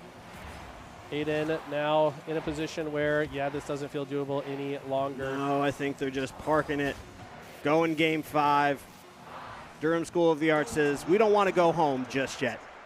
We respect that. Like we said, this team made it all the way to the state championships last time. They want to prove that they deserve to be there. They're in a very difficult spot, though. Yes, they got this 1 goal, but Grays Creek just need to find 1 win in the next 3 games to seal the deal. Taking a look at the stats here. 1-1 jumps off the screen for me. Grays Creek only got 1 save that entire match. And the thing that steps out to me is Real World was previously the top performer in the last 3 games in a row. Now the low performer. So he's just unable to find much momentum in that game. He should be able to shake it off, though. We know how talented this player is. And I feel like the other two maybe just need to give him a little morale boost. Like, hey, man, you just had an off game. It's very easy for it to happen in any game, really. The best in the world can often slip up. Best in our league can also do the same. But here is the difference maker. Grace Creek, surprisingly, actually had more ball touches, maybe due to their dribbling strategy like we talked about before. Yeah. But ultimately, Durham Arts way more effective. Now it's them with the 50% shot on goal success rate. On the other side, Grace Creek 1 for 6, which means like a 15%, which is the lowest I think we've seen from them yet. Yeah, no, not good in that department. Obviously, shots were even across the board, and the save difference is the goal differential there as well. So Grace Creek might have been an anomaly there, or maybe Durham School of the Arts has finally woken up in time to take their crown back. Immediate demolition. Typhon explodes off of the kickoff. See if that ends up being of consequence. So far, not so much, as the ball is still on the side of Grace Creek. Real World trying to change that story here, but the pressure was mounting. Good position for VESL. Gets a strong hit and a demo as well, just obliterating that car. And I'd like Grace Creek to come out hot here in this game to give themselves a chance to close out the series. Yeah, you don't want to see them fall behind early. That was kind of their downfall in that last match. Yeah, now ball's been in the center, and they will fall early as no one's in position to stop. So the defense kind of crumbling a little bit here on the side of Grace Creek. They've got to get this back together. You see Real World and VESL both there. Yeah, add a boost for Real World. Didn't have an opportunity to get back in time, and I think you said the boost control was huge there. We had individuals in position, just didn't have the boost to get back and save it in time. Okay, like you said, Durham woken up. Take the lead once again now. Lost the lead in a couple of prior games, but they're feeling something feels different. There's been a shift in the energy. Grace Creek want to neutralize that energy as quickly as possible, but it's been a powerful thing here. VFig stepping up in a big way will send the ball to the corner, maybe hoping for the ball to bounce in front and a teammate to follow up. Real World, though, going to get the dribble, gets past one defender and maintains possession of the ball here. Can he get it in front? VESL going to redirect it in front of the goal, and what an angle. Are you kidding me? That was a perfect angle with multiple defenders watching it happen. Yeah, VFig was ready. He's like, I'm the goalie. Guys, I got this. Don't worry. Swing and a miss out of VFig. Let's hope that mistake doesn't prove costly at the end of this one.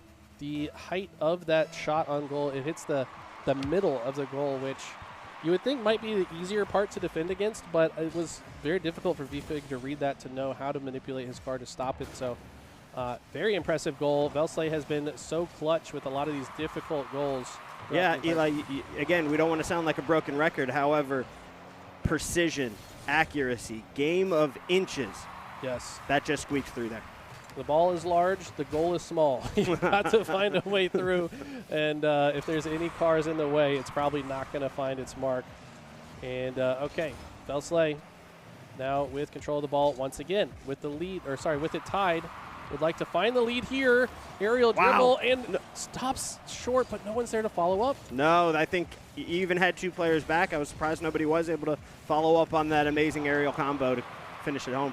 Yeah, I mean, the ball basically got stopped dead in its tracks when it ran into the other. It just took another car to send it into the goal. But yeah, Durham School of the Arts actually on the offensive here. That was the first clear in a while. They've had the ball on Grace Creek's side for a good 20, 30 seconds. Okay, we're going to send it right back. Habibi with the aerial shot here. Real World, though, reading the ball, staying on the ground. So smart there, not going to get overzealous, taking it to the sky. Yeah, again, Habibi's boost just ran out. Was like, I'd rather keep this in the air, but didn't have the tech to do it. Fell to the ground and was able for an easy Grace Creek clear. Real World with such a close goal there. Goes just ever so wide to the left. Aiden, perfect positioning to stop again. Aiden. And this is going back and forth. Shot on goal a little bit too high, but can they follow up? No, huge stop from Grace Creek. Real World now might have a chance to take a shot on goal themselves. Yeah, and Eli, what I think huge is there is sometimes people got to remember it's not necessarily you need to go for the ball or you need to go for the save. You can go for the disruption and move the individuals out of the way ever so slightly to make them miss. But it doesn't matter at the end of the day. Habibi comes through with a big convert.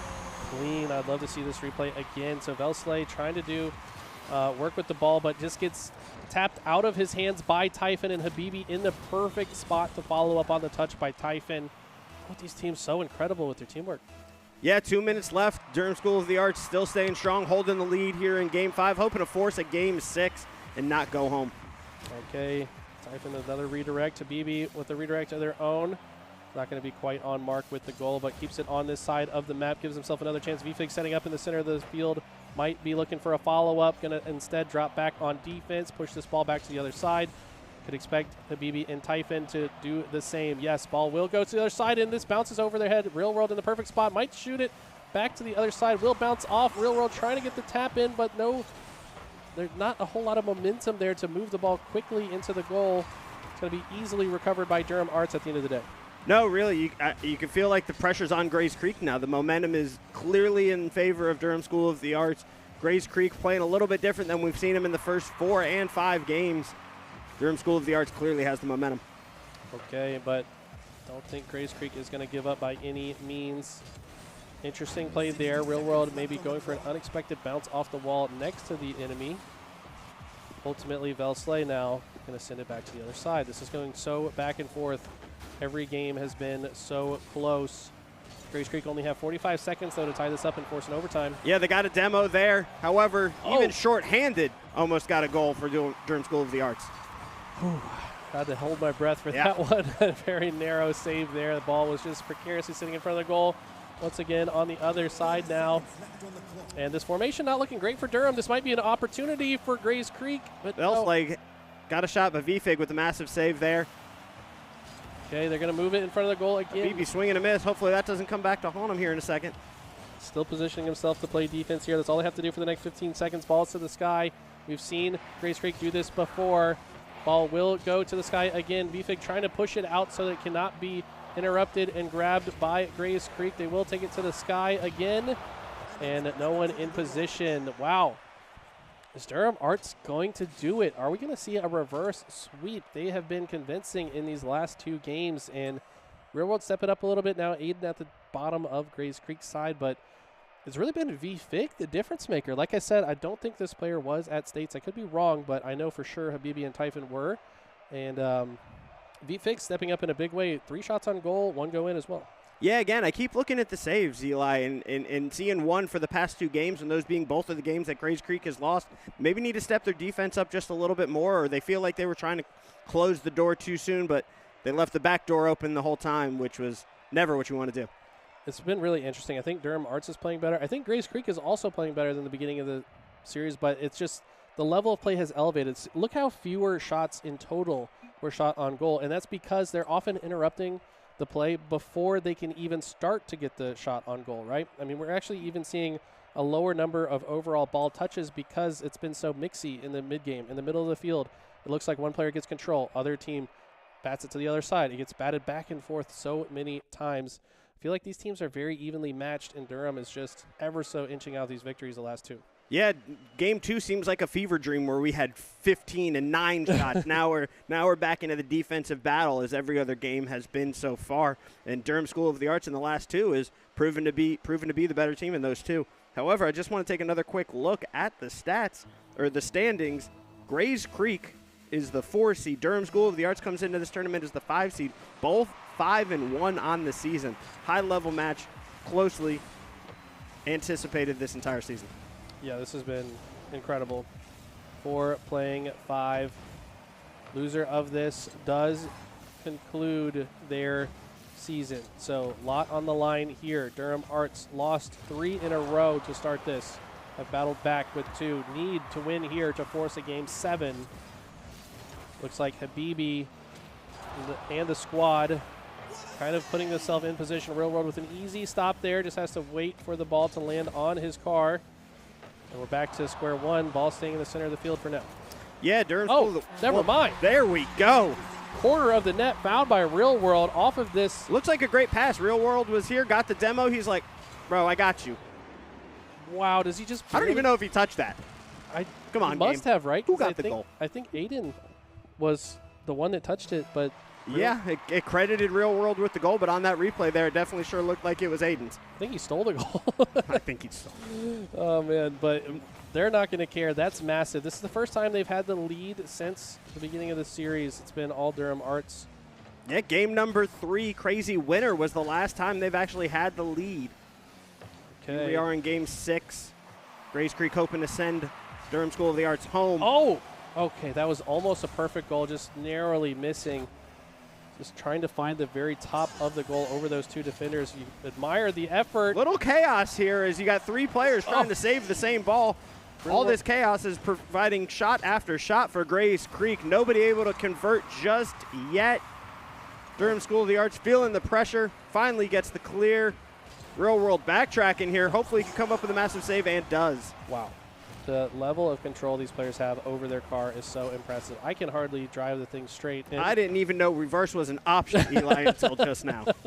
We've seen it a couple times this game. We saw Durham actually get a save with going in reverse. It looks very awkward, but sometimes it is the best play. Okay, nice cut Nice here. cut, Real World. That was beautiful. Just immediately He's like, wait, where'd the ball go? switching to offense. And we've really seen a ramped-up aggression from Grays Creek, really trying to seal out the series.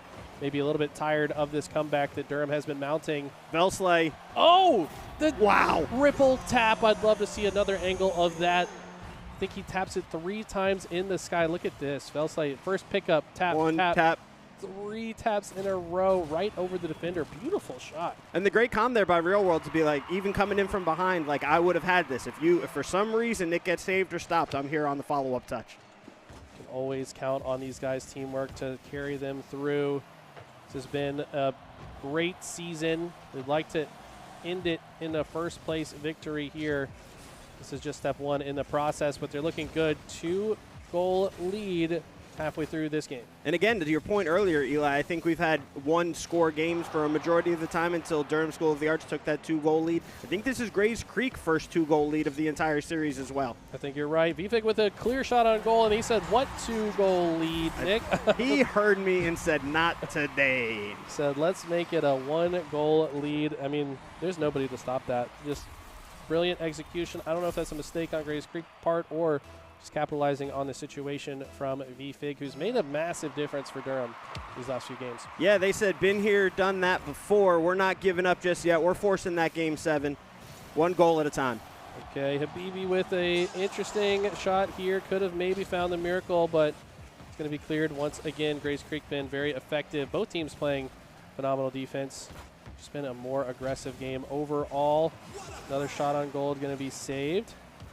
And no love, Aiden taken to the sky here. Redirection with the boost. Real World. A lot of swings and misses there, which I haven't seen in this series period, but we had 4 or 5 just there. Ball falls into Grays Creek's corner. Durham School of the Arts trying to apply some pressure, but VESL said, I'm going to take this airborne. And he does. Real World there to try to catch it. Redirects with the flip. And finding an interesting approach here on the goal. Will keep it in front. Anybody there to clean it up? Oh, Aiden goes a little bit too high, but VESL! Wow. Takes all 3 members, but Grays Creek get the job done. Look at this. First one goes to the sky. Aiden goes a little bit too high over top of it, but VESL said, don't worry about it, dog. I got you. Yeah, love that. Putting it back up to that 2-goal lead that we were talking about earlier. 1:30 left. Durham School of the Arts needs 2, and they need at least 1 of those pretty quick. Okay. What's the answer here? Durham need to get on the board, like Nick just said. They have to find goals very quick to get this even close. Typhon going to push the ball. Going to be the first one to get it to the Grays Creek half of the map. Is anyone here to stop it? Yes, VESL. Last defender available. Will send it forward. We'll try to follow up. Aiden with another attempt at a follow-up. It's almost like Aiden is a distraction. Like, hey, you're going to try to defend against me, but my homie is right behind me. And at this point, 1 minute remaining. Grays Creek know what is in front of them. If they can score 1 more, they can basically guarantee it, though. So I don't think they're going to let up the pressure, but more important to play defense as we see VESL fall back. Yeah, you don't want to pack the back line and just give them free reign on your side of the field. However, aggression coming out of Real World here. Thought he had an opening, wasn't able to. 2 players back on Grays Creek playing defense, like you said. Yeah, I mean, this is such a difficult spot. Durham Arts kind of recognize the situation. They have to score, but 30 seconds, not much time left, Eli. if they also allow a goal, it's basically over.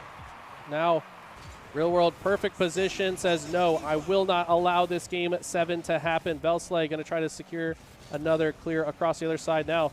Real World wisely retreating back just in case his team needs him. 10 seconds left. It's got to be a goal right here. Aiden with potentially a game-winning touch here will send the ball back. They're going to try to keep it on the ground if they can. Great clear, and that should be the end of it. Real World bouncing it back down. Aiden taking it back to the sky. They might put a wow! Why not?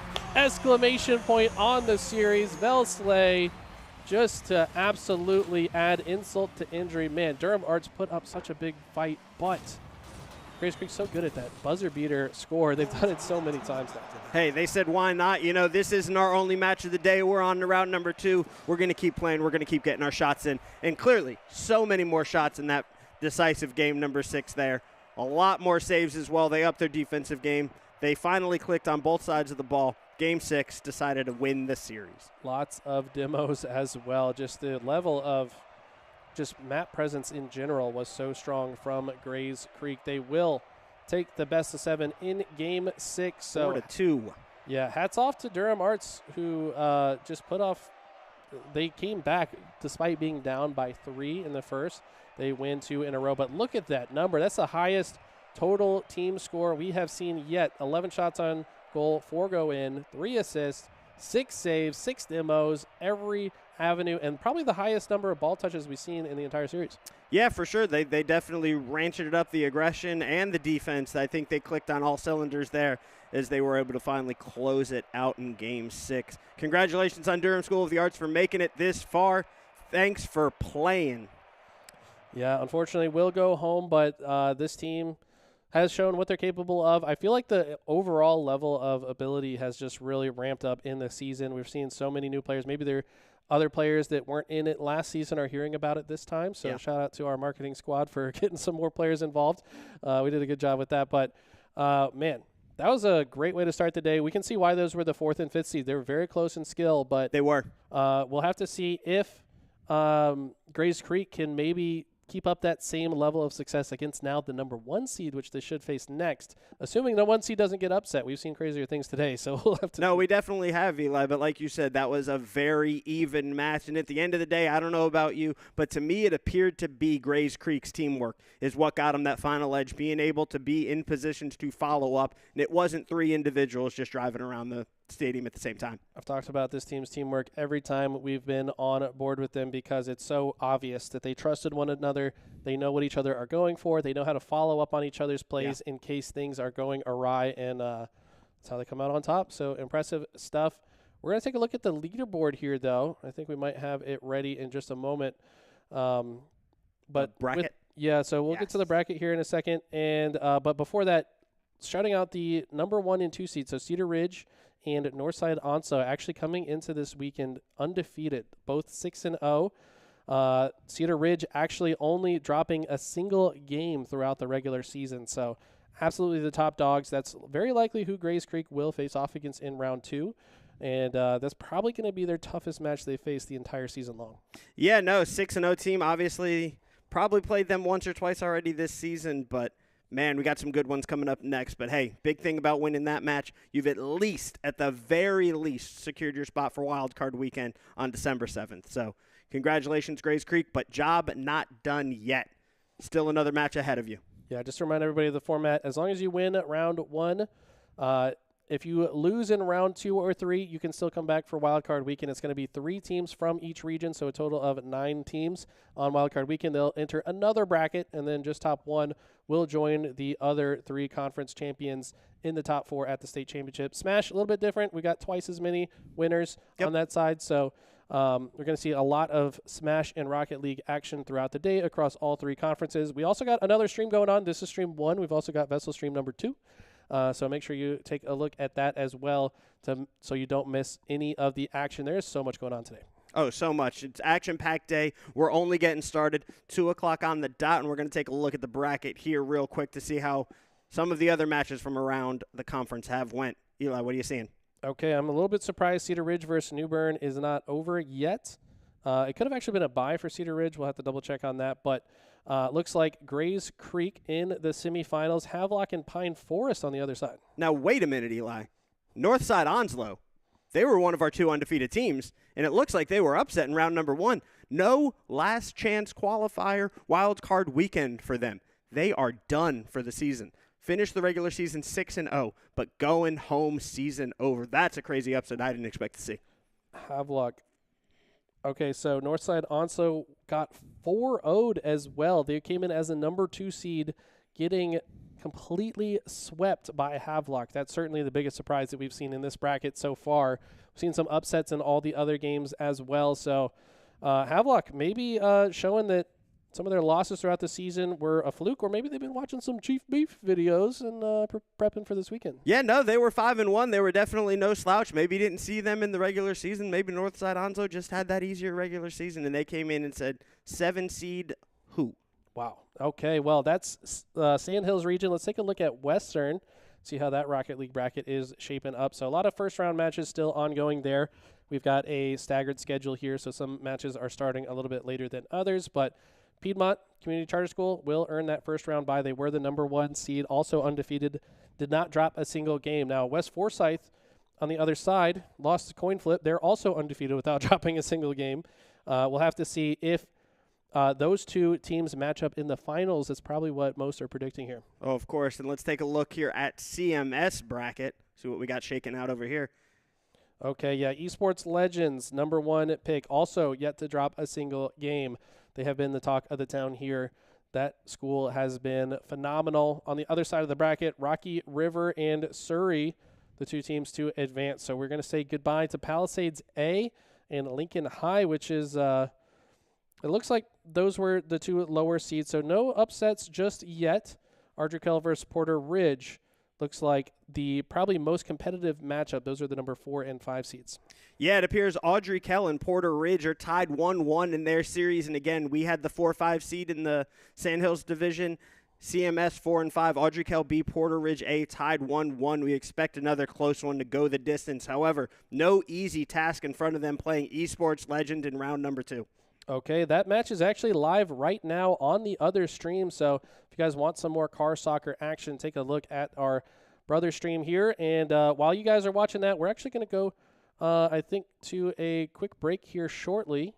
And then we've got even more Smash action. We've got even more Rocket League action. We're going to declare a conference champion in these games. There's actually 2, I guess, conference champions, co-champions, if you will, in Smash from each region, because we're advancing 2 from each side. But yeah, we're playing that conference championship, so one can at least put it in their Discord bio that they are the Sandhills Conference Championship. But no, Eli, I'm looking forward to, yet again, the shirt says it all. We're going to be calling Smash next after we come back. All right, we're going to go to a quick break, guys. Don't go anywhere. We'll be right back after this.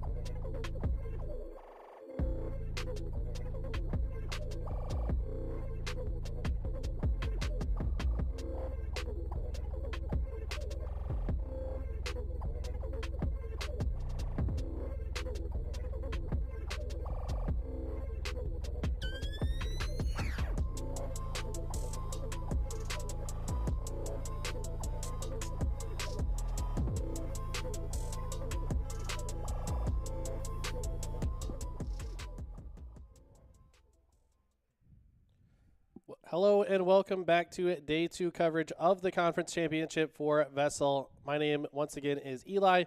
Joined with me again is Nick, and we have a round 3 matchup for Super Smash Brothers. This is going to be a qualifier, and it's also 2 players from the same school. So these 2 teams have shown that they have made it all the way here for a reason, probably sparring partners as well. So these matchups are always very interesting to me, because there's so much more familiarity between the players that the meta between them is going to be different between the meta between 2 other players. When you know each other so intricately, you're going to choose different options. Yeah, especially when it comes to that stage striking, Eli. I think they're going to know what the other person likes and not likes to play, and make sure that they play on those match when they fall behind. Yeah, and I don't know what characters these play. This is in the western side, so this is going to be very interesting to see what champions. I'm looking at their profile pictures in the lobby. We've got a Mario and a Shulk, but that does not mean that's the characters they're going to choose. But sometimes an indication. I think Shulk would be an interesting pick here. We haven't seen a Shulk yet, but it's going to be Yeoni versus Ejad, and we're going to get into it here shortly. Yeah, no, Eli, I don't want to gloss over the things that you said at the beginning of this match. This is a qualifier match. This will send some individual to states. So yeah, a lot on the line. Again, these are the number 2 and number 3 seeds in the Western Conference. Both Challenger A finished 12-0. Challenger B finished 11-0, or 11-1, excuse me. But man, a lot on line here. High level, like we said. Expect this to be very close, especially when they probably play each other so often. Yeah, I mean, and you look across the board here to Smash in the CMS table. The top 4 competitors are all from Palisades and Butler. So 1 and 2 at Palisades and 1 and 2 in Butler.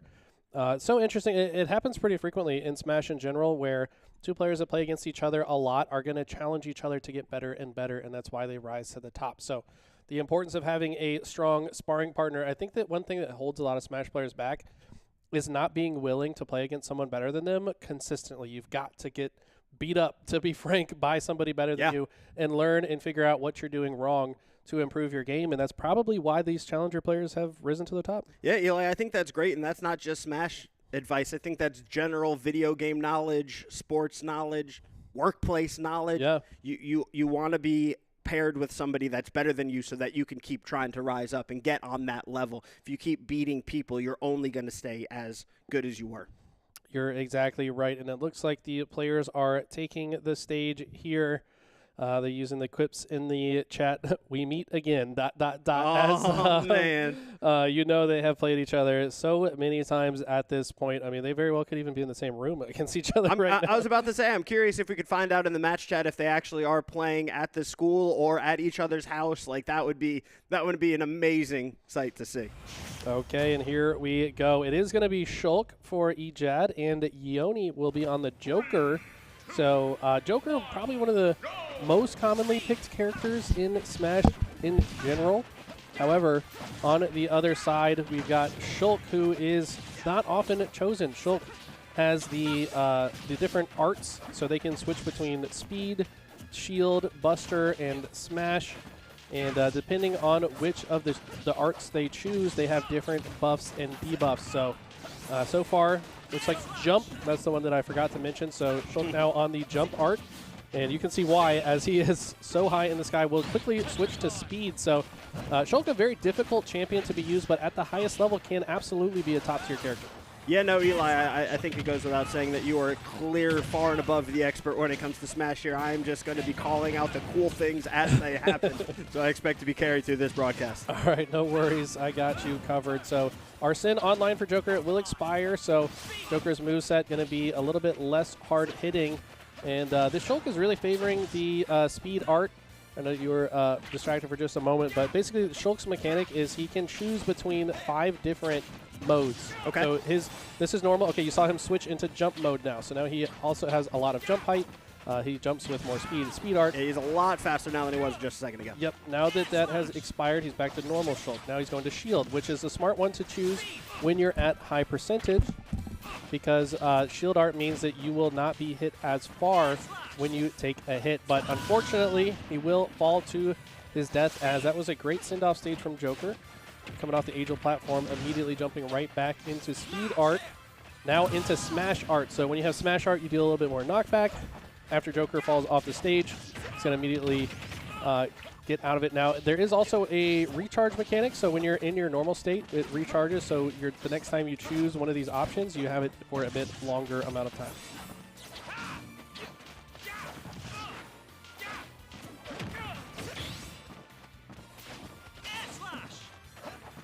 Yeah, Joker mechanic is Arsene. Want to fill this meter up that's above the percentage there.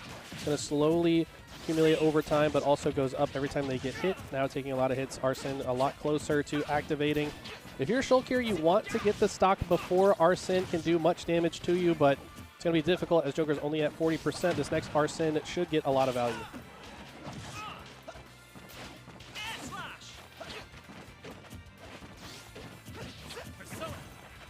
Like you said, knowing the playbook of their fellow classmate and picking based off of that. Yeah, I mean, Joker has a lot of great matchups. Maybe their main isn't Joker, but against this specific player, maybe that is the play. Challenger. Now, the A and B, typically the A player is, quote-unquote, the better player at majority of these schools.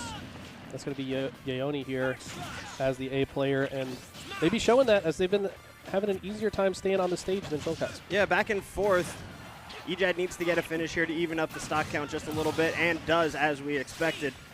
And relatively even map going into the third and final stock. Very even, as now it is a last stock situation. Strong combo, also able to use that Rebels guard to charge Arsene a little bit faster. If you use the down B and get hit by an attack, Arsene charges about twice as fast. So predicting your opponent, a big deal when you're a Joker player. If you know they're about to start swinging, you can activate the Rebels guard and get back to Arsene a lot faster. Here he is. Switching over to jump there as finally coming off the side of the map there, but able to get back up with ease and ability. Yeah, expect Smash Art to be chosen quite a bit. It will expire here. Shield Art has now expired. Speed now going to be used to stay away from Arsene for the most part, I thought, but he actually goes straight in. And it looks like a Tetra card opted for on the Joker, expecting him to swing. Tries to go for the drag down up air into a grab or forward smash, but the Shulk has been very good on the defense, not allowing him to go forward. Uses the jump art to send himself all the way off stage. Forward air will seal the deal. Ejad taking game one.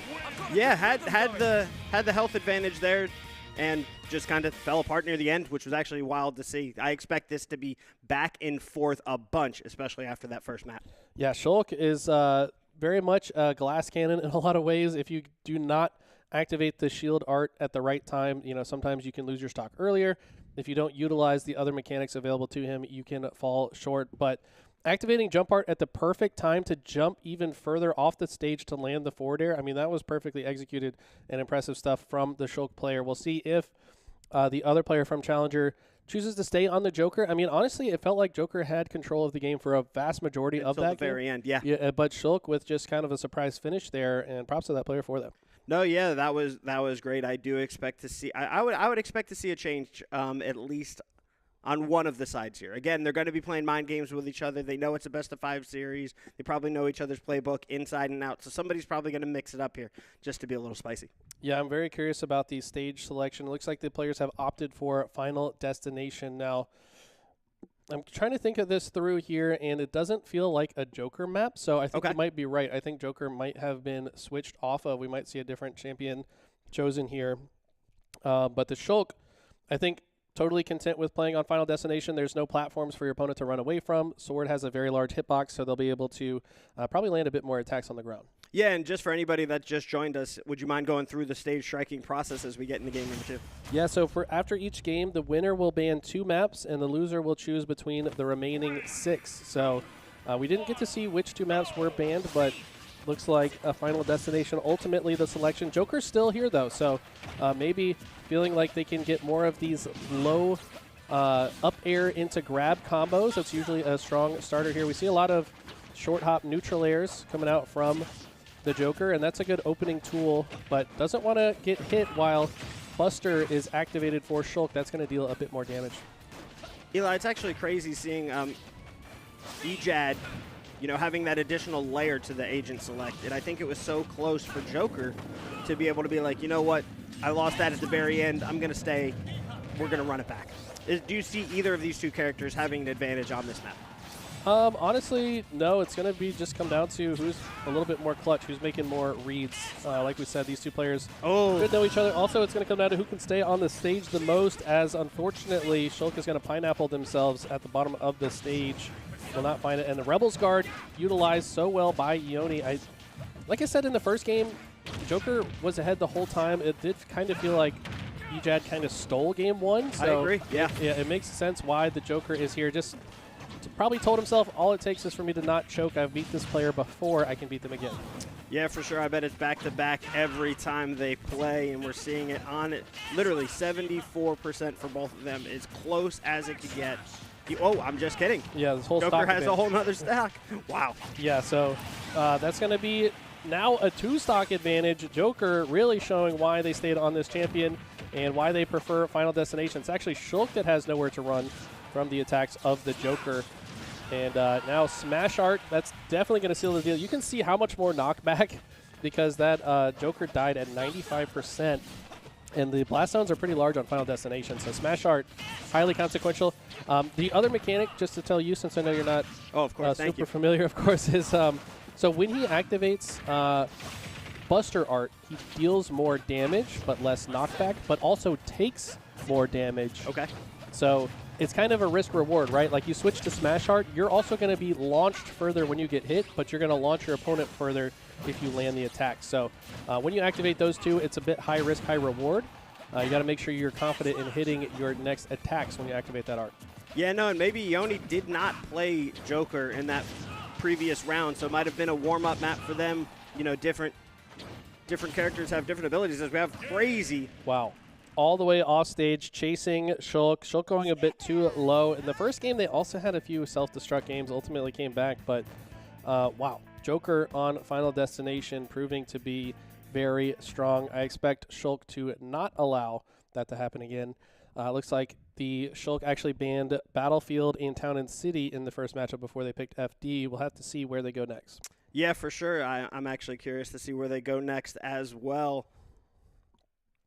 I think both characters are probably going to stay the same because once you know the opponent as well as you do, you know what character you have had the most success against that player with. So maybe not as many switch-ups here. I would imagine when they've played each other in the past, they probably use different characters, but over time it usually settles upon, okay, this is the meta, this is our closest matchup, this is where I'm most comfortable, and that's where we land. So very interesting. Always, there's so many things to talk about when two competitors know each other as well as these two do. And we're now tied 1-1. So very close. EJAD and Ioni tied up 1-1 here, close as we expected. A little bit more of a decisive win there for Ioni, but we've got Smashville and I don't want to butcher the pronunciation. Kalos were banned. One of the Pokemon stages. So yeah, all that's really left is Town and City.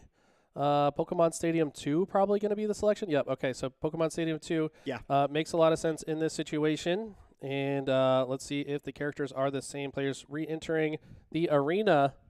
We'll see if they're ready to go. Yeah, for those of you that didn't know, you're going to be turning into a bit of a beginner stream as I ask the silly questions that I don't know. What is pineappling that you referred to in that last map? So it harkens back to Smash 64, if you played that one. I did. I am that old. Do you remember on Dreamland, under the stage, it's like spiky? Yeah. In that game, if you are down there and you try to recover, you just can't because you run into the spike. Got it. So if you're under the stage and you try to recover into the bottom of the stage, it's now referred to as pineappling. Well, there you go. Yep. Learn something new every day, everybody. But here we go. Same two champions. And while we were talking about that, Shulk has lost a stock. And make it 2. And Ioni has taken 6%. Shulk is falling apart, and this does not feel good. They're going to keep fighting and get a nice couple combos here of damage. But, I mean, literally in the time it took me to explain pineappling, we're down to a last stock situation. Yeah, note to self, never ask random questions as we're loading into a map. Got it. Noted. Going forward. That is so surprising, though. I mean, these two have been so close until they weren't. I mean, the first game was interesting. Both players kind of falling off the stage a lot. Yeah, Ioni going for a risky finish off of the edge there, however, wasn't able to. Okay, Shield Art activated a little bit early here at only 33%. Okay, I think maybe meant to activate speed. It's pretty difficult. It's a 5-way directional input while you hold the B button to choose, so sometimes they'll accidentally choose the wrong art. Yeah, while you have another character running at you full force about to do some damage. Yeah, exactly. So it is pretty easy to misinput that, but now probably just waiting for the next art to come online. Just a little visual indicator. Strong forward smash gets the 2-hit connection. Okay, yep, shield coming out now. You have quick switch. Yeah, because once again, keeps accidentally going for shield and then wanted to switch as fast as possible so they can get the full value out of it before it expires. Meter has run out. Now I think switching to shield makes a little bit more sense. See if they go for it again. Okay, instead it's not yet. Still. Yeah, Smash actually chosen for a couple frames there, but got hit out of the animation, so it didn't fully activate. Now Jump coming back, wants to find back, but a running dash attack and some poor DI there. Directional influence character was, I think, I'm pretty sure the shield player was holding left on the stick, not expecting to get hit there, so it actually sent them faster to the side. Typically you see that red lightning effect show up when it's a killing blow, but no red lightning, they still died, which means it wasn't supposed to be a killing blow. That means they made a mistake with the directional influence there of the left stick. So maybe a little bit of nerves getting to Shulk here. Got to be careful. They were trying to hold left to avoid the next hit, but ultimately held left too long. So after they got hit, found the blast zone. So all of a sudden, Yoni kind of taking control of this game and starting to show why they earned that first seed at the school. Yeah, no, definitely interesting to see. However, you know, you gotta, if you're Ejad here, you try not to do anything too crazy yet. Regain your confidence, take a deep breath. You're still in the series. You could still win the next 2 maps in advance. So try not to, because that map was quick. It was. I feel like that was a little heart was pumping, and we saw the mistakes that we did. Okay, and it looks like the players have selected small battlefield. Ejad went straight into the arena, so maybe not taking your advice to take their time, just jumping right back into it. Maybe a little bit of a salty run back here as they load into small battlefield. I tell you what, this Shulk, I think once they take their time and don't panic too much against Yoni, they do just fine. But I think that once Yoni mounts their aggression, that's when Shulk is starting to panic a little bit. And now switching multiple times off the rip here, will switch back into speed, but Joker answering right back with a couple hits. This has been back and forth. Shulk looking pretty strong here early, though. Yeah, no, maybe they didn't need the time. Maybe they just wanted to get back in there as soon as possible and be like, all right, I'm good. I can do this. I've done it before. Time to showcase my skills. Okay, Buster Art activated. Rebels Guard will charge Arsene. Arsene back online here. Once Arsene is activated, Joker's moves all hit a lot harder, but the recovery is a little bit more suspect. No hitbox for it. But probably going to look for a down air into landing up smash. Is it likely for Arsene to come on that fast? That seemed pretty quick for me. So he activated it with Rebels Guard. So if he holds down B and gets hit by an attack, it charges faster. So that's why it came so quickly. There's the Rebels Guard animation. That time didn't time it properly, so Shulk going to take advantage of that situation. Yeah, Ejad in the early advantage here, even though numbers sometimes mean nothing in this game. One false move can send you off the edge, but so far so good for Ejad here. Yeah, Ejad with good ledge options there as well. Rolling in. Doesn't look like Yoni was prepared for that, so that's how he's able to earn center stage here. Landing near into dash attack. Now smash art activated, and Yoni tries to hit the Rebels Guard. And wow, reverse up B out of shield is the perfect option to now take the lead for the first time in the series. Yeah, no, all the way back to map number 1. And then 2 back-to-back neutral airs perfectly spaced and timed. You get that low lag landing on that. Now Yoni sending Ejad off stage, and very aggressive return to the stage with the forward air into forward smash. Now an up smash landing as well, and Joker will finally have Arsene on deck and land that up smash to clean out Ejad's first stop. Yeah, Ejad has a pretty clear advantage still in this one, looking a lot better. Back to form, looking like it's map 1 all over again, as we have 2 stocks to 1 left in this map number 4. He has really turned this around, and when I said I want him to play more patient, he's done the opposite. He's playing more aggressive, and it's working very well. He decided fight fire with fire jab. Reset situation there coming out of Joker to add just a little bit more percent on his opponent. And how does Yoni approach this? He's now down by more than a stock and needs to get some progress on this stuff. Yeah, I don't think you want to take this to a game 5 with Ejad looking great in this map number 4. If you're Yoni, you want to finish this here and now, but not looking so promising as Ejad is still putting on the aggression. The speed art has been so good. Tetracard will get the counter, though, and a nice back air to prevent And I think Shulk, knowing he's not going to make it back, just go ahead and in that stock himself. Now back on the stage, still has a clear advantage as far as the percentage goes, but Arsene does dissipate. And I think Ioni's going to play this in a way that they try to get Arsene back online. We might see a Rebels guard come out here shortly. Probably want the Arsene back to get some more damage and close out this stock if possible. Yeah, it's getting pretty close down there on the meter. Not sure what we're going to see next, but it's definitely slowed down. Those first two stocks were wild and rampant, and this final stock, they've both slowed down quite significantly. PJ swinging for the fences, unfortunately sends the forward smash the wrong direction, but turns the upbeat around and just barely gets the KO onto Ioni. Looked like Ioni had some good DI there, survived longer than I expected, but ultimately was sent at the proper angle for Shulk to tie up the series. So we got our first Game 5 that I have seen in the Smash bracket. No, this is quite impressive. Sometimes numbers and stats don't lie to you. The number 2 and number 3 seed, both being from the same school, everything we expected and more going to Game 5. Love to see it. We're gonna have a good one on our hands here. Why mix anything up now? Yeah, I mean, I don't expect anything to change as far as characters go. It hasn't through the first 4. They've both won 2 apiece. It is as tight as possible. It's going to come down to one single game to decide who makes it to the state championship and who has to fight their way through wildcard weekend. High stakes on the line here in this Game 5. Yeah, this is massive. Winner will get states. They might not lock up the conference championship just yet, as we'll have one more round, but winner securing their spot at the state championship.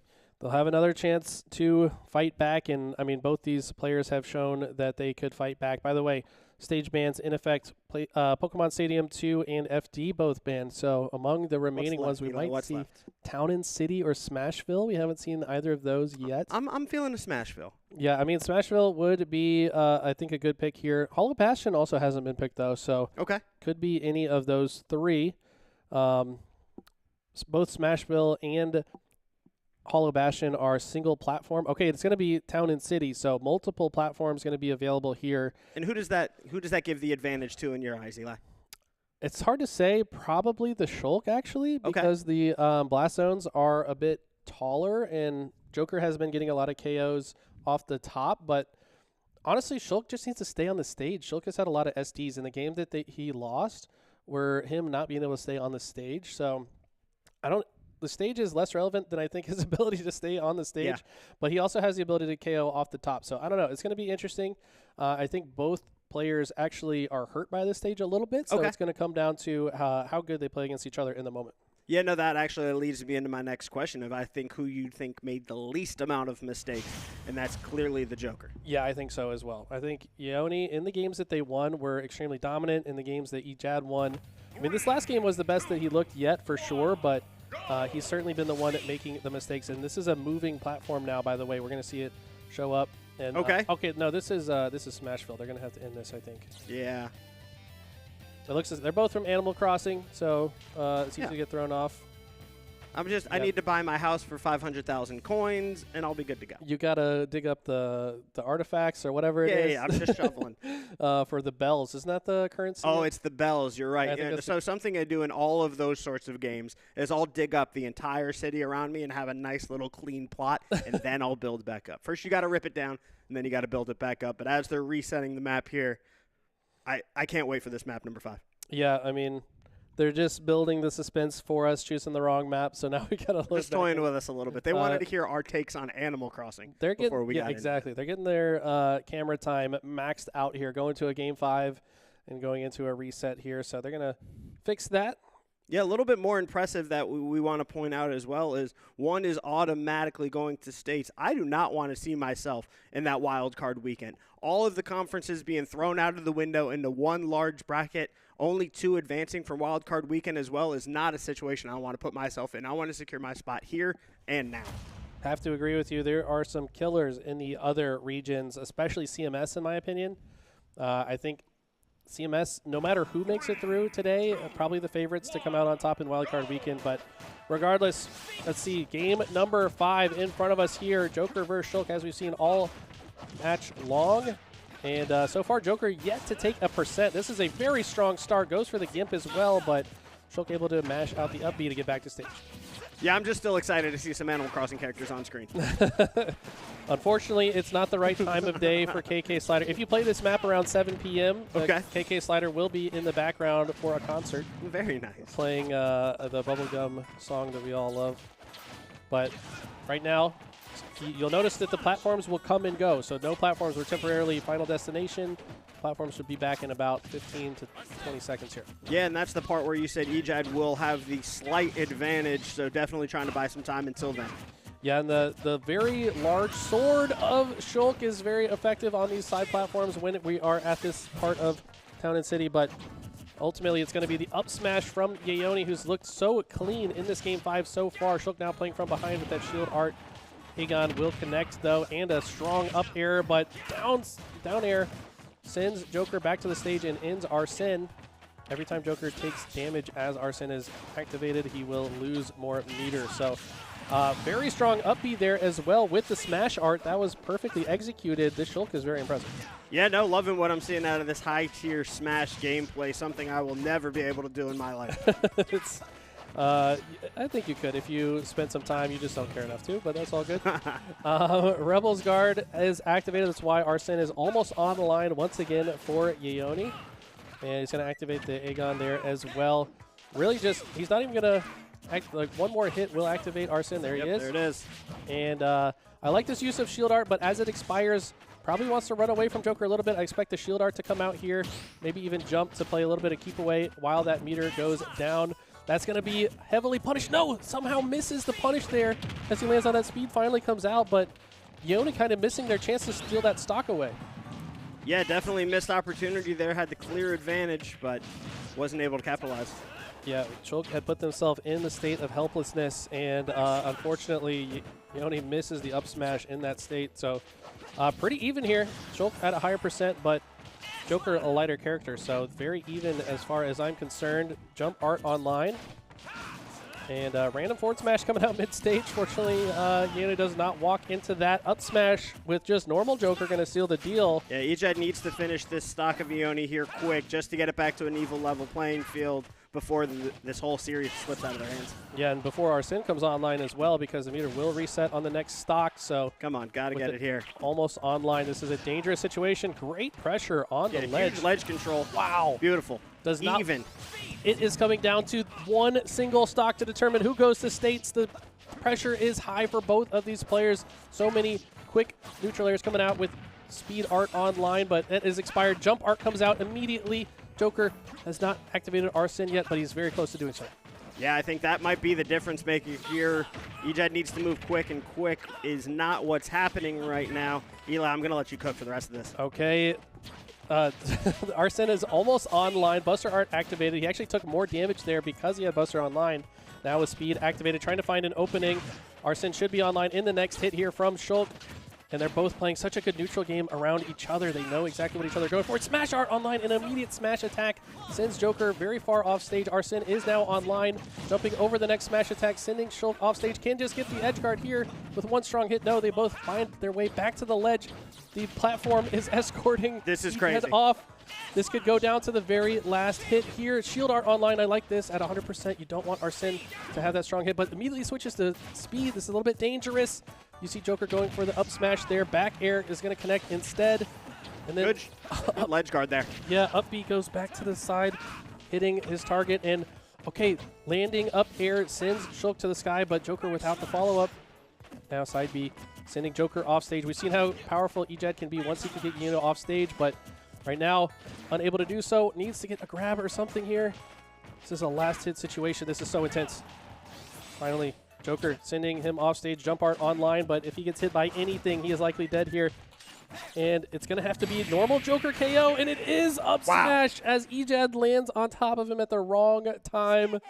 And wow, two friends that have been sparring against each other all season long, most likely, and it's going to be the A player, Yayoni, advancing to states, and his friend has to fight their way through wildcard weekend. Eli, I don't know if it's too crazy of me to pull executive decision here. I want to see another 3 maps of that. I don't think this is over yet, but we're going to have to go with the result as it was. Ioni advancing on to the conference championship map.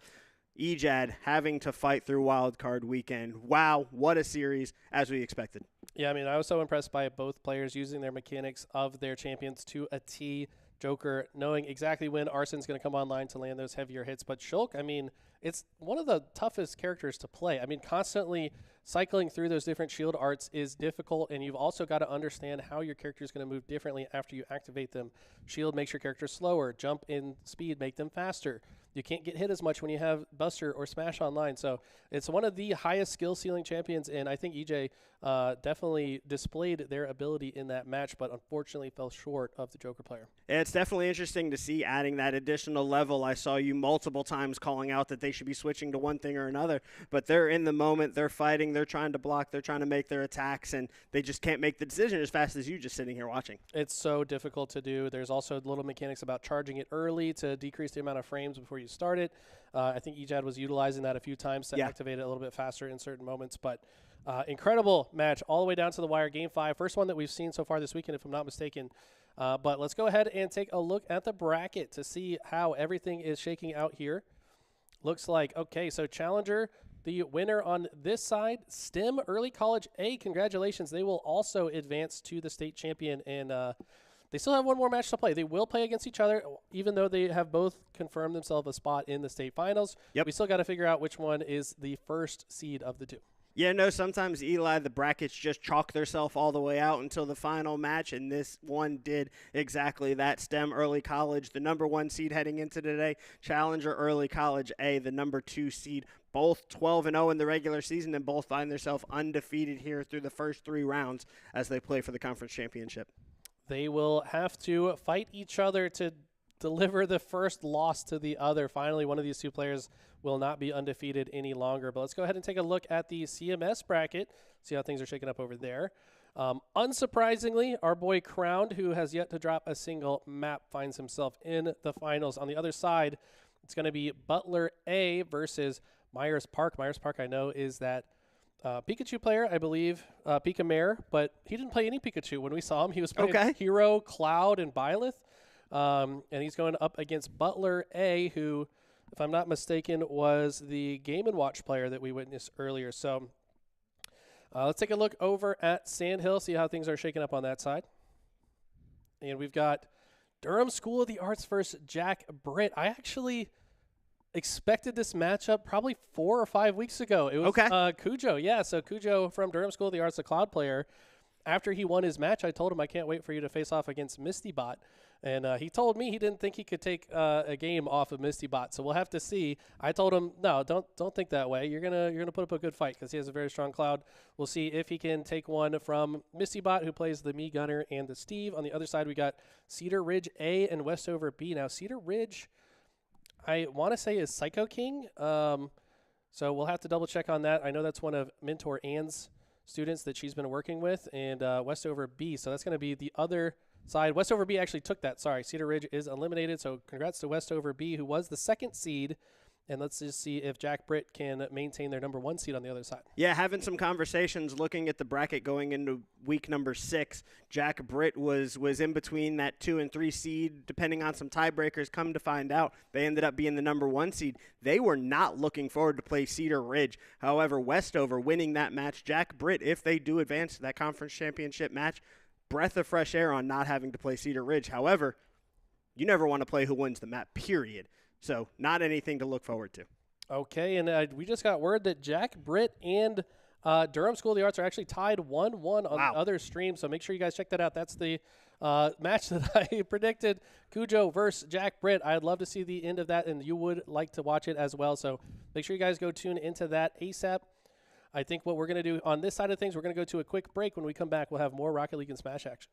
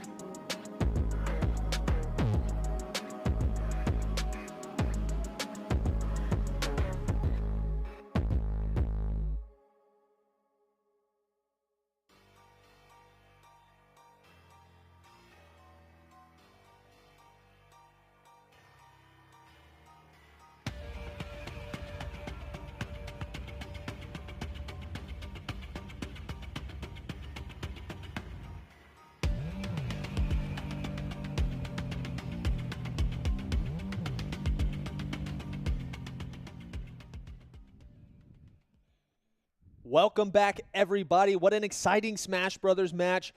I'm Justin Wilkes, excited to join you here on stream number 2. I've been over on stream 1 all day, so I've got to see a bunch of stuff. Nick, it's good to be on the desk with you, man. We work together every day. RD, Associate Commissioner, welcome me to the stream. I love it here. No, glad to have you. I've worked with a little bit of everybody this week between bouncing back and forth between stream 1 and stream 2. First time we're together and happy to have a amazing match in front of us for CMS Rocket League. Absolutely. We are on to the semifinals. Esports Legends A, the number 1 seed, taking on Audrey Kell B. I just watched Audrey Kell B win their quarterfinal match over there on that side, so I do have a little bit of context. They were victorious over Porter Ridge. The score was 4-1.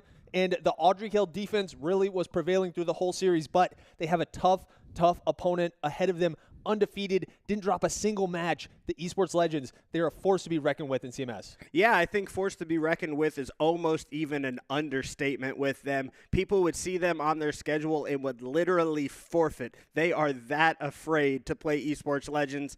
Esports Legends has a lot of top-tier talent on their team.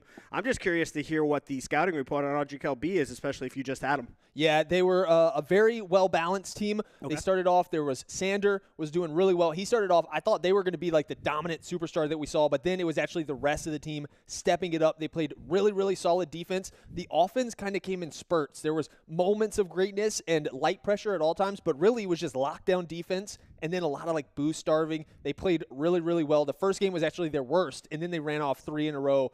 Actually 4 in a row, sorry. It's a best of 7. Yep. So they really came alive right there, and I think they're a good shout to take on these undefeated seeds. I know that in this bracket, there are still 3 undefeated regular season seeds. The top 3 have never lost in the regular season. They haven't lost yet. Obviously, someone's got to lose down on the lower side. Can Audrey Kell potentially make one of those upsets? I'm hoping so. Yeah, no, this is a semifinals map. This is what gets you to the conference championship. I'm curious to see how it's going to turn out. The biggest thing I saw in my round 2 matchup for Rocket League was the teamwork and who has the better teamwork here. I know Esports Legend has a new third from the previous season, so hopefully they're able to gel well because I think this game is all about teamwork. Yeah, I'll be honest. I'm going to be a harsh critic of Esports Legends. I've heard so much about them throughout the season, multiple SSLs, that they're really, really talented, dominant roster, but I haven't got to see them. Obviously, I'm from the Western region, so I haven't got to see really anything from CMS in the regular season, but they're going to have to live up to those expectations. I am a shameless sucker for an underdog story, so I'm going to have to keep my Audrey Kell flag kind of in the back pocket, but it's going to be there at all times. I'm going to be slightly rooting for him. Hey, I totally understand. I think everybody at the beginning of the season had Esports Legends in the center of their bullseye, ready to take aim at them. They knew they were the clear favorite, not only in the CMS conference, but the entire state. So Audrey Kell does not have an easy test in front of them. Yeah, got a lot of fun stuff ahead. I truly think that this could be the first big match for Rocket League. You know, some of these undefeated teams, there's been so much adversity that they haven't had to go through because they've just cruised through the regular season. So once they run into another big like Titan in the region like that, I think that there will be some awesome stuff. And also, now they can play freely. When you get that quarterfinal win, you guarantee your spot at least in the wild card weekend. You got to win all of this tournament to make it to get that guaranteed spot in states. Only one team from each region is going to get that. But now that you're guaranteed into the wild card, maybe you can take some risks early on in this series, have some fun, hopefully loosen up a little bit now that you've also got a game under your belt. Yeah, no, I'm hoping to see a very close series. Unfortunately, not a single sweep have I seen yet. Audrey Kell has a tough task to even make sure that they take a game off of Esports Legends. So just like you, I think I'm even going to be pulling for Audrey Kell a little bit and have Esports Legends under the microscope for every mistake that they make because they've been talked up so much throughout the entire conference. Definitely. We'll see. Let's take one more look at the CMS Rocket League bracket. Check out how we got here. Esports Legends victorious in their quarterfinal matchup over Providence, and Audrey Kell, like I said, got the win over Porter Ridge. Down on the other side, since we're going to get to see that topside match, let's spend a little bit of time talking about the bottom one. Rocky River, the number 2 seed, victorious over Palisades and Surrey Early College. They take down Lincolnton as well, so that's one of those undefeated matchups, Rocky River A versus Surrey Early College A. Yeah, no, excited to see who comes out of that one. I haven't heard much about either team, unfortunately, in the CMS region, but yeah. Curious to see what's happening. Definitely the top dogs are facing off, and only 2 will make it to the next match, to the round. Let's check out Sandhills. We're going to get a look at all of our regions here for Rocket League, kind of get a good feel for the season. Cedar Ridge victorious, Grays Creek victorious. Havelock, is that an upset there over Northside Onslow? Massive upset there. The 7 seed over the 2 seed. When we looked at this a little bit ago, it was a 4-0 sweep too. Wow. Cleaned house with them. Havelock A did over Northside Onslow. Undefeated Northside Onslow. Nice. And Pine Forest as well down there. Another potential upset. So the bottom side of this Sandhills bracket is up for the taking for whoever's playing the best today. And the top side, Cedar Ridge, they've got to be feeling good as the top seed who's not getting upset. The 2 and the 3 are gone. All you got to worry about this number 4 seed in your semifinal, and then should be easy cruising if the seeding is any actual indicator of skill. It doesn't always end up being that way, though. Yeah, Grays Creek was the match that we had here on Stream 1 earlier, taking the win over Durham School of the Arts in 6 games. All were very, very, very close. Durham School of the Arts actually a finalist in last year's state championship. So taking them out early in round 1 is nothing to balk at for Grays Creek in Cedar Ridge in the 1 seed. Definitely. Some new dogs coming up here in Sandhills. I got to stop talking about dogs, man. I'm thinking about my puppy. Thinking about my puppy. Let's take a look. We call you J-Dog for a reason. Let's go. I'm taking it back. There we go. Let's take a look at the Western bracket. Coming over to my home, we've got Piedmont Community Charter A, victorious through a quarterfinal bye. Gaston Early College got a victory over Rockingham. West Forsyth over that Franklin team. I had a lot of hopes for Franklin, our 8th seed. I thought that they might be able to make something crazy happen. They made a miracle 2v3 win in a full best of 5 in week 6 of the regular season to get their spot. Wow. So I really thought that was a potential Cinderella story. And then Kearns Academy, victorious over Shelby. They had so much success in football yesterday. It's probably fair that they didn't find it in Rocket League. Yeah, no, the Western shaking out exactly how you expected it to, being your home conference. Yeah. But I think we talked enough about everything else. I am ready for this Esports Legends Audrey Kell match for sure. Definitely a lot of good potential. I'm hoping for high action, high octane, and hopefully a high score line. Here we go. We're loading in for Audrey Kell. We've got Kislock, Sander, and Roly Poly. And for Esports Legends, Dark, Kachow, and Stinky Bus. These kids are always in the Discord. I know them well, but I never know what school they go to until I see it on screen. Yeah, Dark and Kachow. Oh, yeah, they're some talkers. Absolutely. Sure. There's some absolute legends. Dark getting a little funky to start things off here. The aerial move is not good to get in the goal, but it looked very solid. Sander looking for a response of his own. The first team to score could establish themselves early in the series. That could be a very big start. Yeah, in my first series, didn't see many comebacks. The team to take the lead early was the team to usually come out victorious in my first 6-game series. So this first goal is very crucial. Sander gets demoed there. A 2v3 scenario here for Audrey Kell. Need to buy some time. Need to keep that ball away from their goal. They do a good job defending it for the moment. Dark. Interesting here. Yeah, pretty back and forth so far. I don't even think we've seen a shot on goal, and almost as soon as I said it, we thought we did. But Kaislak coming down the field with the ball in tow. Defense coming through for Esports Legends, but the ball is over here in a dangerous position. Sander clashes with Stinky Bus. Completely even here, but a nice clear to the other side. Audrey Kell's got to get back on defense. Dark makes a shot, pops it up, but Sander with the clutch defense. Stinky Bus aerial to the top bar. The second touch is not going to be on target. Yeah, I think he wanted to go for the shot there originally, however, put it down for a pass. However, nobody was able to follow that shot up. First shot opportunity and save for Audrey Kell, staying alive in this match 0-0. All things are neutral here through the first 90 seconds. Both teams feeling each other out, jabbing slightly back and forth, nobody wanting to overcommit and make a potential mistake. Yeah, we talked about allowing that first goal, and nobody has just yet. We wanted a high-scoring affair, but we're seeing a defensive battle here. Yep, Kachow and Sander, they clash for the ball. Sander, nice little move to get it around Dark in midair. Roly-poly trying to find his way through. Kislock shrieking into the middle, but Esports Legends, they're going to retain control. Dark going up.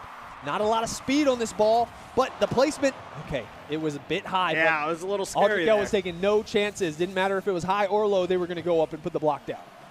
Yeah, see another save coming out. Finally starting to see some shots on goal. A little heartbeat waiting for that first goal. Once that first goal happens, I think it's going to open the floodgates, but we're still waiting for it. Yes, the game is balanced on a knife's edge right now. Esports Legends and Audrey Kell, two seemingly evenly matched opponents here. Yeah, and you could definitely tell just because the ball is a majority staying either on the left or the right side of the map, not much in the center, so low-scoring game. A lot of boost for Audrey Kell right now. The ball pretty stalled out here in the middle. Dark doing a great job on low boost. The ball is close. It bounces off the top bar, but it's not going to cross the plane. It's not going to go in. Audrey Kell so close to despair. Defense is not there. Stinky Bus with a nice adjustment midair after the first touch. The second one, it's going to send it right into the goal and is going to open the series up for Esports Legends. Yeah, Stinky Bus with good boost control there, obviously able to stay up and make the aerial finish. Beautiful finish there by Stinky Bus to put Esports Legends up 1-0. I think we're expecting a lot more out of Esports Legends. They're not quite living up to the hype yet, in my opinion, Justin. No, but I will say this Audrey Kell defense that I witnessed in the quarterfinals was a big issue for Porter Ridge. But hang on, so scary. Absolutely unfortunate Audrey Kell. The first touch bounces in such an unfortunate position. Kislock misses the ball, and Sanders not able to get it out before Stinky Bus slides in and takes advantage of an errant bounce. Yeah, no matter what the level, you can't make mistakes like that in front of your own goals. Esports Legends make them pay to go up 2-0 early. Yeah, that one a little unfortunate. I was in the middle of hyping up the Audrey Kell defense, and I'm still going to stand. I'm going to stick to my guns. Hey. They are a very strong defensive team. That was just a little unlucky. Got to make something happen on the offense now. It would have been fine to chill at a 0-1 loss for a bit, but now that you're down 2, you got to go fast. Just over 1 minute left in game 1. Yeah, a lot of back and forth here. Still playing on the outside. Not really seeing either team take advantage here after that second goal was scored pretty quick. Got about a minute left. Like you said, Audrey Kell has got to put the pedal to the metal, get some goals on the board to at least try and even up this game number 1. Definitely need to see Kislock and Roly Poly get aggressive. They need to get the ball past the defenders. They succeed for a second there, but nothing will come of it. Ball stabilizes in the middle. Stinky Bus, a little fake out there, stops, slams on the brakes, lets the defender go flying by, and keeps the push moving. Dark trying to take the advantage of the opportunity created. Not going to be a good chance there. Roly Poly with the demo while dribbling. As the man got a little bit of for a space second. here, but Dark so reliable on defense. 30 seconds left. He's keeping the ball in the air. He's stalling things out oh so well. Sandrin maybe has a chance to look. Good little direction on this clear. Stinky Bus, so reliable though, is there. We need to be looking to set up a second touch, a pass to our opponents or a pass to our teammates once the opponents give in. Yeah, I'm not sure if the communication was the clearest there. It looked like 3 of them were trying to go for the exact same shot. Nobody to follow up. Unfortunate error again, but like you said, Audrey Kell's defense does look good. Wow. Woo! All right, well, the time ran down and the deficit was 2, so it is out of reach for Audrey Kell, but a little bit of consolation at the end, a goal in the last seconds of regulation. That's a nice little credit to the team and a little morale boost right as you potentially would move into game 2. Yeah, never feels good losing a game. However, that's a definite confidence boost getting that final goal in the last second. Justin, take us through some of these stats. Yeah, so we see a lot of offensive power there from the Esports Legends side. 7 combined shots from Stinky Bus and Dark. Audrey Kell did a solid job holding it off for as long as they did, and obviously there was that one unfortunate goal. A nice thing, though, in Audrey Kell's favor, these demos, 3-1. So they are taking these Esports Legends superstars off the map, giving themselves some 3v2 opportunities. If you can time that right after one of them maybe picks up a full boost and you take all of that boost off the board, there could be some good opportunities there. I feel like it was a solid first game. Considering the skill level of their opponent, this looked about as good as it did with Porter Ridge earlier. So with them improving in the games after that, maybe they're going to be a late blossom into this series. Yeah, this is round number 2. Everybody's played a map or a series so far today, so everybody's nice and warm, ready to go. Hopefully Audrey Kell can keep that nice defense and build off of that goal that they scored late. Yeah. Anything that stands out here? Team stats looking very even right there, about only a 30 touch difference on that ball touch. Kind of shows like that possession time. Audrey Kell, they were in it. They had the times there, but the shots from Esports Legend, they were higher volume and they were a little bit more accurate, so they're the ones who get the win. Game number 2. Let's see if Audrey Kell can even things up. Yeah, Esports Legend up 1-0 in the series. hoping to keep the momentum rolling. However, Audrey Kell's defense did propose a problem for them as they were only allowed to get 2 goals across in that first game. Definitely, they held off the Legends for about as long as anybody has this season. Demo going the way of Esports Legends, though. They might have noticed that stat as well, and they might be trying to index into that too. 2 on defense for Audrey Kell. Keeps the ball out of their goal, even though it was so close. Woo, woo, Kizlock had a great look right there, but the Esports Legends defense had a lot of boost to work with and were able to sneak in the last second. Yeah, not much boost to work with on the side of Esports Legends there for a minute. They've got to regain, got to get some boost here, get things even. Clutch touch from Roly Poly around his goal. Saved it for the moment. Another demo. The Legends have truly realized that this was the only thing separating them in the last game. Can Audrey Kell hold up? Can they find their space? We have a quick little connection loss. Game 1, super exciting. Game 2, quick little play there. A lot of fun, lot of great play. Yeah, back to even. Scoreboard was even 0-0 going into that game, back and forth. The defense of Audrey Kell is proving to be tough for Esports Legends as we're going to jump right back in. Perfect, and while we were gone, Audrey Kell, they're on the board, and they've got a lead here in game number 2. So we missed something awesome. I feel like if you're an Audrey Kell fan, you might be saying, hey, get out of that game. And whenever you're in there, we're not scoring. And whenever you're gone, we are scoring. So we're not going to be able to accommodate those requests, unfortunately. We got to see this game. We got to see Stinky Bus evening things up. Let's look at this highlight. What even happened? Quick answer here for Esports Legends. Stinky Bus. Oh, Kizlock missed his first touch over by the side, and then Roly Poly also misses it. Gives Stinky Bus the opportunity. I do feel like Esports Legends, they're mostly capitalizing off of missed chances, not creating anything unreal that we've never seen before. Yeah, there's no question about it. Esports Legends is just capitalizing on Audrey Kell's mistakes every step of the way. Hopefully Audrey Kell can capitalize on some of Esports Legends' mistakes. However, we haven't seen any yet. Audrey Kell gets the demo onto Kachow while the ball is around their base. Stinky Bus dribbling, buying some time, picks up the boost, hits the corner, but Kizlock cuts him off.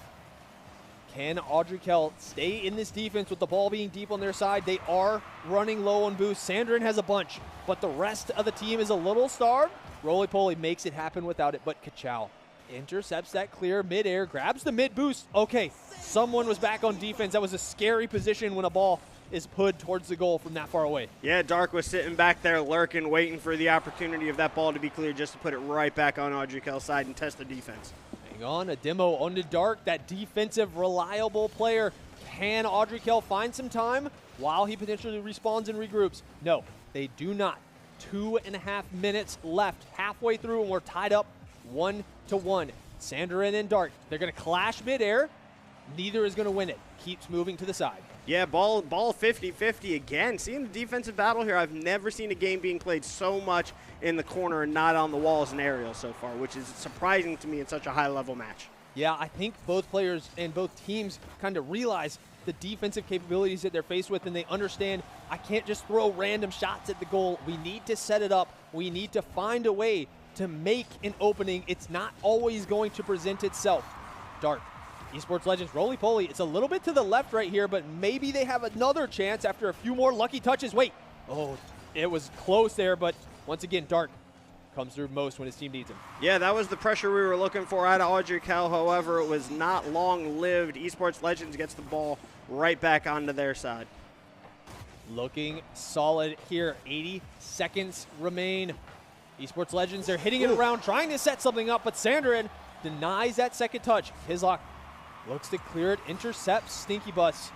Stinky Bus, I really feel like, has established himself as the true offensive threat, while Dark is kind of floating back, likes to be that defensive lifeline for his team. Yeah, we know as the game goes on longer and longer, some roles start to establish in free-flowing play. Dark clearly being the defensive-minded player for this game number 2. Yes, and they absolutely need it. He's made some super clutch plays. Can they continue it here into the final minute? A demo onto Roly Poly. Not a lot of boost, though. Stinky Bus is going to field it in his own corner. Dark clashing on the side right now. Just over 30 seconds left. Both teams being so careful right here. I would hate to see such a measured match end with a quick goal as regulation ends. Feel like we're destined for overtime at this point. Yeah, I think this is just a testament of how much respect they're paying for one another. Oh, stinky bust. But the follow-through for Kachow, finishing Esports Legends' second goal in style. Let's get another look. Did not mean to cast or curse the game. I wanted the overtime. I wanted it so bad. Stinky Bus had a great shot. It was a little high, but Kachow recognized his chance to knock it in off that ricochet. 16 seconds. Audrey Kell's got to make something happen with very little time. And Dark gets a good look at the goal.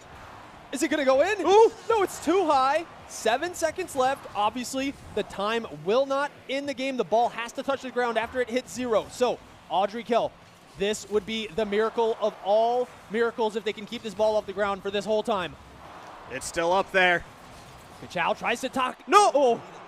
Oh, that was the other goal. That would have been that goal would have been on Audrey Kell, so it wouldn't have sent us to overtime. Okay. Super close match, a defensive chess match between both teams, and it's only in the final seconds that Esports Legend is able to widen that gap and claim their second win in the series. Yeah, Esports Legend on pouring the shots there with about 9 to 4. Whew. Big difference there.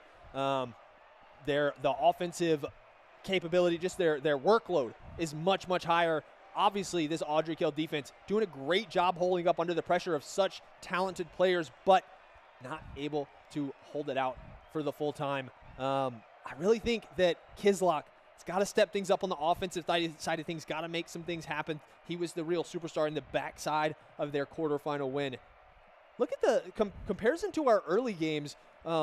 71 ball touches, 91. It's pretty low. Yeah, it's very low. We normally see that over 200 combined, and this one didn't even reach that point. So a lot of dead air time with the ball floating up in there and everybody kind of respecting the potential from the other teams. Yeah, of course. I think that just only goes to show that the respect for that these two teams have for each other. And it's hard to typecast either team, but it's as clear as day through these first two matches. Audrey Kell, clearly defensive-minded. Esports Legend, clearly offensive-minded. And see where the bend is going to break and who's going to come out victorious in this game number 3. Yeah, I feel like in this deep part of the bracket, the deep part of the postseason, you end up with teams who are good at everything. It's only just slightly better than that their offense is better than their defense. Neither team a slouch in any regard. Here we go. The first touch, very even through the beginning. Very even through the beginning right here. Audrey Kell. Stinky Bus trying to make something happen there. Oh, that's a nice little high touch there. Is the follow-up there? Okay. No, Dark and Sandrin, they neutralize each other's touches. Slowly moving towards the goal, but when it's moving that slow, you know that players of this caliber are going to get in the way. Ooh. Oh, roly-poly took an aggressive move up and down the wall to try and make the defensive shot, but the angle was too difficult to nail down as he goes flying down right there. And Kachow gets him on the board. Even the sound effect and the graffiti celebration, man, is on brand for sure. Love that early lead for the Legends. A 3-0 lead to the series would be so much for Audrey Kell to come back. They got to make their stand. They need their defense to come through, and they need their offense to make something happen. Roly-poly getting active right here. The ball goes up in the air towards the corner, but Dark gets a good touch. Kind of a useless bit of boost right there, but Sandrin still able to get back. Oh, no, doesn't get the 100. That was stolen. Stinky Bus, a thief in the night. Yeah, Audrey Kell with the first goal in the last match. However, didn't prove to be the difference, hopefully, for Audrey Kell. Oh, roly-poly. Wow. Nice. Great control. The ball won the first, honestly, the first unforced error I've seen from Esports Legends right here. Actually, 2 of them back-to-back, and roly-poly smart enough to not touch it beforehand, lets it bounce off the side, and knocks it in. Audrey Kell scores an equalizer here, 1-1. Extremely pun intended here. Roly-poly just let that thing roll on in there. It was a creeper just going in, and he finally let it get the final touch to score the goal, put them in a tied game number 3. Dark sets it up there, thought he was going to mix up his opponents, but they read him like a book, smashed it back to the other side. Kachow's got a look, was trying to dribble it. Kizlock says, no, I'll kick it right out of your hands. Sandrin going up, Uses Beautiful the aerial undercarriage. play Nice there. move. The control, so exquisite there from Sandrin. Switches to the bottom, uses the light touch that the bottom of your car will give you, and then flips over, hits it with the bottom with his wheels on the ground, and knocks it in. That was an amazing goal. That might have been goal of the series so far for me, Justin. I don't know about you. Yeah, I mean, absolutely. It was the most skilled piece of, just dancing. Like that's. I feel like that's one that, like, if this was real soccer, you record that and you put it on your Instagram. Oh, that's making the highlight reel for sure. Hey, Sandra, this isn't real soccer, but you can do that. You just gotta tag me. So far, the team that scores the first goal is not the one that's winning near at the end of the game. So good for Audrey Kell that they have the 2-goal lead here now after not conceding the first. And Stinky Bus said, not for long. Set up. I did not see. Let's look at the goal. There was a demo of the defender. Kachow boosts in, destroys Roly Poly, and opens the way for Stinky Bus. We're going to give half credit on that one to Kachow. Yeah, that was the first time I've actually seen a decent teamwork play. A lot of it has been showcasing the individual talent on both sides. Kachow setting up the demo for them to score the goal there. Targeted aggression yields a result, 2-2. We're at the halfway point here in game number 3, and things are all tied up. Stinky Bus playing with fire, putting it in front of his goal. Oh, in front of the opponent's goal, and Kachow smacks it in. Early. It seems like most of the goals we've seen scored in this one have been mistakes. Unfortunately, Esports Legend capitalizing on more. I can't even fault Audrey Kell right there. That one confused me, so they must have been confused as well. Looking so good. The Legends firing away here in the back half of game number 3. Sander gets aggressive. It's kind of stalled right here. Stinky Bus and Kachow. This is a dangerous position. Is Dark going to be the one to get it out? Nobody. They're still fighting. Nice to grab that boost there. Oh, Sandrin wanted to get put on the highlight reel. Yeah, it seems like a second opportunity where Audrey Kell just wasn't so sure on who was going to take the shot. Massive save coming out by Sander there. But just wasn't enough, Justin. Kachow, he was like a hunter in the woods, watching the scene unfold out in front of him, hits it once, chills, watches them flounder for a second, and then goes flying in to knock it in. Kachow, man. I don't know if he had that name before Rocket League, but it is an absolutely appropriate one here. Cars and Owen Wilson would be proud of watching Kachow Kid here put on a clinic. All right, a 2-score lead in game 3. Audrey Kell needs to make something happen before this game finishes and this series becomes slightly out of reach. Nice little touch from Dark. Drops it in front of the Audrey Kell goal, but no one is there to knock it in. Kislock trying to make something happen. Interesting, a defense from directly below. Pops the ball up like a gopher. Oh, so close. Dark barely manages to save it. Sander drops out. Is he going to grab this boost? No, it's sniped. Stinky Bus. The boost thief. Yeah, Justin, we were asking for some goals, and we're seeing more than we've seen the entire series in this game number 3. Offense is finally on display. Audrey Kell needs an answer, and nice. Kislock gets in. You are absolutely right. The offense is now the focus. I think that both teams have made the decision to peel themselves away from the goal, to move into the other side, to take aggressive shots when they can. Audrey Kell maybe finding something to work here. Maybe defense was not the way against this team. Maybe we go all out, and maybe we find an equalizer here. 1 minute left in game 3. Yeah, hopefully Audrey Kell can get another one on the board here before they fall behind 3-0 in this series. Huge 52 seconds left for Audrey Kell. Dark flipping on his back just for fun while he watches his team. I understand you feel comfortable. Huge save. Gotta be careful. Sandrin, clutch defense, not just once, but twice. Audrey Kell, can they get this out of their side? Can they give themselves some room to work with? Stinky Bus got first look at that sidewall, so Kislock smartly yields it. No, the great touch. Dark sees the opportunity set up by his partner, Stinky Bus, hits it off the top wall. The defense had collapsed, and it was free for Dark after that.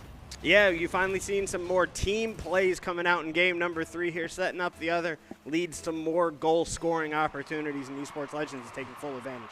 Chief Beef would be absolutely proud of the performance of these two teams. Esports Legends are in a really dominant position. Dark, aggressive again. He finds ways to get aggressive in such unique ways from such far away from the goal. Defense turning into offense. It's a combination that Audrey Kell does not seem to have the answer for. 6 seconds left. Sanderin keeps it out of his goal. Can they keep this ball off the ground? Game 3 is out of their reach, but maybe a consolation. Another one would be crazy. Kizlock, target was good, but no one is there to keep it up. Esports Legends victorious in Game 4. Yeah, finally living up to the name a little bit. A more dominant performance in that game number 3 out of Esports Legends, going up 3-0 in the series. Yeah, still so many shots, so much higher offensive volume for this victorious team. Also, Stinky Bus, 4 assists. Really kind of took a back seat there, looked to set his team up. That's what I love seeing from some big superstar players in Rocket League who are the big high flyers, because they draw so much attention. It can be easy to just think about being an all-star and taking all the shots, but when you draw that attention, you set your partners up for such an easy put away. And Esports Legends, the results can't be argued with. Yeah, I hope Audrey Kell isn't putting themselves too much into a roll lock here, as you saw Sandering with 6 of the 7 saves for Audrey Kell. Hopefully they get a little bit more free flowing to provide a little bit more offense. 5 shots to 14 provided the difference in that map number 3. Yeah, Sandering's defense is very strong and it's holding up well, but with 14 shots, with stuff coming in from every direction, up, down, left, right, it's eventually going to find its way in. They either need, I don't know. I feel like the defense is pretty solid. Obviously, 5 goals is not, it doesn't feel great to give that up, but this team is throwing so much at them. They're doing a solid job of holding off as long as they can. Just need the offense to get a little more active. Yeah, for sure. Hopefully Audrey Kell can figure out something to unlock to get them some more goals, and they almost did right before I could finish my sentence, but massive saves coming out of Stinky Bus and Kachow there to save the goal-scoring opportunity. Yeah, very clutch. Didn't just defend the first one, defended the second and the third. Audrey Kell got some room to work with. Is the goal open? Dart, they get it over him. He hits it back into his own goal. Own goal from the defender that we've been praising so much this series. Let's hope I am right about that. Okay, yes. I felt confident, but when you're talking about someone who's so much better than you are in Rocket League, it gets a little bit nervous. Yeah, Audrey Kell taking the 1-0 advantage early in this one. Backs against the wall. Game number 4. This is win or go home. Hopefully providing some more goals here in a second. Oh. That was another great opportunity. Textbook little ricochet shot off there, go really high, hit it into the wall, and then look to follow up off of it. It doesn't go in, but this is a great look. Audrey Kell, new life has been breathed into this team, has been breathed into this program. Can they find their way into the game? Huge so save. clutch, roly-poly, a blue streak across the screen, saves them from the caster curse that I can't help but doing. No, nobody is immune no matter how long you've been on the desk. We almost walked straight into it. Here we go.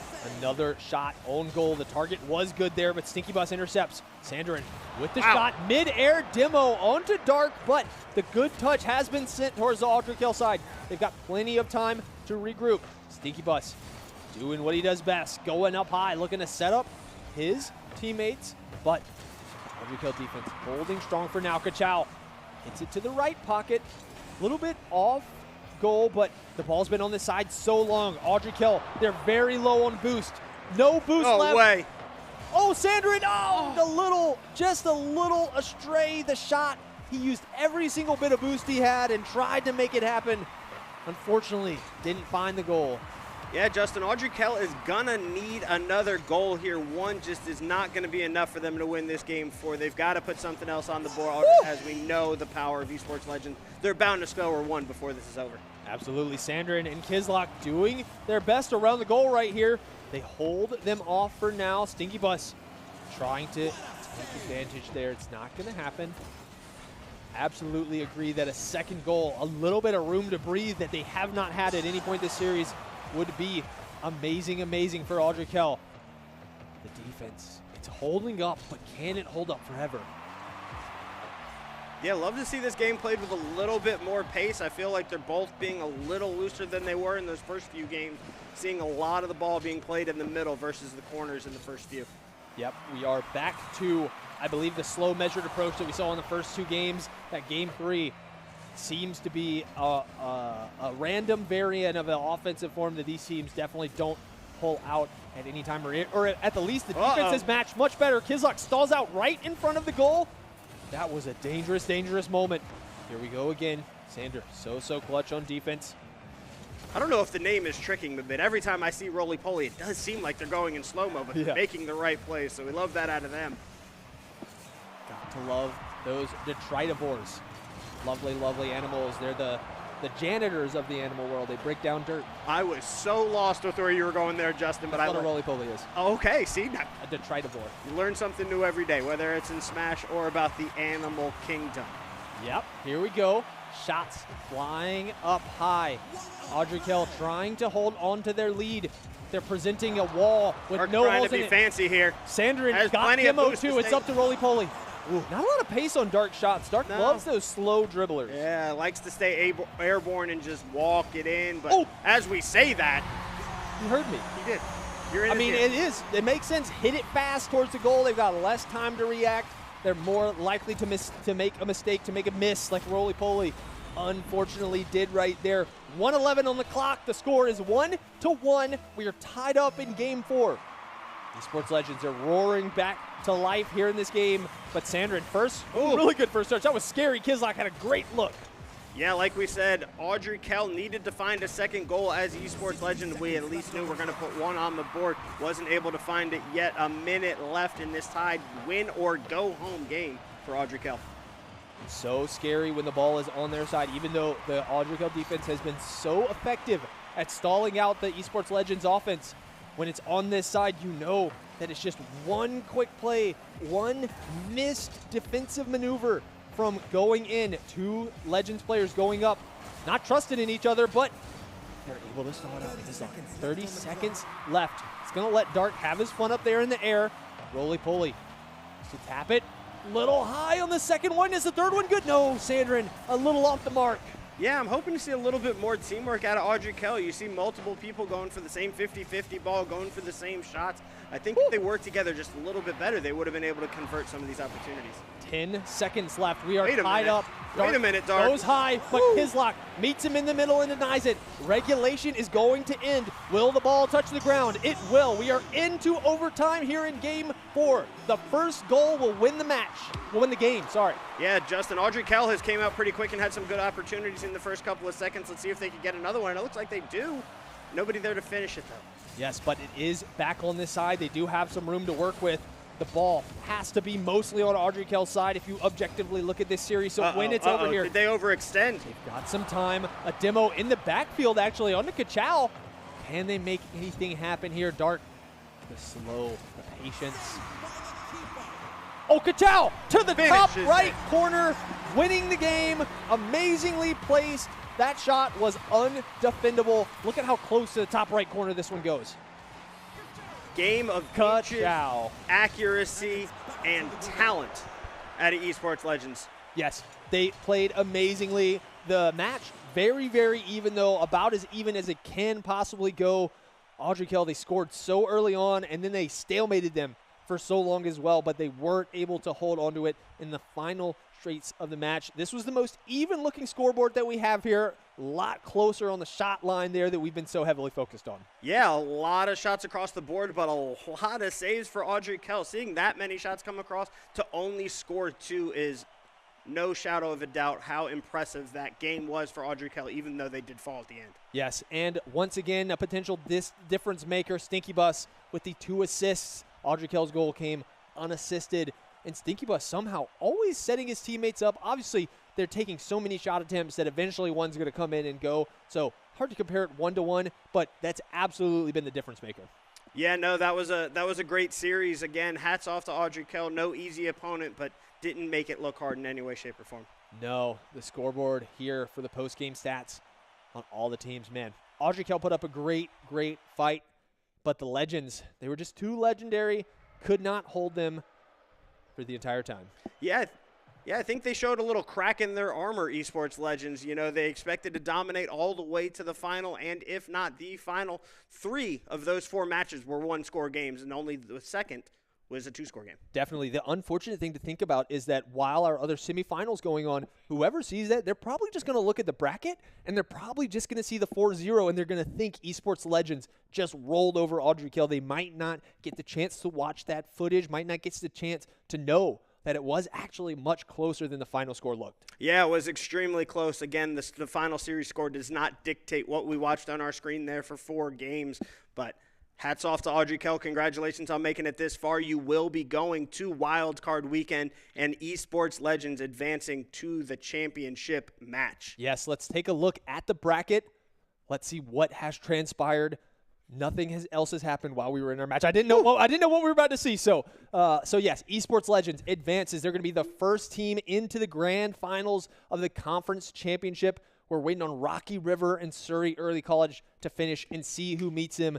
2 other undefeated teams. We're going to get the 1 seed versus either the number 2 or the number 3. Somebody is going to be a champion. Somebody's going to get to go to the state championship. Yeah, sometimes the brackets just end up being chalk, and it looks like we're going to have another one here in Rocket League. CMS is the 1 and the 2 are more likely than not to face off, but still got that Rocky River Surrey Early College match happening. Yes, they absolutely. We are eagerly awaiting to see who will win that match. Best of luck to both teams. You've got a tough opponent in front of you, but don't look that far ahead. Focus on what is in front, because at this point in the postseason, well into our bracket, there's nothing but tough opponents.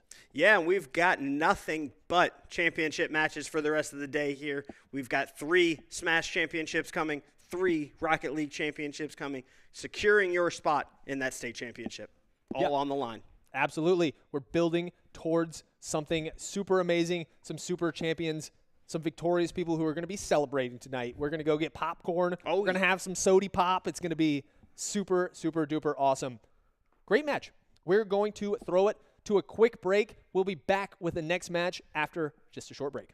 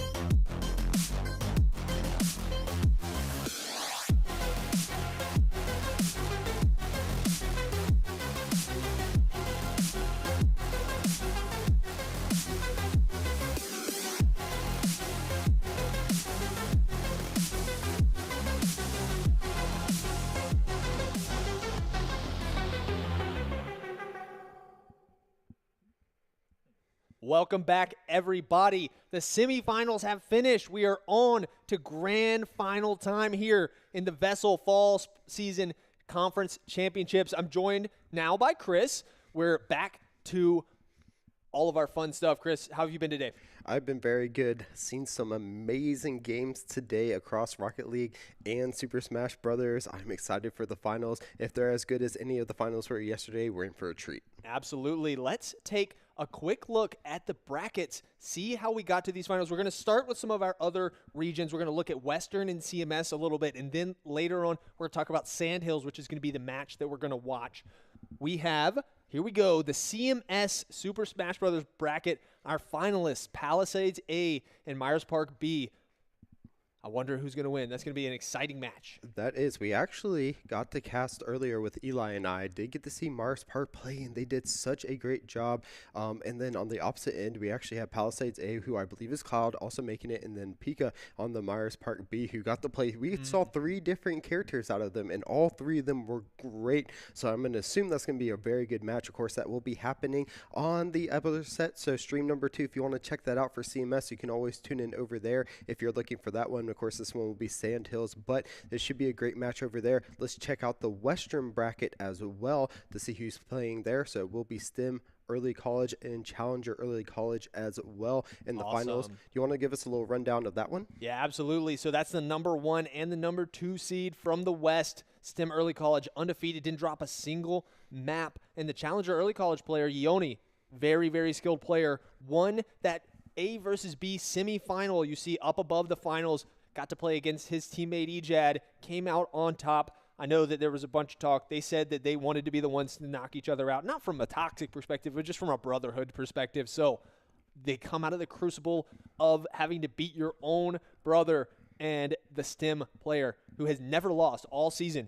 Big victorious win there in the semifinals over Gaston Early College A. Microwave, such a skilled player. I know did you get to watch Microwave play the Tracer for Gaston Early College Overwatch yesterday? I did. Yeah, I a did. busy day for them. Conference championships matches on Saturday, conference championship matches on Sunday, but unfortunately their tournament does come to an end in the semifinals. All of these players across all the regions, if you did not make it to the finals, don't worry, your season's not over. Once you made it out of that round of 1, a round of 16 or the quarterfinals and some of our smaller games, you do qualify for the wild card weekend. So one more slot will be available at the state championships. One person gets to join the 3 conference champions from all of our titles. Let's take a look now at the Sandhills bracket. Figure out how we got to the match that we are about to watch. We've got Westover B and Jackbird A in the finals. How did they get here? All right, and so as you said, some team versus team, Westover B and Westover A ended up having to play each other, not in the semifinals, but in the quarterfinals as well. Both of those players actually went 3-2, so Westover barely taking that. They get to play against Cedar Ridge, who was our 2nd place team and was also undefeated, taking that win over Cedar Ridge to get them to the finals. Jack Britt got the win over Lee County in the quarterfinals, then had a massive banger of a game between Durham School of Arts, Cujo, taking the first 2 stages off of Jack Britt's throughout any competition in this fall season so far. On that Cloud unfortunately fell in stage number 5, so Jack Britt finally losing some stages coming into this last one, but it is going to be Jack Britt, Mistybot versus Brandon of Westover B playing in our conference championship finals. That's going to be an exciting to watch. Mistybot, I've heard so much about this player, and for them to face off against the Westover B team, obviously that's the top seed on our side of the bracket. Obviously you think B, you think a little bit lower. They are just as skilled of an opponent. Mistybot's been pretty feared. That's awesome to see that Westover match led to a potential final. That's a good sign for my Challenger Early College students that I just said had that potential one in the semifinal. Maybe that will be a path for them to have a victory right after, the same way Westover did. It is going to be tough, though. Yeah. Westover, Jack Britt, we're in for a tough one. It is. And, both of these players have some of their mains. So Jack Britt, of course, having the Steve and then having the Me Gunner as well. Has a lot of range with the Me Gunner. And then the Steve, of course, really annoying with building, knows how to get out those minerals and mine really quickly so they can build themselves up.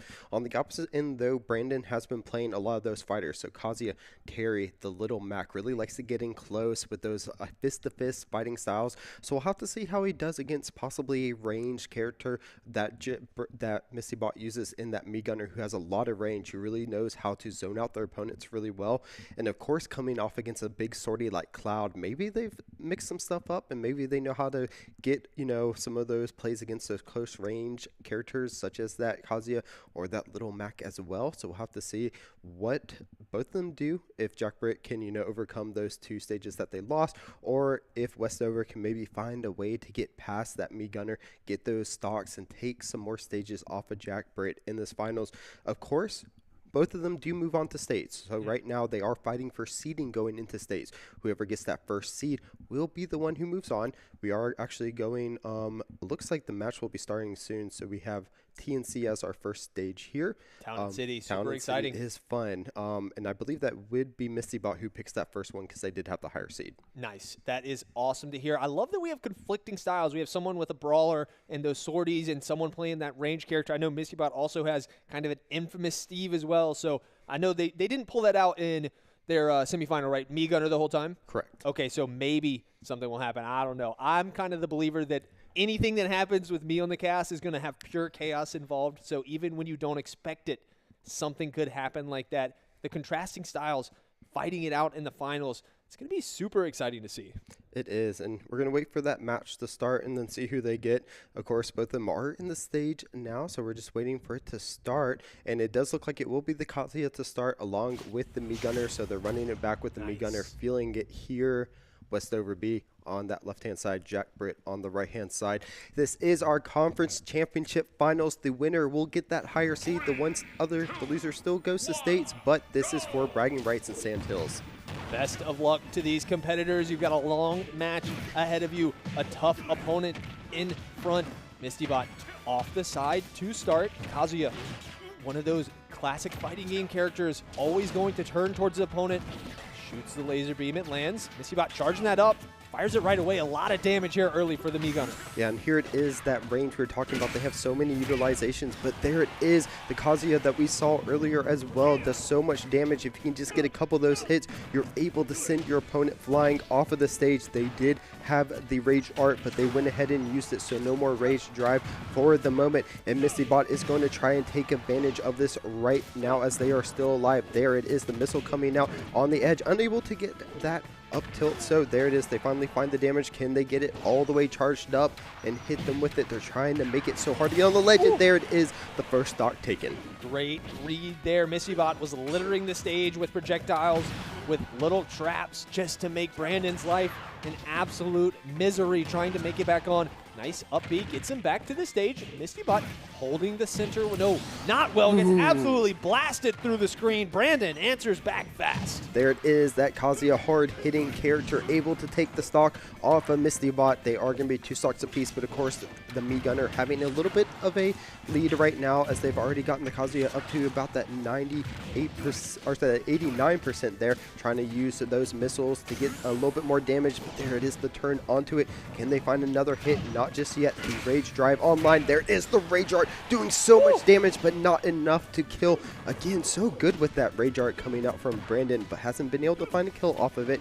So there it is, another stock taken from Misty Bot. He knows how to utilize those moves so well, and there it is. The Kazuya going to try to even it up before taking too much damage. Amazing play there. Misty Bot very close to death right here. Nice grab. The back throw gets him to the side. The projectile spam is not able to get underneath them. Hits him with the full gun. Throws him through the ceiling. That's going to be the game. Jack Britt takes game 1.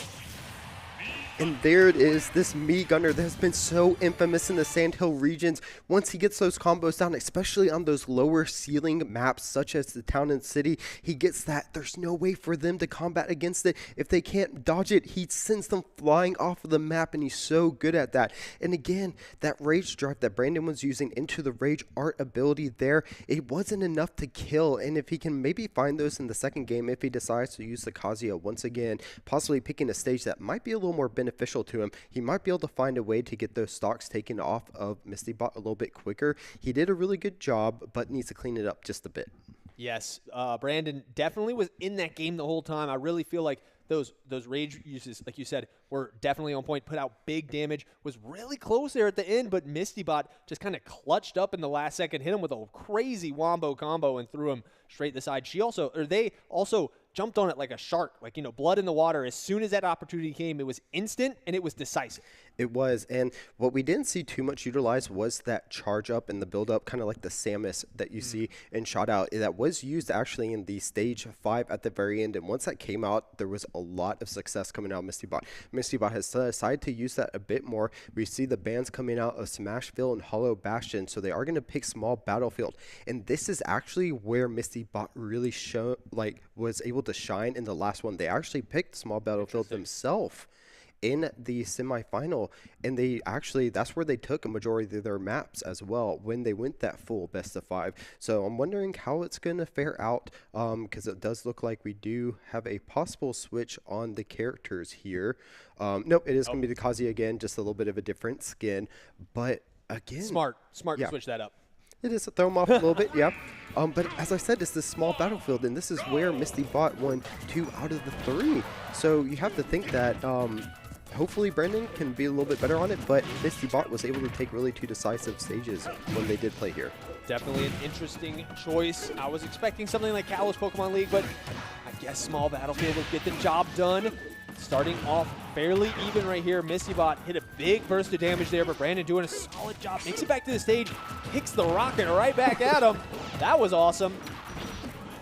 But there it is. Look at this. Woo! Right into it. This ledge is so infamous. This is MistyBot knowing exactly how to play this stage. Again, as I said, it may have been a little bit of a mispick on Westover side, but MistyBot is taking it to them. Already get them at 153% there. Will they be able to get back to the stage? And look at this hit. They just can't go anywhere with all these projectiles. They're so annoying. Finally getting the hit there, but it's just not enough. Only 52% on MistyBot so far. No, this is absolute domination, a minefield that Brandon has to try and get through. Makes it back to the stage, but runs into the explosion, gets knocked through the ceiling. MistyBot looking dominant here in game 2. There it is. Look at that. In the ledge, he's able to get back up. He knows exactly where to place all these projectiles. Finally, the front kick coming out to get some damage. Trying to go for that. MistyBot should be able... Oh, no, actually does not have enough to get back up. So great job by Brandon evening up the stocks here. Going to have to find a way to get a little more damage out, getting hit by that projectile. There it is. The flamethrower coming out into a nice hit. Can Brandon find some damage? He hasn't been able to find any on the second stock so far.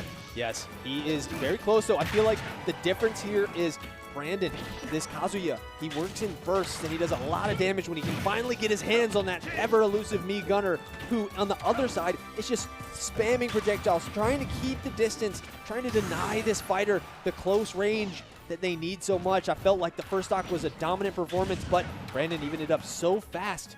I feel like you can never predict what's going to happen. There he is. He has the Rage Drive online. We'll have to see if the Rage Art can come out, but they need to get a little more percent before actually it was used to help them out there. So they no longer have that massive move anymore. Has to get back to the ledge, but again, they come up trying to avoid the mine, runs right into that hit from Jack Britt. So look at that spacing. Once again, taking another dominant stock off of the Kazuya. Kazuya has to find a way back into this right now if they want to try to take this stage number 2. Yeah, quickly drops off the Angel platform, looking to hold the center. Got to keep your feet on the ground against a character like this. MistyBot looks so dialed at defending these sides. You got to take 50% just to make it back to the stage. Can he do it, Brandon? Nice little parry there. Gets back to the center, but instantly gets knocked through the other side. Oppressive play from MistyBot. Nice combination, throwing him up. Is she going to end it from the top? No, it's going to stay down here for a second. We have to see the Rage Cart come out. This is where they can finally take the stock, but it runs out into a smash from MistyBot. They're going to take this stage with only 1 stock dropped. That is one deadly squid? Is that what that is? It's got a beak on its face, which isn't very squid-like. They have beaks, just not on their face. I don't know. MistyBot, you're a frightening animal, both in look and in performance. It's amazing what you're throwing out here on the stage. It is, and I have to wonder now if Small Battlefield will be finally struck. I don't think you can allow it to come out, because They got Misty Bot down to 1 stock on the first stage on Town and City, and it's a little bit longer, gives them a little more room to work with. You can't have these small stages that just allows Misty Bot to dictate where you're going to go by placing down all those projectiles. So maybe, as you said, Kalos, I think so. Pokemon Stadium possibly as well. Kalos has a couple things going for it that would be really good. One, those ledges, those platforms right above the ledge might give some extra way to enter back, and also the big hit zones. It would give maybe Kazuya a bit more time, but it's not. We're going to be going back to Town and City, so a little bit of a run back from Game 1. Interesting. So that was Misty Bot's choice, I believe so. but Brandon actually still likes it. So thinking back on that Game 1, he actually had a favorable map and couldn't get it done. Hopefully Game 3 will be different. Hopefully, and we still have some other choices possibly. The little macro, the Terry possibly could come out from Brandon as well. Possibly you could still see the Steve. It looks like actually we will have the Terry coming out. So maybe they favor the Terry a little more on the Town and City instead. So that will be coming out, but Jack Britt sticking with that Mii Gunner. Yes, Brandon looking to switch it up, trying to throw this series in reverse with the Terry. Absolutely love that. Is this going to be the change that Westover needs? Got to happen now if it's ever going to happen. It is, and they are coming out swinging strong on this. Maybe this was the change that was needed. So far, Misty Bot has not been able to find a solid hit just yet on this Terry. Such a good job on this character following up. Finally, Misty Bot finally with some damage, but ooh, gets the knockback on that mine onto him. I'm liking the way this map has started. Yes, great timing. Brandon comes to life here. Such a versatile player. Maybe switching it up was really what he needed. Needed to get a different look at Misty Bot. That's a clean stock. Only 28% taken. Brandon's coming alive here in Game 3. Definitely feeling it with this Terry. A much quicker character as well than that Kazuya. Has a little more options in the air as well that we can see. That is causing some issues for Misty Bot to deal with at the moment. But we're finally seeing Misty Bot come on the line a little bit here. They need to want to try to take this stock. We see the charge up there, but instantly getting hit by that Terry. There it is. So much damage coming out. Terry almost has that go meter online, and can they find anything with it as well? But they don't want to get their stock taken before that. The animals in the background are watching intently. They know what is on the line here. They know that these students are competing for everything. Terry makes it back to the stage, takes a big bit of damage. Oh, the platform tries to leave. Okay, he makes it back, but he's got to take 3 mine shots. Ooh, nice moves there. Gets back to neutral. Can he find the Buster Wolf? He cannot. That would have most likely have been a kill if they were able to find it. He's trying to find his way back onto the platform, but runs right into a mine. The projectiles are all there, just coming out, spammed from Misty Bot to try to make sure they can get rid of that Terry. And there it is, but still Terry in a good spot with that Mii Gunner at 100%. Yeah, you see how having those platforms around the side potentially gives Brandon a little bit more opportunities to make his way back. Ooh, interesting little defense there from Misty Bot, not choosing to throw out the projectiles. Goes out and does it with their own hands. Brandon hits him from the side, charging that up from the other direction. Looking to defend the ledge. The shield is good. It's completely defended. Nice. Brandon chases him down, not giving Misty Bot any time to breathe. Oh, Misty Bot trying to get that, again, that kill from the ceiling, but it's not going to matter as Brandon comes out swinging and takes stock number 2. To stay strong. Let's get as much chip as we can on this Mii Gunner. Got to get through this barrage of projectiles. Ooh, decided to punch that one. Didn't take any damage though. That was lucky. Got to get some damage here on Misty Bot. Do not lose your second stock without putting any damage down. Go meter online. Can they find some damage with it? This is probably some of the most dangerous that we will see Terry. But again, you have to be careful. Those stages are giving Misty Bot plenty of room to throw out some of those projectiles. There it is. A hit with that charge up is going to allow them to get the stock. We are down to the final stock for both and match point for Misty Bot. Yes, 30% is the advantage. A little bit more here. Brandon, gotta be careful. Gotta make your way back. Ooh, nice timing. Misty Bot fell asleep at the wheel for a second. Nice. He's a little up tilt from below the stage. Brandon not phased by it though. 90% onto the Mii Gunner. Gets in close. Uppercut lands. Ooh, platforms come now. Slightly different view. Has to be careful up the top there. They're trying to get another one of those ceiling kills, but not able to find it just yet. 100% go meter online. Can they find a Buster Wolf to end this set out there looking for some of that damage, but Misty Bot is landing their attacks. You have to be careful if you're both characters at this point. Yes, fighting for the middle. The shield used for the Zips around the backside, smacks him in the back, throws him through the left side. Misty Bot is going to be your grand champion here in the conference championship. And as close as that was, it's still a 3-0 for Misty Bot in the end. Honestly, if you're Brandon, you can't feel too bad about that, but it is just such another dominant performance from Misty Bot. They are so adaptive in all their games. You see them changing stuff up. They don't have to use the projectiles all the time. Yeah. Sometimes they get in even close with a character such as Me Gunner and able to find kills. It makes it so hard for the enemies. But again, Brandon and Cujo doing so well against Jack Britt, but he is going to be our champion. He is moving on in the first seed. Brandon will be our second seed for the Sandhills region going into states. And what a statement from both of them. Yes, congratulations to both players, but ultimate congratulations go to Misty Bot, our grand champion from Sandhills. That's so exciting. I know that they are absolutely excited, absolutely ecstatic, and honestly, like you said, kudos to both the opponent in finals and the opponent in the semifinals. They put up a great fight against a great opponent. I can't wait to see what these players can do against other regions, against our Western finalists, against our CMS finalists at that state championship in December. Yeah, and it's ultimately coming down to that. Now you are the best in the region. Now you have to face the best in the other regions as well. But there's plenty of time, so you have until December 14th to start checking out your opponents, seeing how they're doing. Of course, they have the same ability as well. They're probably going to go back and watch some of these videos also. But at the same time, you have to think that now they're focusing their attention to it. We do have the wild card weekend, so all those in the semifinals and quarterfinals still have the possibility to make it to states, though. Yes, we do. I'm super excited for that. We're going to be casting it. It's going to be a blast. I feel like getting a little bit of taste of that interconference matchup before states will really set the tone for the coming weeks. It will, and we kind of get to see who will get that, who comes out. We want the most representation out of our regions as well. So, of course, I'll be rooting on for all those Sandhill players, and, of course, I know J-Dog will be rooting for all those Western players as well. But I like to see how it will start matching up between some of those who aren't exactly the conference champions. It will show the strength of the region, though, going into it, because if you can get that third slot for Smash, it will definitely be a big morale boost to your region as well. And possibly you can find some sparring partners as well going into those states. Definitely. Let's take a look at the bracket. One more look at how this all ended up, how we crowned our grand champion, Misty Bot from Jack Britt. You wear the VESL crown today.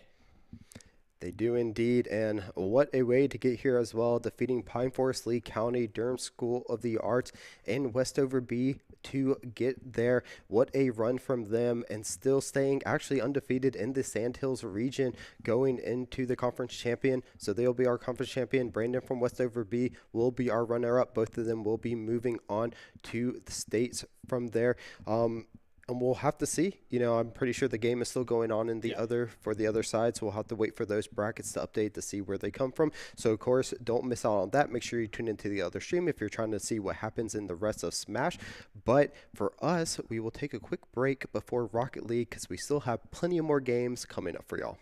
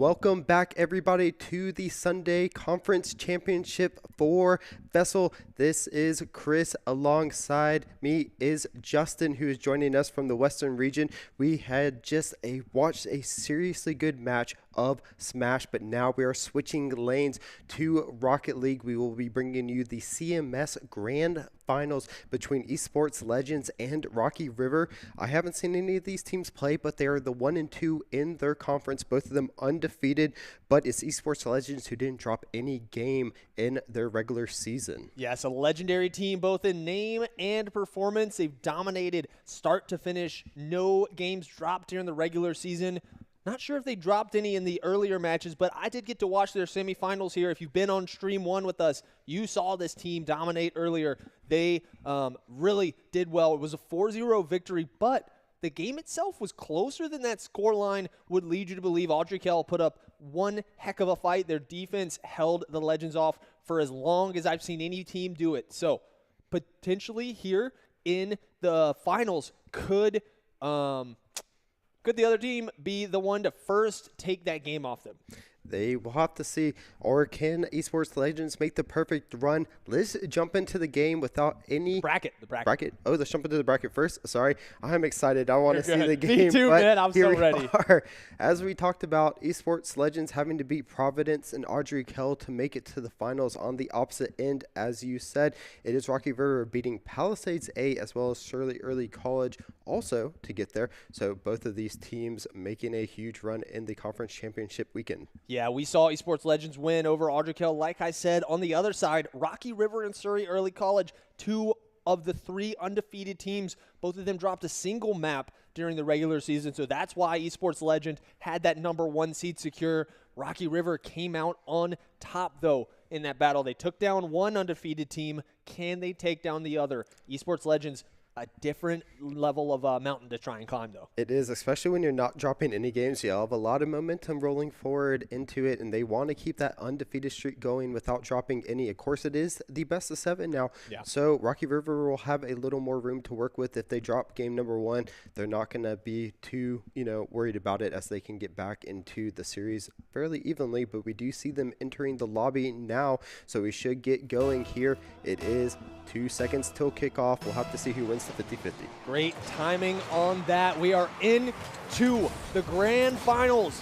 2 of the best teams in the CMS conference. Who's going to come out on top? Esports Legends, it's Dark, Kachow, and Stinky Bus. And for Rocky River, it's Omen, Victor, and IDFA. They're setting up a shot here, but no follow-up. It didn't have enough of a boost to get there in time, but there it is, backing off to get them to go forward. They're trying to set up a shot in front of goal, but great defense coming out of Rocky River right now, finally able to clear it on to the half of Esports Legends. Can they set anything up? There they are, going to miss the 50-50 ball there. Esports Legends should pick it back up in the air, trying to get a shot on goal, but great defense out of Rocky River. Yeah, Victor made a clutch touch right there. I was a little worried when I saw the 2 orange cars colliding. Not a good sign, but this is game 1 of the grand finals, so no shame and a little bit of nerves. Just don't let it affect your play. Gotta stay solid. The Legends are going on the offensive. Dark got it to the far corner, but it's completely turned around.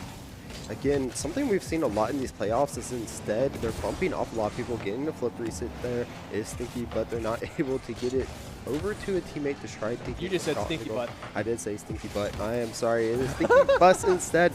No, you said Stinky Butt. So there was a space there. I just found it hilarious. I'm sorry, everybody. I am cracking up Justin in the finals. I've finally done a good job. I can leave happy today, but these teams want to leave happy with the win. They're trying to find the opening goal. Both of them back and forth, not really able to set up any momentum just yet as either team here finally getting in front of the goal, but they are going to keep it out. Great defense from Rocky River. Yes, from the brink of a goal, they pull the ball out. Victor goes up.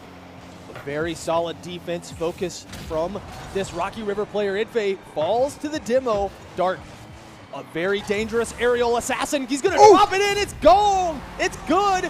Esports Legends score the first goal of the grand finals. What a touch here. Look at this.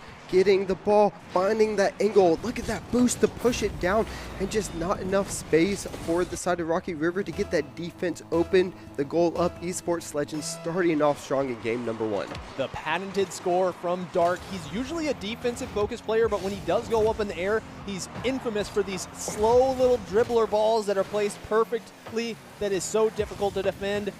What a shot, what a play there. Omen, had a look there, but Dark denies the goal. Great job on defense from Dark is going to be able to stop that. They want to keep their lead going into this game number 1. Look at that jump off of the roof there, trying to get down to help their team, but now it is Dark throwing the ball into Rocky River side. Can they get a shot onto goal, but just not enough to get that angle? Yeah, the cross was actually placed absolutely perfectly, but did not have good timing from his teammates to take advantage of it. A friendly bounce, but Dark reads it, knows exactly what he's doing. Brilliant little use of the feathering, the boost there. Stayed in the air without using much. Maintained as much as he could. Here we go. Itfe and Victor.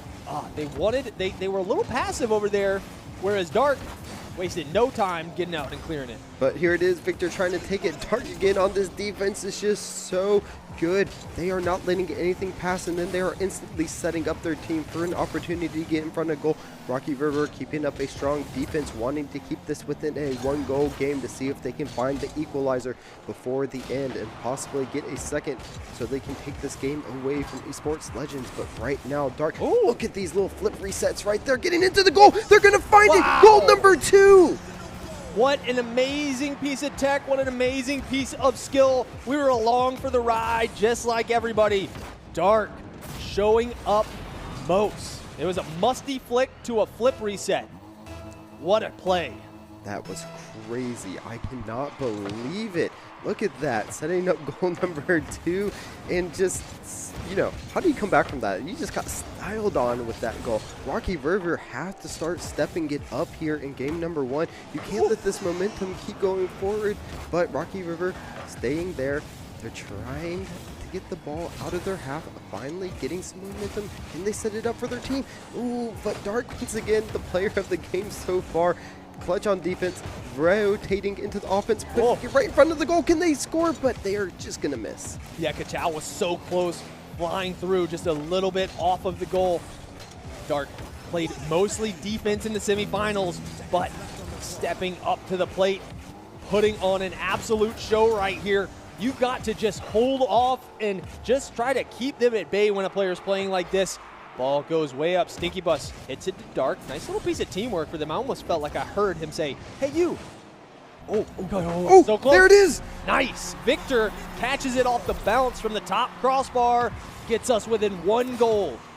Nice takeaway from Victor there, and then look at this, 4 cars colliding in that goal, everyone going for it, but it will be Rocky River finally getting on the board here. They need 1 more to tie it up. Can they do it within these 40 seconds? They are going to lose the 50-50, but they are going to be able to, no, they actually can't clear it. Dark was able to get a great touch, but Victor, once again, coming clutch. Can they get another touch on this? They're going to get it into the corner here, actually set up in a good position. Can they find the goal there?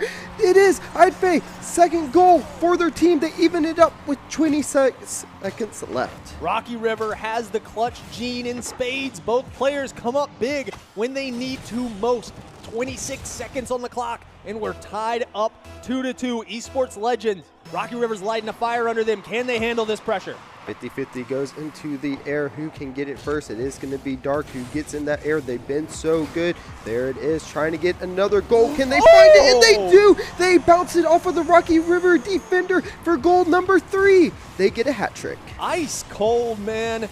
Could he have done it on his own? I think so. Omen.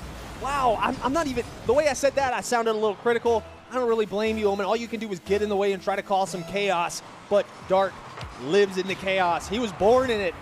He was ready. But here, can we see a goal? No, another shot! Victor coming up clutch to even it out once again. What a crazy game 1 we are witnessing. They are delivering in the grand finals here. These 2 CMS juggernauts firing away back and forth at each other. Neither willing to let the other create a gap.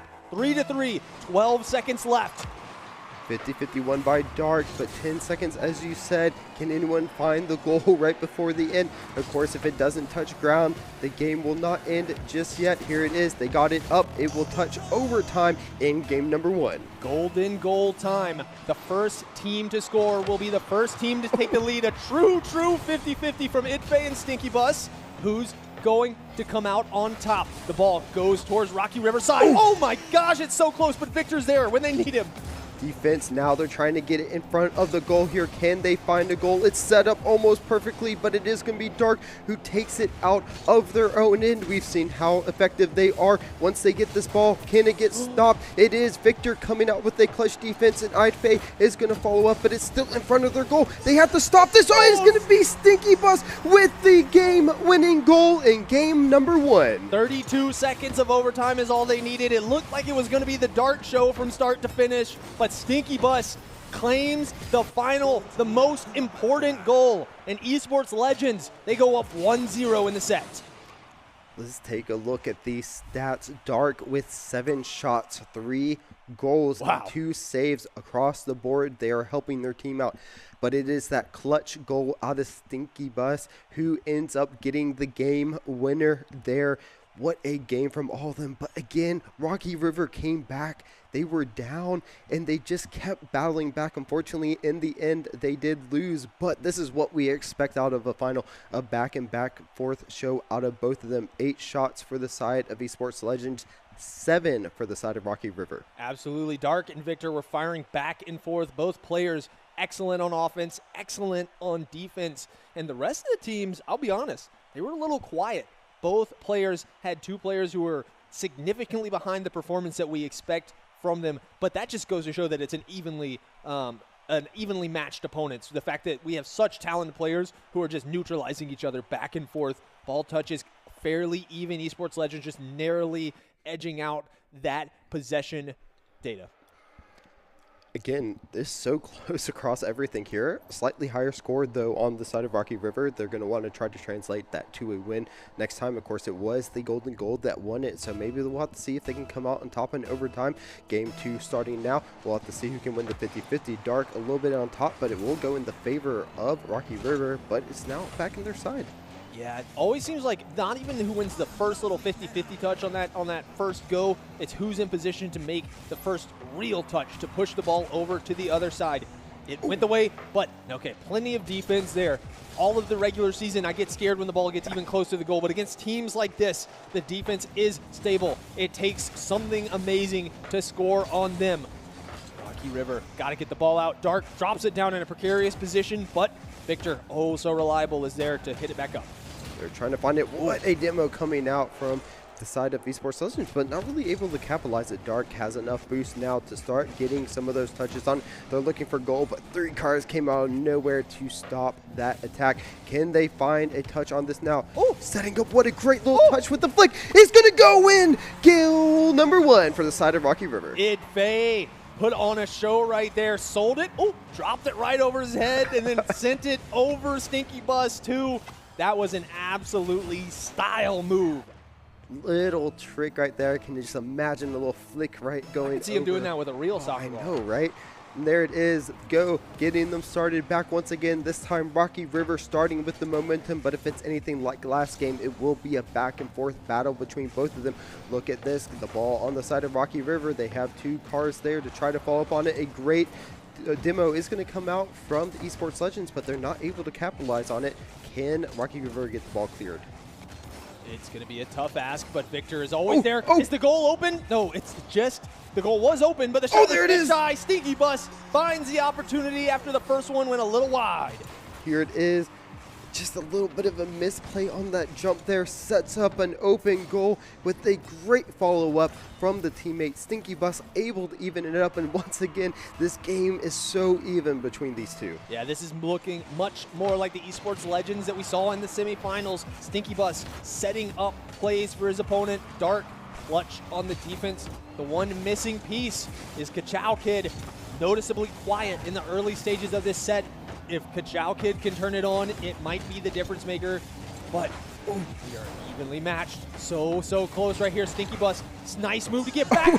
Great defense there. Itfei Oh, wow. Chow can try and come up, but look at this. They're trying to get the ball onto the side of Esports Legends, unable to really get the ball going forward. Dark with these aerials coming out clutch, but the ball is sent into space. Idfei finds the touch onto it and will find goal number 2 for Rocky River. Great positioning. Not as much style on that one as the first one, but it does still yield the same result. Rocky River puts another one on the board. Can they hold off the Esports Legend flurry that is sure to follow? Neither team is willing to let a goal go unanswered unless it's in overtime. Right now, we are expecting a goal out of the side of Esports Legends if it's following the recipe for it, but maybe we can see Victor try to get the first brace of the game, but Dark finding a good touch into the corner. Will it bounce for them? Yes, it will, and they get goal number 2. Stinky Bus following up on such a great pass from their teammate. Again, we are even 2 apiece in game number 2. Nice high shot to the corner. Such a difficult angle to read. Idfei misses the defensive play, and the goal was open. Just like we said, one cannot score without the other scoring. Eternal turmoil. These two, we might need to make this a best of 15. I'll be here all night. We will. But there it is, goal from Dark. They finally find the lead and goal in game number 2. Look at this setup here, right in the corner. Unfortunately, Victor, a bit of a mistouch, but a great demo from Stinky Bus will allow Dark to get a perfect shot on goal. Such an easy goal for them to score. And there it is, 3-2 in favor of Esports Legends. Here we go.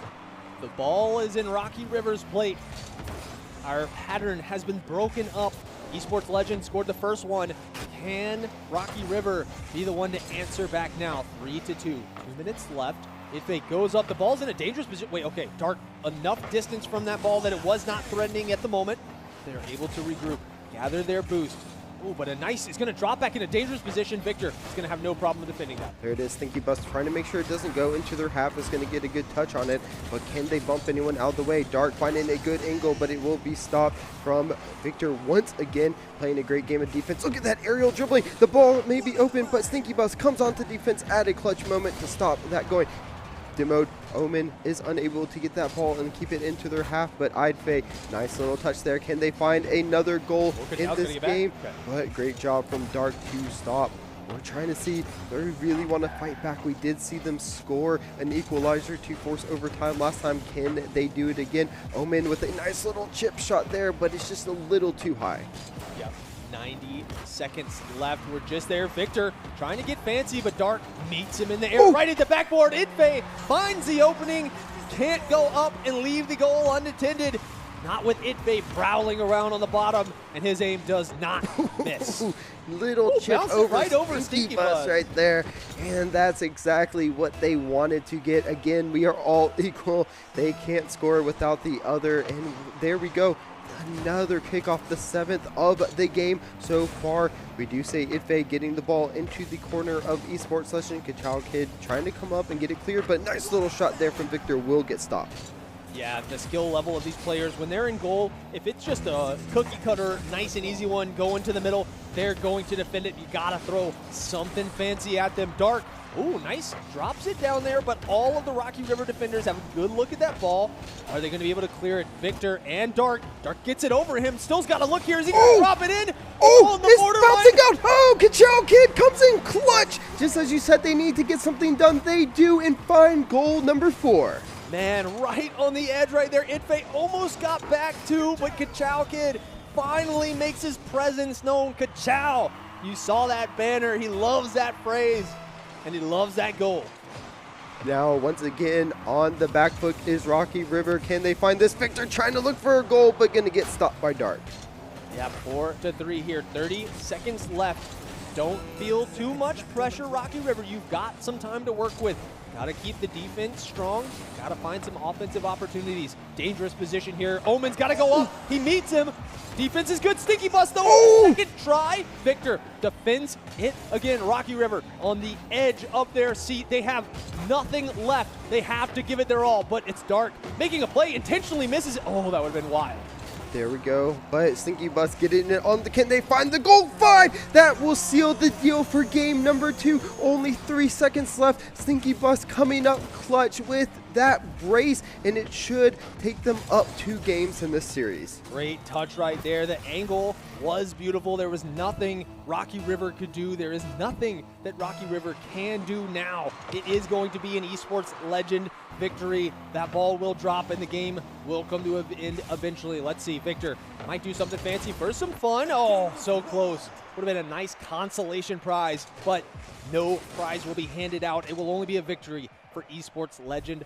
5-3, a very heavy offensive volume there from them. 10 shots combined from Dark and Stinky Bus, and then Kachow super clutch with that 4th goal. It is an overall 13 shots. Finally, Kachow Kid getting on the board, having some of that presence in this game. Definitely helped them get ahead and finally find the lead. But look at that, 6 saves on the side of Rocky River. Their defense was there, but again, just fell up a little short in this game. But the big thing I want to talk about this game is the demos. 5 for the side of esports legends. They're trying to make it a man advantage for them when they go forward in this game, and it's helped them out so many times to keep that momentum going forward. So we'll have to see if Rocky River can maybe get some of their own so they can start forcing some of these 2v3 situations to allow them get more goals. Again, we're looking at the score here, and finally esports legends do have the lead, but it is still so close.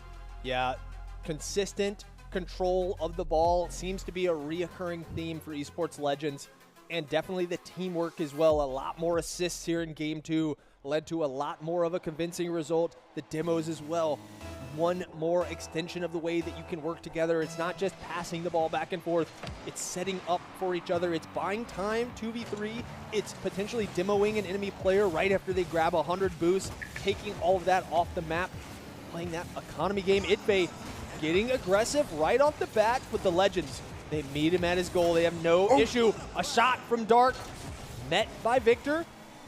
Early action here in game number 3. Itbay trying to get the ball up, but again met with opposition. That is a nice little touch, but there's 2 defenders out there to assist them. Victor unable to get a shot on goal. Can Itbay come up clutch? But Dark doing such a good job when they have the ball. They have such good control over it. They're trying to get it down. Nice little chip there, but Victor should be able to get into position to stop it. Ooh, right off the post. Stinky Bus with a little bit of a miss. Can we have a counterattack? It is going to be stopped by Kachow Kid, though. Itbay trying to get back to help on the defense. Oh, look at that. Once again, another great save out of the side of Rocky River, who are trying to get this ball over here. But there it is, those big demos coming out of esports legends to help them get ahead in this match. Omen goes up, tries to match Dark, is going to miss the ball, but is going to bump him off, kind of delay that trajectory a little bit. Itbay getting aggressive. Victor's turn now. Oh, just barely overshoots it. Had maybe a potential look right there. Omen, someone's got to get back, got to beat the wall. Are we prepared for the second one? Okay, both shots narrowly missed the goal. 2 disasters avoided by Rocky River. Victor trying to get the ball out, but look at this. There's just so much pressure from the side. Oh, the Cow Kid is going to finally get that goal. They are going to open up game number 3. They're riding the momentum of number 2 there to start out strong. Only needing 1 minute and 30 seconds to get the first goal. And after such a good defensive effort from Rocky River, it has been broken. The 50-50 coming out. We know that Rocky River can score. And can they score off the... They can. The kickoff. Finally, we're seeing a goal there. The fastest response goal that we've seen in a game, in a series full of incredibly fast ones. Wow, that is honestly just a little bit unfortunate. Maybe that is a sign that the Rocket League gods are in the favor. They believe in Rocky River. They think it's time for someone to maybe take the legends down. Maybe we'll have some new legends. Oh, so close. Victor in a little bit of a flow state right now. He's ready to cook. They are. Kachow Kid getting the clearance out, but going to be met by Itbay.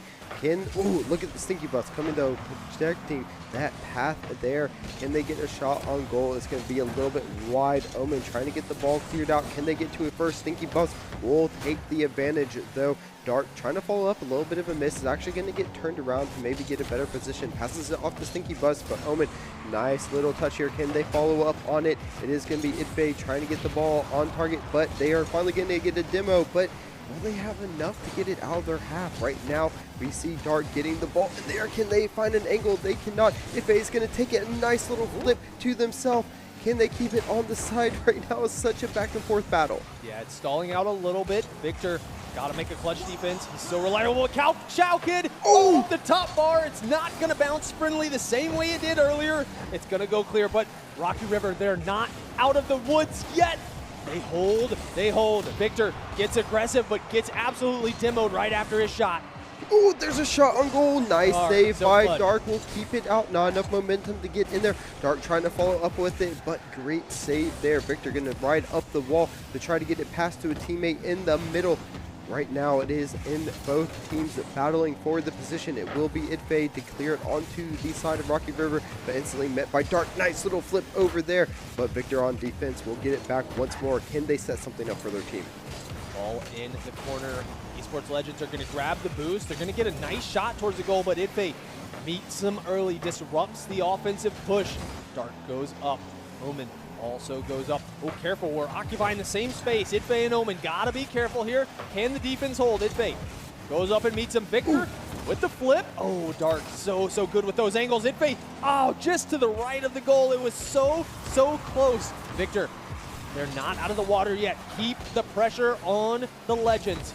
Oh, he misses it. Can Omen get there? Can Victor? Victor makes it. What a clutch save. Victor coming up clutch for the team on the defense here. Can they get the turnaround? But Dark is going to meet it in the perfect path. They're trying to get it up. Can they angle down for the shot? It's going to bounce right off of the crossbar. An unlucky touch for them. Will put it into the hands of Victor. He's going to try to get another touch on it, but Stinky Bus is there to meet them in the opposition. Idfe pushes it out. Dark not able to really boost and get the touch on it. It's going back and forth. Stinky Bus with the shot right off of the crossbar again. So close. Rocky River is playing with their lives here in the match. They're playing with their lives in game 3.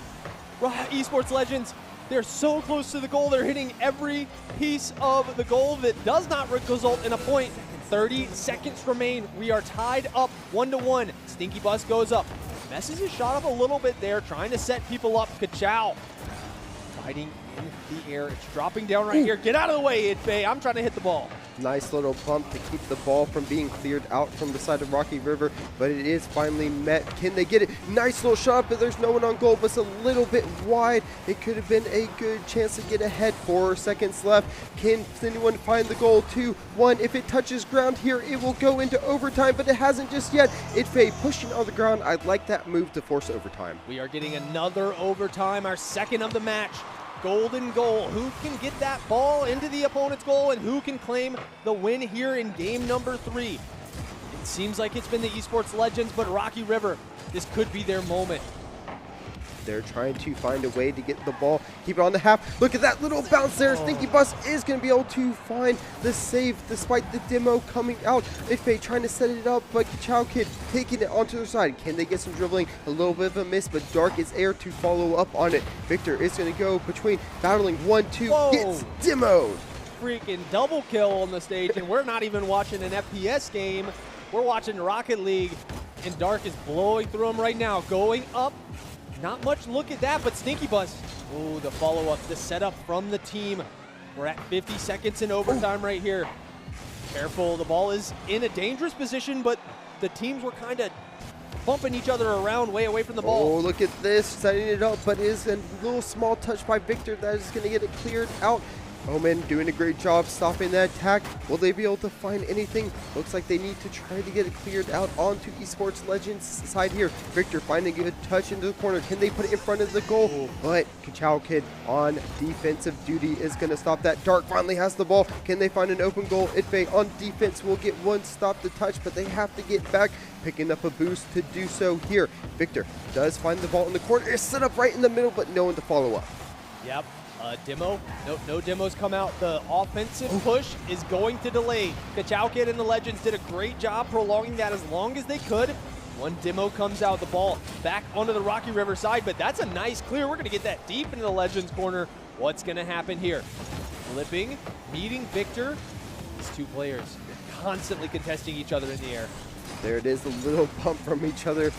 That was teammate on teammate, though. They're able to get back onto defense. Victor doing such a good job on defense this game so far. There it is. Dart might find a goal, but Omen comes out of nowhere, getting that stop.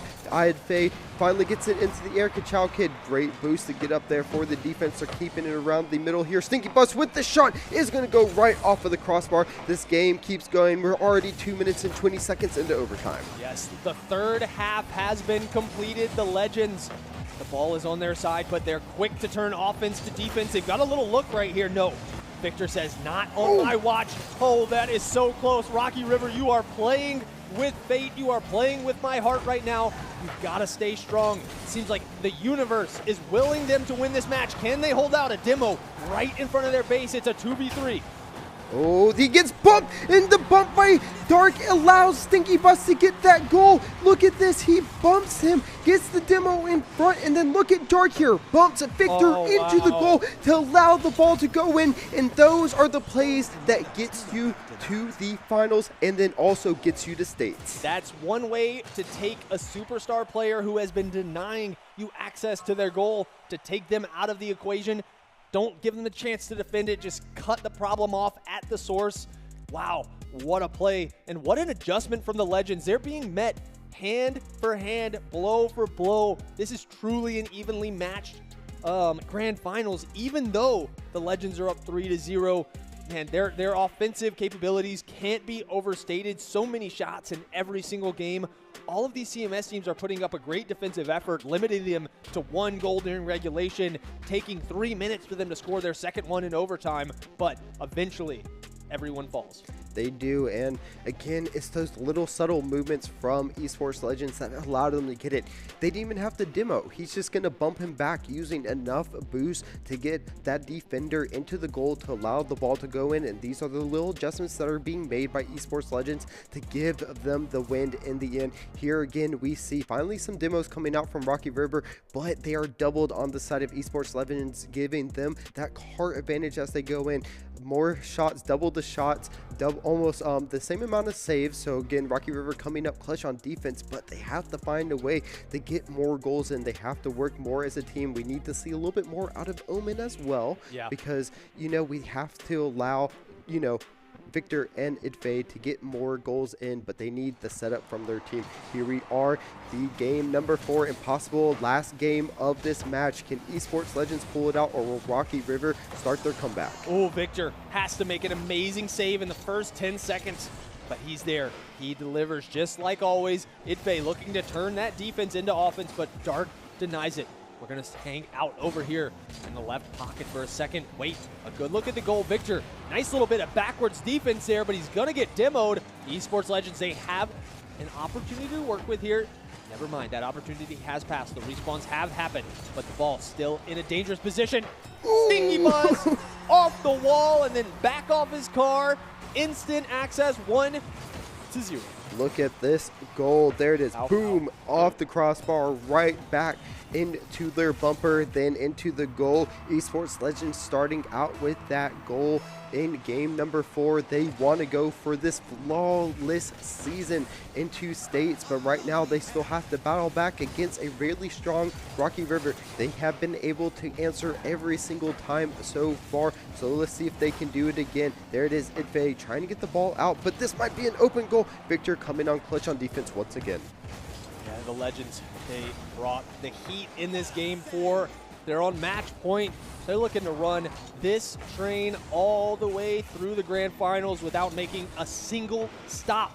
But can Rocky River, do they have something to say about it? Do they have an answer? It's in front of goal. Stinky Bus capitalizes on the mistake from Rocky River and gets goal number 2. Unfortunately, a miss here from Idfei, and then Omen unable to get the touch onto it right above it, flips, and then allows Stinky Bus for an wide open goal touch in. They are up 2-0 in game number 4. This is a bad sign. We've been going back and forth, goal for goal all series, but here, when their backs are against the wall most, no! Stinky Bus, another goal. what I was about to say was, with their backs against the wall, they give up a second goal and now a third one.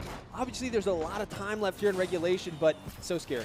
It is scary, especially when you see a team that's already up 3 games in a best of 7, already taking the momentum. Stinky Bus already has a hat trick. They are 3 for 4 on their shots for goals, and right now they just cannot be stopped. We have to find a way for Rocky River to get back in. They need to find that goal and get the momentum on their side, but right now Stinky Bus has the ball once again. Missed by Omen, is set up right in front of goal, but it is going to be a miss by Chicago Kid. Will they be able to capitalize on this? Victor unable to get the clearance out. Omen trying their best, but it's right in front of goal. A good demo puts it in there. Actually, it's a bump off, not a demo, but Dark finds the goal again. The Legends are giving the Rocky River Ravens no room to breathe here in game 4. As soon as they get into the game, they push the ball to the other side, and then it's constant aggression, constant shots. There's no room to breathe. And when you're down 4-0, the outlook is looking grim. It is. They have to find a way back now. They have to start getting those goals in once again. We do see them, but again, these small little misses from the side of Rocky River are spelling their doom at the moment. Dark gonna take the ball, touchdown. Stinky Bus coming out. Victor finally finding a way to get it onto the side of Esports Legends. A nice little touch there. Unfortunately, is a bit of a miss hit, so it is gonna fall back into their ledge there. Idfe, great defense, will stop that ball from going into the goal, but Stinky Bus putting it right above it. Dark, can they get the angle onto it? They can. Kachow Kid just barely missing as well. They need to get this ball cleared. Rocky River trying to find to get it a way out. Finally bumping it out, but Stinky Bus is there to follow up. Puts the ball right in front of goal. Just misses and hits the crossbar. So close. Stinky Bus looking to add some more highlights to his already long highlight reel this weekend. What a superstar player. 4-0. Ooh, so close. Gotta keep it out. You do not want to give up any more goals. You gotta remain strong on defense. You gotta get it over. Flips it over one. No, Chow Kid stops that progress, but they find a way to keep it moving off of the backboard. Oh no, the Ravens. The ball's been moved past him. No, Victor. He's quick enough. He's made it back. Gets blasted to the ceiling somehow. It is, but they don't have anyone to follow up on that side there. They're trying to get it cleared out, but right now they haven't had any offensive effort so far. Chow Kid is going to put it into the back. Actually, a double demo there is going to allow Omen to try to get a touch, but it is not going forward. Now it is going backwards. Chow Kid trying to get set up possibly for a touch from their teammate. Omen getting it cleared over the Esports Legends. Can they find a teammate in front of goal? But great defense coming out of Dark. Victor following up. Here it is. Dark in the air is going to try to settle it down for Kachow Kid, but will be met with opposition. Yes, we're approaching 1 minute remaining here in game 4. Rocky River looking to make an aggressive push. Dark and Victor clashing mid-air. Once again, Stinky Bus dribbling it to the middle. Kachow Kid tries to push it forward, but they get a nice little bounce. Omen versus Dark. Dark comes out on top. 1 minute left. A high touch from Victor. Victor is off their backboard. Oh, so close. Got to be there a little bit earlier if you want to get that one in.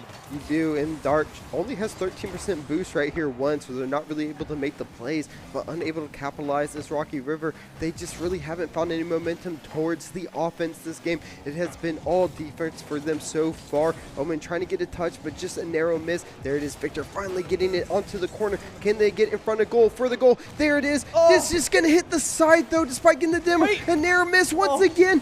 This time, the Esports Legends are having all the luck on their side. They cannot allow a goal in. 15 seconds left and down 4 goals. It is too little, too late. Bay trying to find a way up, but Kachow Kid gets goal number 5.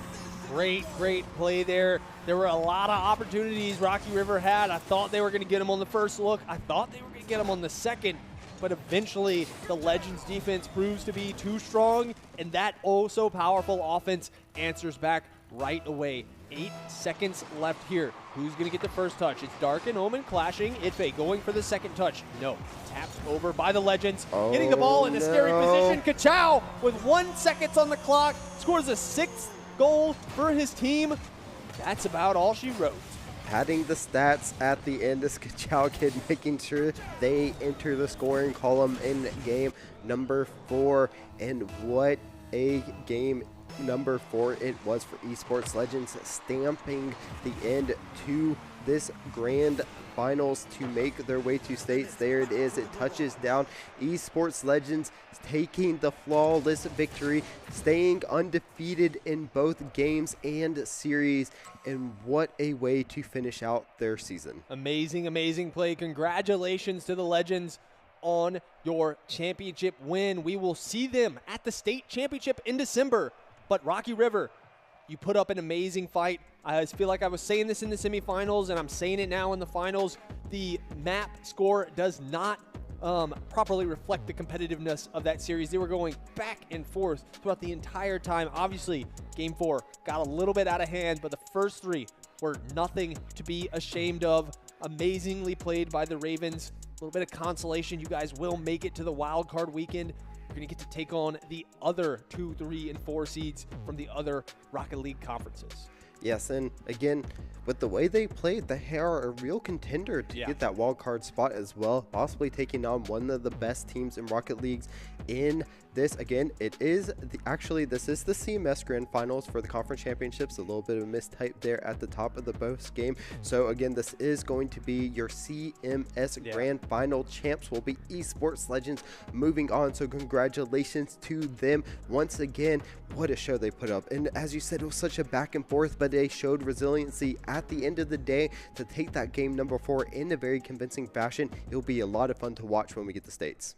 Yeah, this is a team that absolutely excels both on offense and defense. They are a complete package, individual talent, amazing teamwork, never really let up. Sometimes they will let maybe a 1-goal lead. I think I saw a 2-goal lead at one point. Audrey Kell got up 2-0. Aside from that, nobody got more than a goal over them. They stayed rock solid the whole time, never let, like you said, no game slip out of their hands through the regular season, through the conference championship.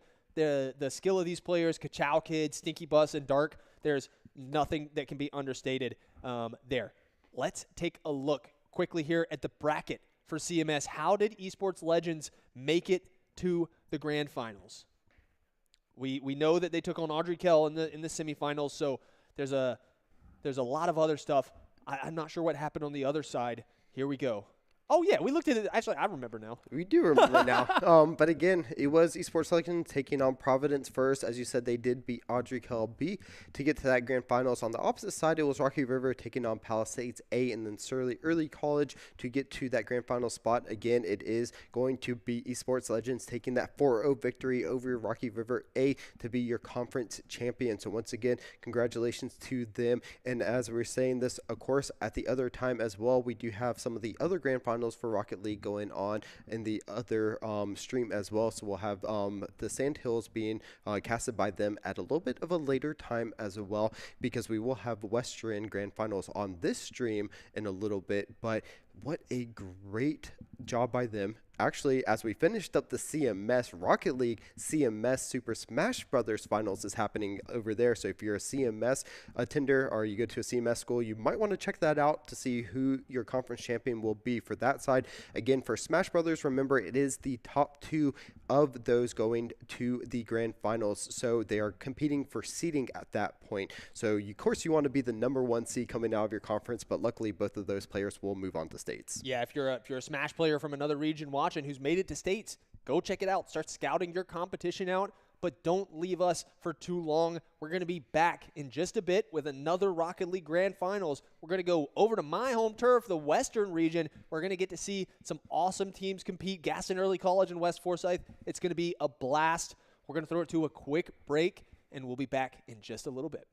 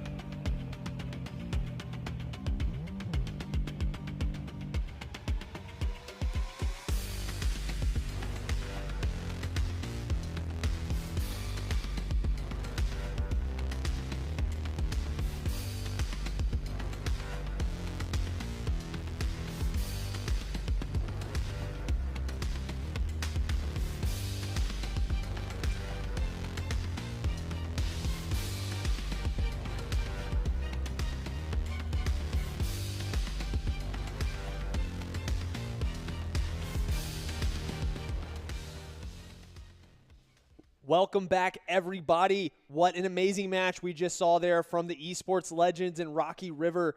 Esports Legends did come out on top, and they're going to advance to the state championship. CMS, that's enough. We're going to move on to the Western Grand Finals here, the conference championship. I'm joined once again by Chris. We were here earlier. You know us by this point. Are you excited to go to the Western, to my home turf? I actually am, because I was able to see one of the semifinals between West Forsyth and Kearns Academy. So I was able to see a little bit of the Western. Nice. So I do have a little bit of insight going into this. West Forsyth was able to take the 4-0 victory to move them onto the grand final. So at least I'll have a little bit of information. But of course, we are moving into your neck of the woods there, especially into that mountain region there. But you know all the ins and outs of all these players. So it'll be good to have your insight going into this. Definitely a little bit of context on the other side then, since you're introduced to the Forsyth boys. Gaston Early College, this team actually upset the #1 seed Piedmont Community Charter in the semifinals, 4 seed over the 1. But This team, Gaston Early College, is well known within the region. They are very talented. The only reason they're not fighting up there for that #1 seed is they had a couple of issues with schedules. They actually played a 2v3 with their captain and a sub. So both two of their main rosters weren't there. It ended up going to like game 4 in that regular season when we're doing best of 3s.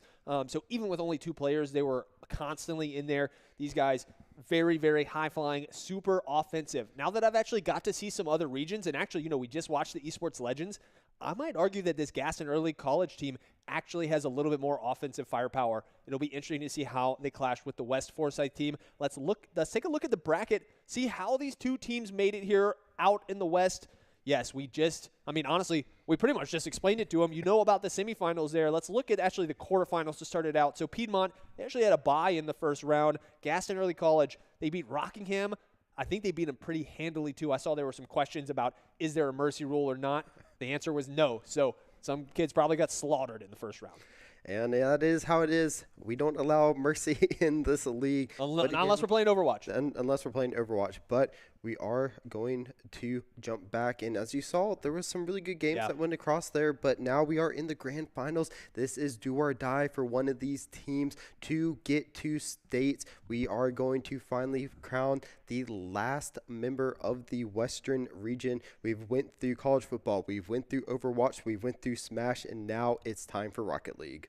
Yeah, it will be a blast. A little bit of an introduction to the gassing players. You've got WASD. You've got Racer Avenue. You've got Microwave, maybe? I wonder who their third person is. Micro sometimes plays for them in this. No, it's actually Twiggy Boy. So, love that name. Love that player. That's the Gaston Early College students. I might have jumped the gun a little bit on the introduction. Let's get you introduced to West Forsyth, too. It's Come On Guys, Nismo, and CJK.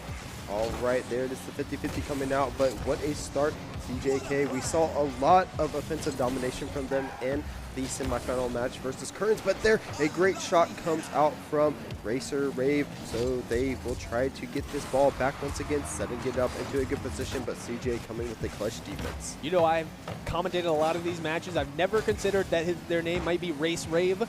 I just say Racer Avenue. It reminds me of some of my favorite bands, so that's what I go with.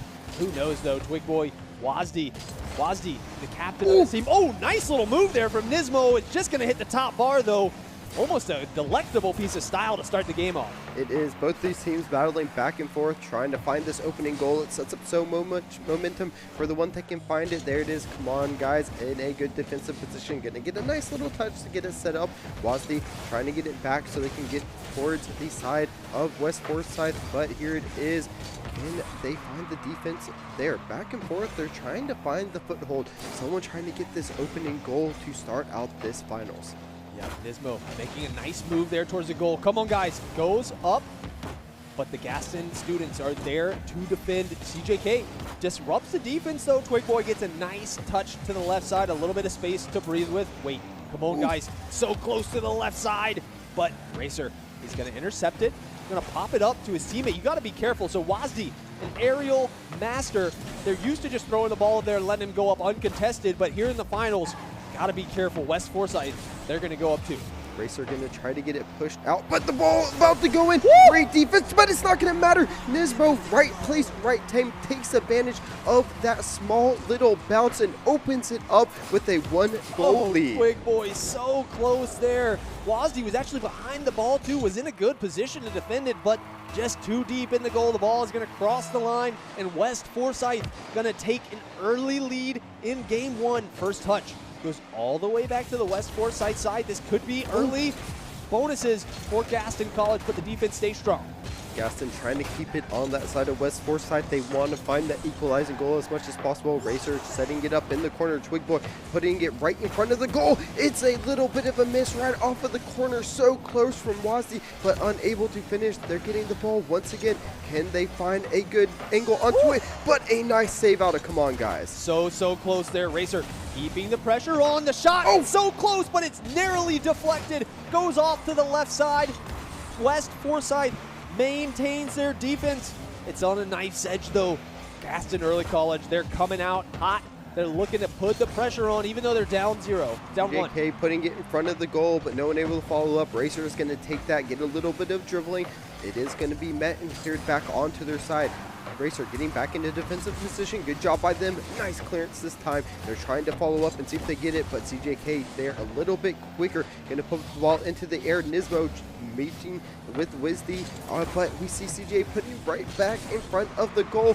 Come on, guys, get a good angle. They will be defended. There it is. 3 members of Gaston Early College take it, but a little bit of a miss from Wazdi will allow the counterattack is put right in front of the goal. They barely miss it. Great defense out of Gaston. Great anticipation from Twig Boy. Did not need to go up for the front. The first shot, knew that it was off target, was able to stay, hold his position, maintain his boost, and keep the ball out of his goal. Just over 90 seconds left. The ball on the Gaston Early College side. Be careful here. Wait, come on, guys. He was coming from the side, not from the front.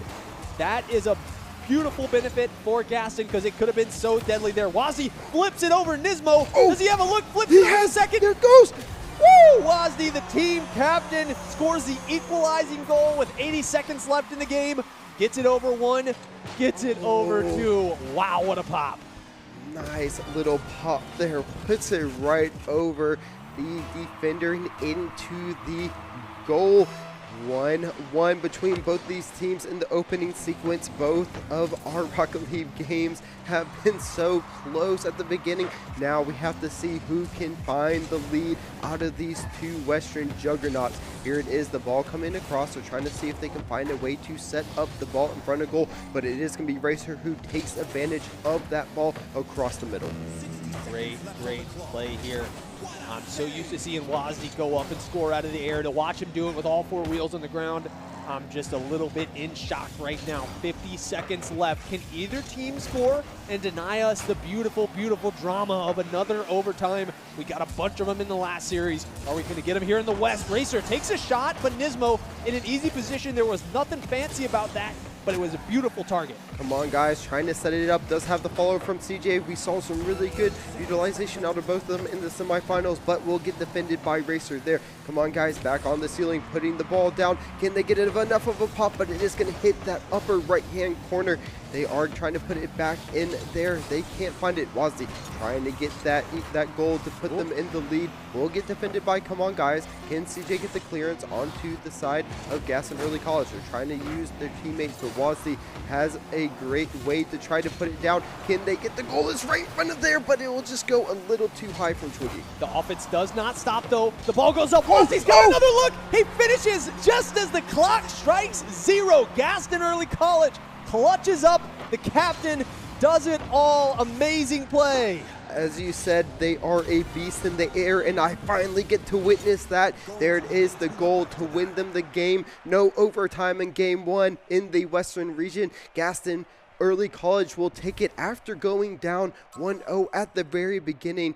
Finally finding that goal to give them game number 1. And wow, just look at these stats here from them. They're able to get the 2 goals, but they have the majority of the shots. We do see 8 shots out of them, only compared to the 5 of West Forsyth, but also they didn't even have to save that much because they had so much offensive pressure. Yeah, the offensive volume. I talked about it a lot last series with Esports Legends. It was in full force for Gaston Early College. Wazdy and Racer, the tag team, their offensive pressure, that 2 twin jets flying all over the place, attacking from every angle, so much speed. It was so close for the entire time, and then they pull it out at the last second.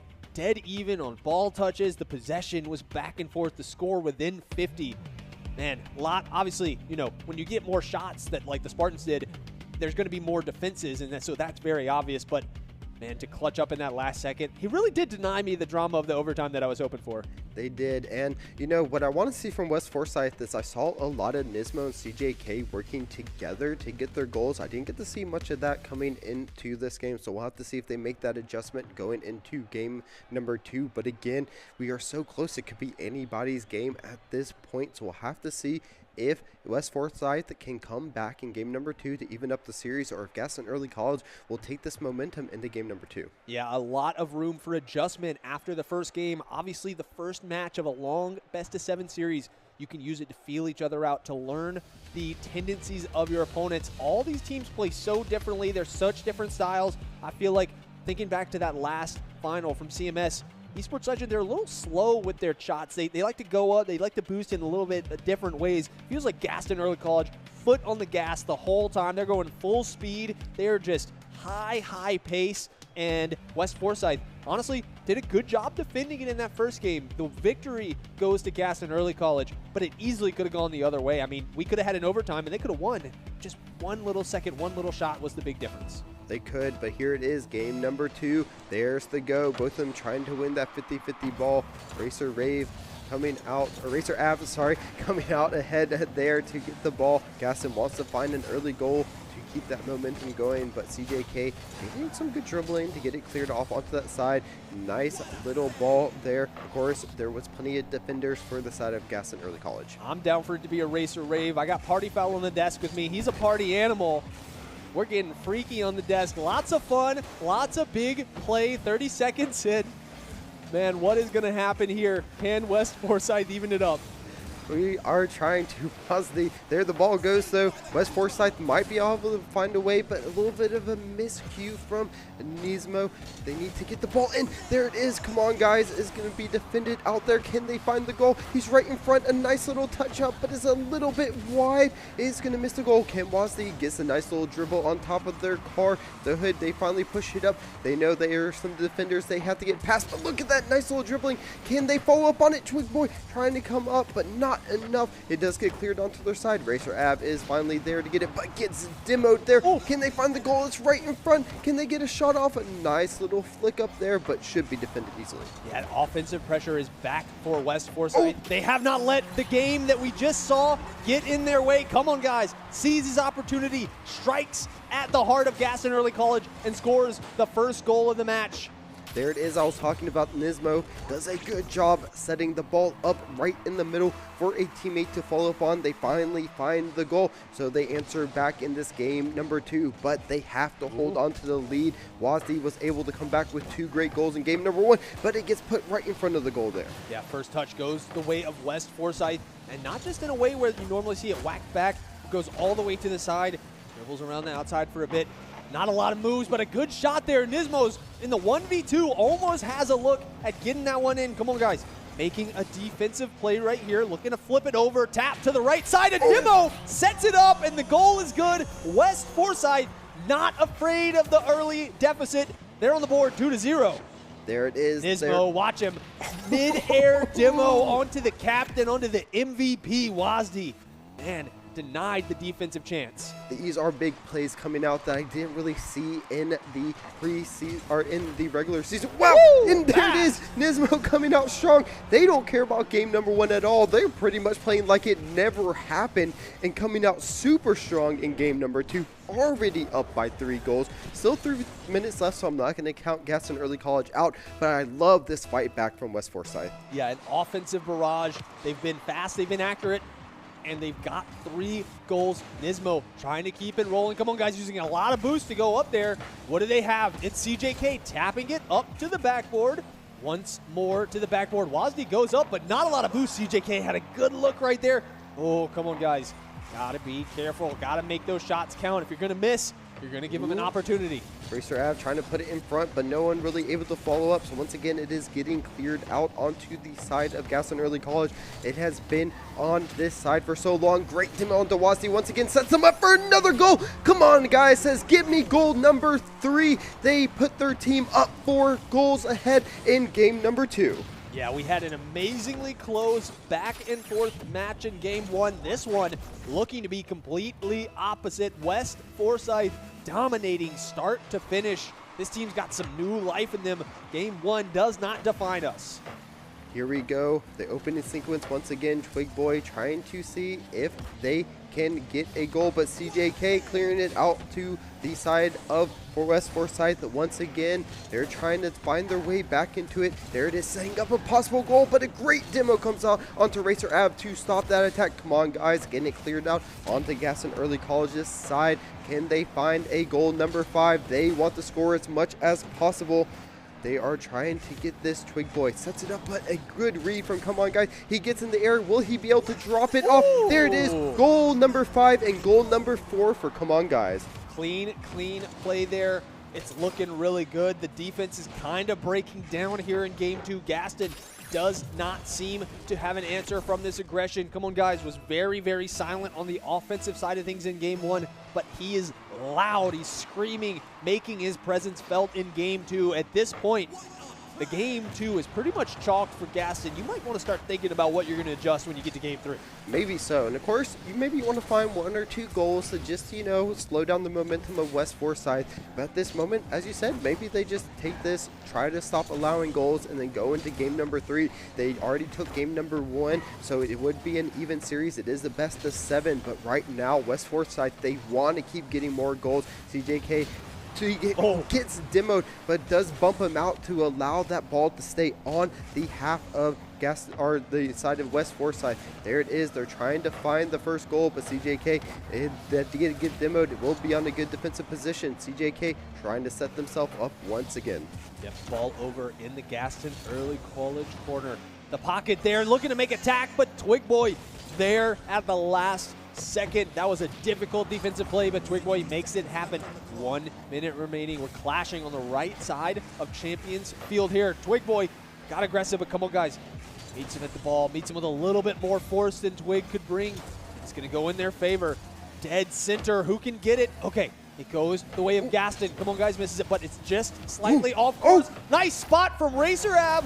Knocks it in, not with power, but with precision.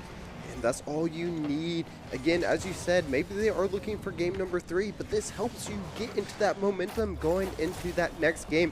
You're able to at least get on the board there and stop West Forsyth from scoring. 40 seconds left in this game number 2. They are down by 4. We'll see what else they can do, but right now it does look like West Forsyth's game to win. Yes, but a little bit of a respite, a little bit of positivity could be what you need to bring this into a much better state in the next game. A little bit of consolation, maybe also a little bit of confirmation that the recipe's there. Just gotta stay strong in the early stages. 15 seconds left. Wazdi looks to go up for his thing. Normally he's not contested on those sides like that. That's a new look that he's gonna have to figure out what to do with. Setting up the ball in the middle there. They find almost right off of the crossbar. Will be denied goal number 6, but there it is. Touches down. West Forsyth wins a convincing game number 2. Yes, dominant start to finish. There was a small glimpse of brightness at the end from Gaston Early College, but overall, start to finish, it was West Forsyth domination. Obviously, a lot of saves there, but that's just because of the amount of shots. 17 shots, 5 goals. On the opposite, only 1 shot out of Gaston Early College. They do convert it, but imagine a game that you were winning in game number 1 on shots. You instantly get turned around in game number 2. Shows the resiliency from West Forsyth to even up this series so far. Now it's Gaston Early College's time to make the adjustments in the game number 3. Look at those demos as well. That's another way that West Forsyth dominated the match. 9 total to just the 2. The amount of time spent on the pitch was definitely not in Gaston Early College's favor. All right, there we are. So we're going to look at the post-game stats here. It is in favor everything on, except for saves, on the side of West Forsyth. But again, you don't need the saves when you only allow 1 shot and you already have 5 goals. There we see the ball touches heavily in favor, 30 more on the side of West Forsyth. They just had absolute domination that game number 2. So we have to wait. Game number 3 will be delayed a little bit as we sort out some lag issues. Of course, we want everyone at their best in the finals. We don't want to leave anything up to chance. And of course, as a winner as well, you want to win knowing that you played your absolute best and against the opponent their best as well. Definitely a little bit of time to think about stuff. Obviously, we're not going to let the students just take time to talk. They're having some equipment issues, and we want to be accommodating. It's a grand finals. We can take a little bit of time. I don't mind getting home a little later if it means that we get a more fair, a more competitive match. Evens it up, though, 1-1 on the series. Love this. We've seen a bunch of 4-0s, usually because eSports Legend is in them. This one, we're guaranteed to at least get some progression into this series. I'm super excited to see how Gaston Early College can both adapt to this offensive pressure from West Forsyth, and then also Is this just a normal thing from West Forsyth, or did they just have a crazy game right there? Can they continue this through the rest of the series? Honestly, they looked more normal to me after watching the Kearns Academy game. This is what I saw from them. They're able to set up these high shots and allow them to feed off of each other to get those goals. So I really expected this out of them game one. Didn't see too much of it, but they were able to adjust it into game number two. A lot of those bumps, a lot of those demos are what I saw versus Kearns Academy, taking that car advantage into their favor. Both teams are able to do it, so it seems to who has that advantage at that time seems to be able to take these games between the two, and both of them are really aggressive so far, so I would like to see how that translates into game number three. But as you said, maybe Wasatee wasn't too used to someone challenging them in the air. And Gaston Early College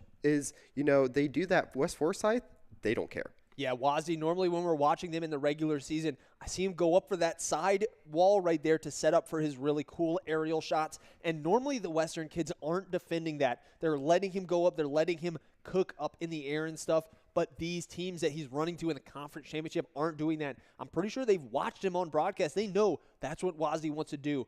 He's not an unknown quantity. Everybody in the West knows him. So a lot of good research, a lot of good counters to what could potentially be Gaston Early College's main strength, their main offensive weapon.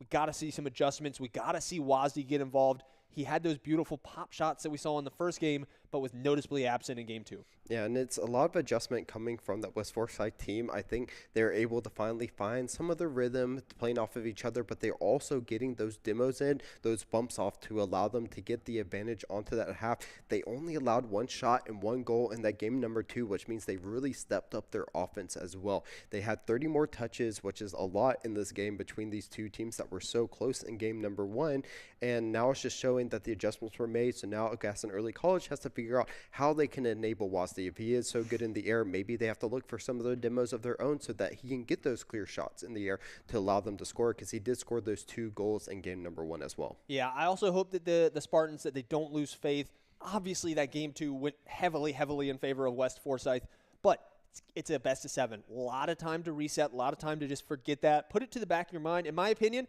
here's what we do. Guess what? We're not playing a best of 7. We're playing a best of 5. This is what we've been used to. It's what we're doing all season. When we're tied up 1-1, that's really all it's going to come down to. So forget those. I mean, if you want to keep in mind those awesome highlights from game one, that's cool too. A little bit of selective memory can go a long way. It can, and that's what really gets the momentum. And both teams should have a little bit now. Of course, it is going to be a little more in the favor of West Forsyth since they were able to score so many going into that game. And now it's going to be time for Gaston Early College, as we said, to make the momentum changes. But at the same time, use that selective memory. Be like Dory from Finding Nemo and choose the ones that you like and say, we were able to score even though going down 1 in the first game. We know that our captain has the ability to score from the air and the ground now as well. So use that to their advantage and start playing off of him maybe a little bit more going into game 3, and you should be able to get the win. Yeah, also, funnily enough, a little bit of irony around the Gaston Early College. I told you that there were some questions about that mercy rule, and then in game 2, they actually go down to a 6-goal deficit. So if there was a mercy rule, we might have had that game end early. So maybe the rule set has some reason to it. Actually, I don't know. Maybe they would argue they wanted to end that game when they were down 0-6. So it could go either way. But I just love that little irony there. It's funny. The tables can turn real quick when you're faced with another tough opponent. You can feel like you're on top of the world, dominating in the regular season.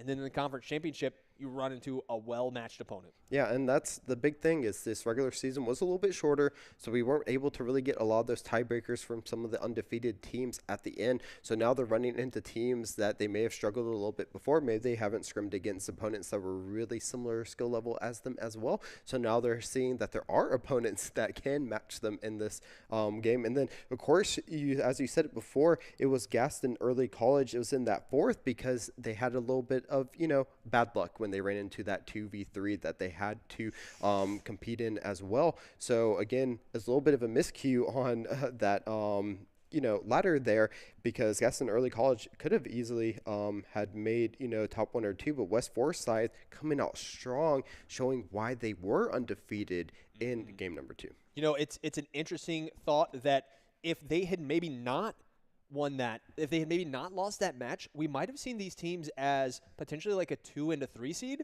and we could have seen them in the semifinals. True. But now we see them in the finals. So it's funny the way the universe works. You feel like things worked against you, but actually maybe they ended up working for you. Only time will tell if this West Forsyth team will be a more difficult opponent than Piedmont Community Charter that they ran into the semifinals. Can't go back in time. Can't change what happened. It was Halloween. I mean, I might have missed some Rocket League matches to go out and get some candy if I was in that boat too. So no real shame there.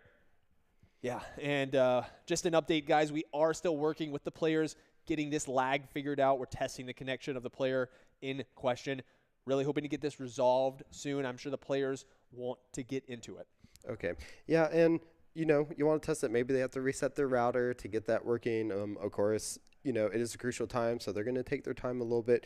We'll have to see how long it takes. Of course, we want to get them back into the game as soon as possible. Of course, West Forsyth probably wishing it was a little bit sooner than later because they want to ride that momentum, but just haven't just yet. Yep. I will be absolutely interested to see what those adjustments are, man. This is the time to do it, I feel like. At Game 3, after you lost convincingly there in Game 2, definitely time to make some adjustments, and hopefully not just to the internet, but to the strategy itself. Mm-hmm. All right, so it sounds like we are getting ready here. So finally, those issues have been resolved. We are going to jump back into game number 3. Of course, it is West Forsyth coming off a convincing game number 2. The series is tied up, though, 1-1. So we are going to jump back into hopefully what can be a Gaston Early College, picking up a little momentum after this. Hopefully, those lag issues have been resolved. Yeah. So maybe that's what was happening a little bit in that game that caused that, big momentum swing. But again, West Forsyth that's going to be riding pretty after this. Yeah, and hopefully they didn't get too cold with that break between there. Hopefully no gamesmanship being played as well. Ice in the kicker, All right, we're back in the game. West Forsyth and Gaston Early College. The series is split 1-1, and we're into a best-of-5 to determine the conference champion for Western Rocket League. Oh, and there it is. WASD coming out strong, getting that goal number 1. Only 9 seconds into this game. Those adjustments have been made. And look at this nice little flick there into the goal, beating 2 defenders from West Forsyth. Goal number 1 for Gaston Early College. Yes, an early start. That's what you really need. I told you guys, WASD, he's the captain. He's the playmaker. He's the showmaker. And getting on the board, making your presence felt early in Game 3. What a start. WASD getting active here on the right side. No issues scoring. Hopefully no more issues with the internet. 30 seconds in. We've stabilized a little bit here. That quick goal from Gaston Early College did not yield anything now. Right now, great defensive effort from WASD will stop goal number 1 from West Forsyth. What a great shot. They're going to have to try to find another one as they go forward here. They're getting it onto the side of Gaston Early College, but haven't really been able to find a shot on target just yet. CJK going to be met with opposition from WASD there. The ball is going right in front of the goal. Can they get a touch on it? But it might be Racer Ave who sets up WASD for this attack on the side. There it goes right in front of the net. Quick Boy going to be stopped though by Nismo. The ball onto their side. Can they get a shot in front of goal? There it is. Can they find it? Just a little bit of a touch, but it is off target. Yeah, so scary right there. Got to make good contact with the ball. Got to clear it from your side when you have that free opportunity to. WASD, come on, guys. They clashed at the side there. Come on, guys, came out on top. Lucky little bounce, but Racer, ooh, nice little bit of footwork there, catching the ball, dribbling it a little bit before the player comes and steals it from him. Midcourt, lot of space. Come on, guys, though. Not enough pace on that ball to get it by him. Racer Ave in the right place at the right time, trying to set it up. A little clash with their teammate there, unable to get the ball in front of the goal. There, WASD will actually get it stolen away. CJK trying to set it up, but there is no teammate really to follow up on it just yet. Come on, guys, setting it back up. Nismo with a shot, but it will be wide. Yeah, Gaston looking much more solid here in Game 3 than in Game 2. Obviously, really no way to look worse than you do going down 6-0, so much better look here. Nismo playing defense up in the air. Nice little piece of dribble work, but WASD gets a good look at it. Off the wall, attacking again. The second goal of the match. The captain coming to life here in Game 3. 2 shots, 2 goals. He's back in it. They are, and this is the momentum swing that they needed. West Forsyth unable to find a goal, and a great counterattack from WASD will allow them to go up 2-0 in this series right now. West Forsyth has no trouble scoring though, but they need to find a way back in now. Yes, can they play from behind better than Gaston Early College was able to before? They do not want to yield a constant stream of goals like they had. WASD gets a nice look, but the demo comes. CJK cuts the problem off at its source. Cut the head off, and the rest of the snake will follow. 2 minutes left. The ball in the corner over here. CJK, nice touch towards the goal. It is cut off by Racer. Nice play. He's going to keep it rolling, too. A little bit off target. A little bit off target and a good defense from Nismo there. CJK, a little bit of a miss, but come on, guys, in a good position to get it started to go forward. But Racer Ave will take the ball back onto that side. They set it up in the middle, but no one is able to follow. CJK trying to get in the air. Can they find a shot? It is a little bit wide, but here we go. Nismo unable to find it. They were met with opposition in the top there. A little bump off of WASD should stop that attack, but a great job from the teammate follows up on it. There it is, set in the middle. Is it going to go in? There it is. WASD scores a hat trick. 3 shots, 3 goals. It's not Thanksgiving yet, but turkey is on the menu. The captain for Gaston Early College, he saw what happened to him in the last game. He knew that the difference needed to be made, and there was no one else to do it. WASD looking so good here in game 3. First touch, completely neutral. But here we go. What can they do? Nismo, nice shot. WASD gets demoed. Definitely a heavy focus on this player for West Forsyth. Come on, guys, trying to flip it up, but Twig Boy able to meet it in the air, puts it in front of goal, not enough pace to let it go in. Can we see them try to find their first goal here, but with 2 members in the goal, Racer Ave able to pick it up, puts a little pass over to WASD. They're going to get knocked off the ball, though, so it should stop this attack. They're trying to find ways to stop him, but they haven't just yet. There it is, the ball right in front of the goal, but we only have a minute left. We need to see West Forsyth score now if they want to try to get back into this game. Yes, they need to make their move now if they are ever going to make it. 45 seconds left. Racer, a shot on the goal. It's placed well, but come on, guys. He's going to intercept it. Going to make a little bit of a move. 2 players contesting the ball. Only 1 from Gaston. The numbers are not in their favor. CJK going up. Tapping it to the corner. No real shot attempt there. 30 seconds left. Here comes the Gaston Early College offense. A friendly bounce past the opponent. Racer gets a clean look. Can Rismo do it? No. It's missed, but Twig Boy throws his name into the equation. Finally a goal for somebody not WASD. 4-0 for Gaston Early College. They find it, and it is a complete opposite of game number 2. It is now Gaston Early College finding goal after goal after goal. They cannot be stopped. Here, 20 seconds left. Can West Forsyth at least find 1 goal to maybe have a little momentum going into game number 4? But there it is. They're trying to find it, but great defense once again. 10 seconds left. It's set up right in front of the goal. CJK will not be able to touch it as it was stopped. Bounces over everyone. They're going to try to turn it, but 2-1. Will they get it up? They're trying to find 1 more. There. Dropped it short. Barely. That we'll count that as half of a goal. It was a beautiful attempt. It looked good, but the clock saved them. The bell strikes 0, and that's going to be the 5th goal denied. 4-0. Gaston Early College, they got hit with a right hook in game 2, but it didn't faze them. They came back out swinging in game 3, matched West Forsyth blow for blow. They did, and now we see the opposite there. Look at the shots from the side of from Gaston Early College, and those goals and assists, they completely are eclipsing West Forsyth in game number 3. They were able to turn it around. The saves are even though, so good defensive effort put it on West Forsyth. But again, when you have all those shots, eventually they're going to go in, and Gaston Early College will go up in game number 3. We're having a back and forth series, so possibly West Forsyth can come back in game number 4. But again, you want to see the momentum ride from Gaston into this game also. Definitely, and you also want to see West Forsyth take the same lesson that Gaston Early College clearly learned. A definite defeat in the previous game does not mean that you are out of the series. These are just 2 offensive titans firing back and forth, and sometimes your defense is not going to be in position to make it happen. That's just the way the cookie crumbles sometimes. You can't let it get to you. Here we are, game 4. Gaston Early College has a 2-1 lead, and there seems to maybe be a little bit of a disconnect. Twig Boy actually not in the game right now. Come on, guys. Scores 3v2. Absolute tragedy. Not sure what's going on, but obviously it's going in West Forsyth's favor. And this is how it crumbles sometimes.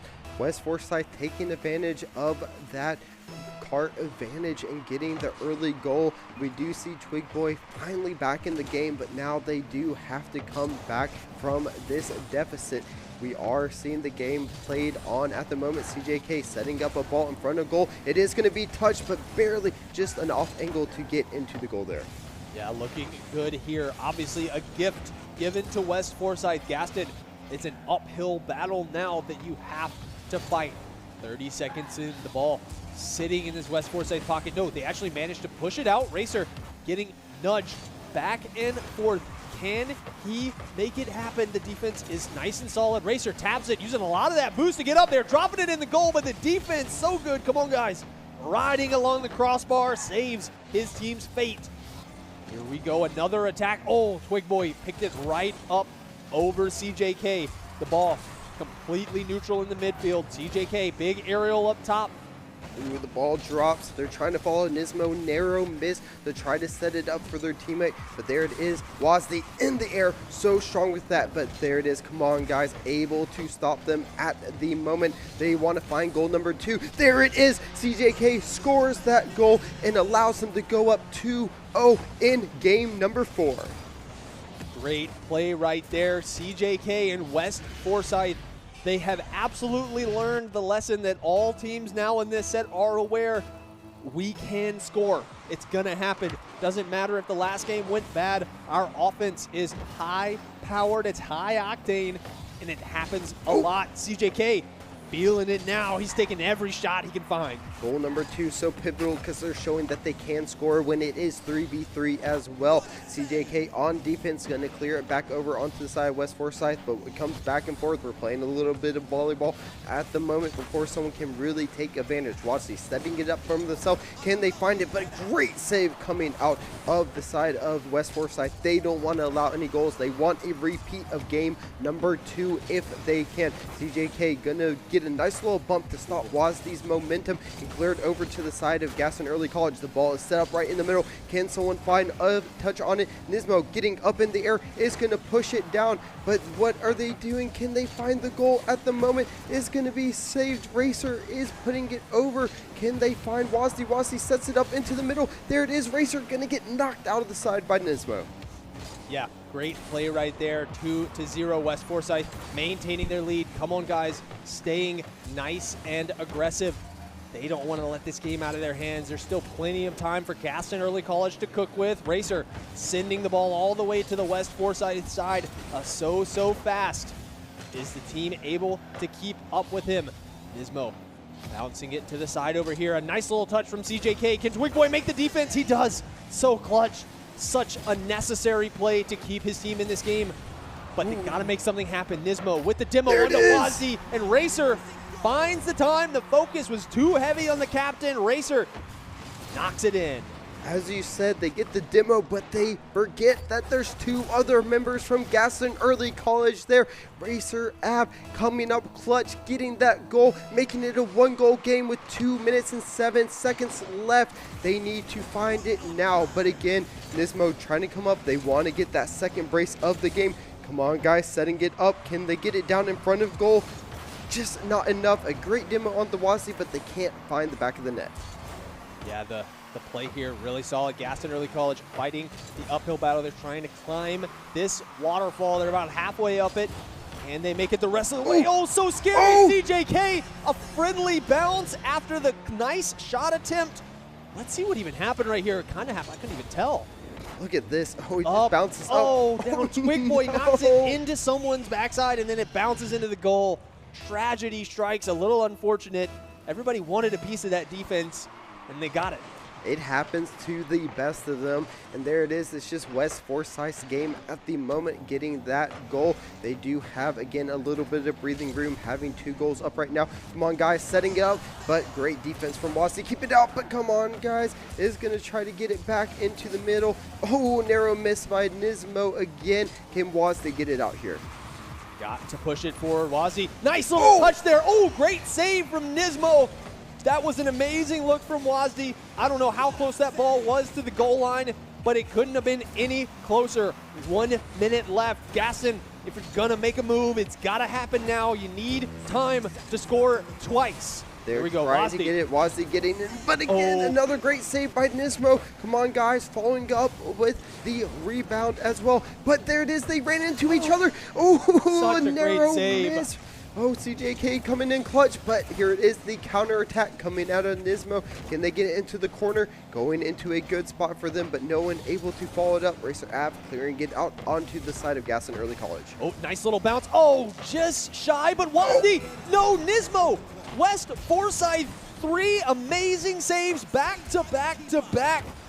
Gaston, they're getting every single look they could want, and everything is getting denied. The West Forsyth defense coming alive here in the backstage of Game 4. They're trying to find number 4. It is going to be thwarted for the moment. 10 seconds left, though. Can they possibly find at least one more? They're trying their best. 4, 3, 2, 1. The ball's in the air, but I think it'll finally get touched down here. Not just yet. There we go. Gaston. Oh, there it is. Okay. West Forsyth wins, ties the series up 2-2. Very, very well played. That one was back and forth. Wozdy came alive there. That was the Wozdy we talked about. That was the Wozdy we expected, but it actually was not enough to get them the game. A lot of shots, a lot of defense. Man, but it really went West Forsyth's way. I feel like Wozdy had a highlight play there as an individual, but as a team, West Forsyth was better. They were, and of course they took advantage of that unfortunate 2v3 at the very beginning, but then they did score 2 more goals when it was 3v3, and we saw that they could score goals in game 2 as well, so there was no fluke that they were able to come back again, taking a little of that momentum in game number 4. But it is how the cookie crumbles at that moment. We are tied up again though in the series in game number 4. We are just seeing a battle of the 2 titans in the western region right now, and it can't get any better than this. Absolutely. They heard that they were going to have the last match of the day, and they are reveling in all of the attention. They're delivering us something that you can write home about, and I love that this is a Rocket League one. This is a match with consequences. This isn't Smash Brothers where both of our finalists have already qualified. The winner of this match gets to go to states. The winner has to fight it out in the wild card weekend with so many amazing teams that we saw today. They didn't all make it to the state championship, but there's a lot of very talented teams. You want to get this win right here and advance without a question. You do, and look at this though. Gaston Early College, of course, having the advantage in the ball touches, which just means that at this moment, West Forsyth was a lot more effective on their shots to goal. They only had 8. They were able to convert 3 on the same side though. 9 shots for the side of Gaston Early College and only 1 goal though. So right now we're trying to see what happens. There looks like some desync issues, so we'll have to wait a little bit. But again, there's so much stats we have here. But I want to touch on this. 9 shots, 7 saves though from West Forsyth. Yeah, the defense stayed very strong, and like you said, the West Forsyth offense was very efficient, very effective when they took their shots. It was on target, and it made their life very difficult. Gaston Early College offensive was super, super heavy, but the defense, they did solid for a while, but ultimately it was too much. I feel like, come on guys, CJK. CJK, yeah, able to follow up on their teammate, and I was going to touch a little bit of this on well. We have the 3 assists for those 3 goals, and I talked about this a little bit when I watched the Kearns game as well. West Forsyth are at their best when they're able to work off of each other.